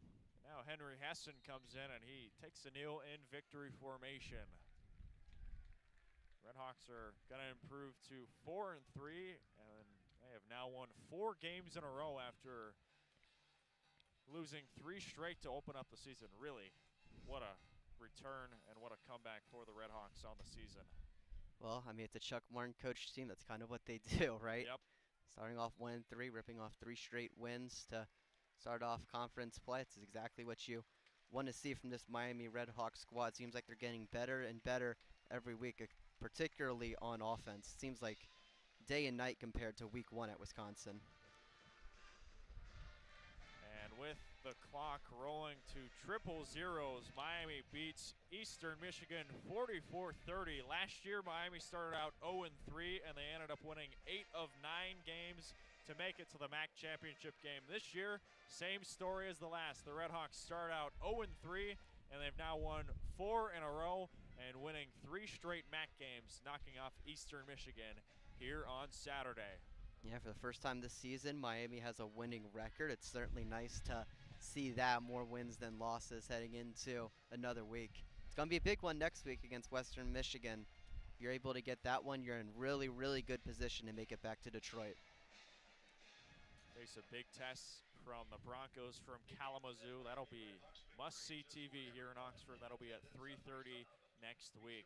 Miami offensively had 454 total yards on offense, 295 rushing yards, and 159 passing yards. They dominated and handled Eastern Michigan in today's contest. Well, with that, Miami improves to 4-3, 4-game win streak, and they'll take on Western Michigan next week. And one more thing, it was really good to see the rushing attack play really well today for Miami. Obviously, you have no Kenny Tracy, but Jordan Brunson over 100 rushing yards and Deshaunte Jones 66 rushing yards. It's good to have that next man up mentality, and Miami made it count against Eastern Michigan. Yeah, absolutely. With Kenny Tracy being out for the season, unfortunately, some guys were going to have to step up, and Jordan Brunson certainly did that today. Also very encouraged with DeJounte Jones at the end of that game, and you can't count out DeQuan Finn's legs, as well as able to get a couple touchdowns. 58 rushing yards for Finn as well, along with 2 rushing touchdowns. Well, that's going to do it for us with Bryan Miller. My name is Andrew Relvas. Miami beats Eastern Michigan 44-30, and they will now head into a big game against Western Michigan next week at 3:30. Thanks again for tuning in. Hope you have a great rest of your weekend, and we will now turn it over to Sean Wiesemann for our Red Hawk Radio post-game show.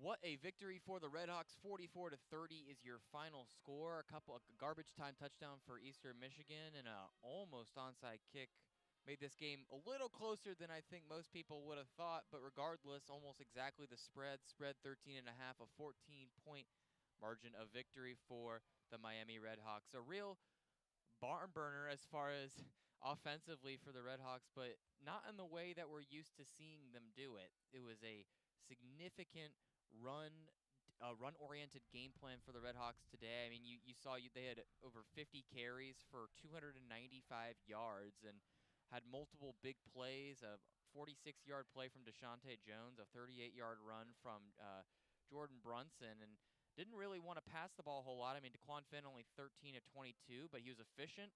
Only got sacked once. Scored 2 touchdowns through the air and 2 through the ground. He ran for 9 carries for 64 yards. And, once again, that is what Miami's certainly capable of as long as DeQuan Finn is at quarterback. A guy who can really dual threat. But also what I was really impressed with is despite Kenny Tracy being out for the season, they were really able to get the run game going. Jordan Brunson averaging over 5 yards a pop.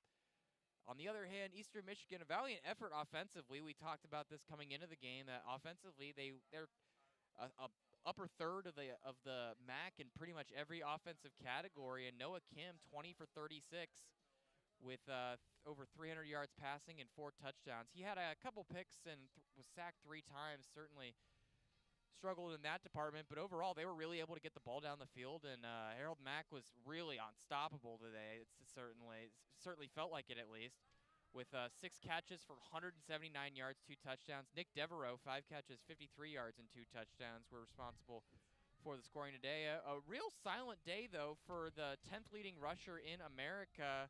McMillan only had 11 carries for 37 yards, only had 1 carry for didn't have a single carry of more than 10 yards, rather, and really was stymied as the game plan kind of shifted towards more of a run or a passing offense for the Eagles, and as a result, it really was just all day. It was just an all-day passing for the Eastern Michigan just to try to keep pace with the Miami offense. Well, we'll step aside here as the final score here is 44 Miami, Eastern Michigan 30, and a real good win, but looking forward to next week against the Western Michigan Broncos here Saturday at 3:30 here at Yager Stadium in Oxford, Ohio. We really appreciate you listening. I'm Sean Wiesemann, and we will catch you next time.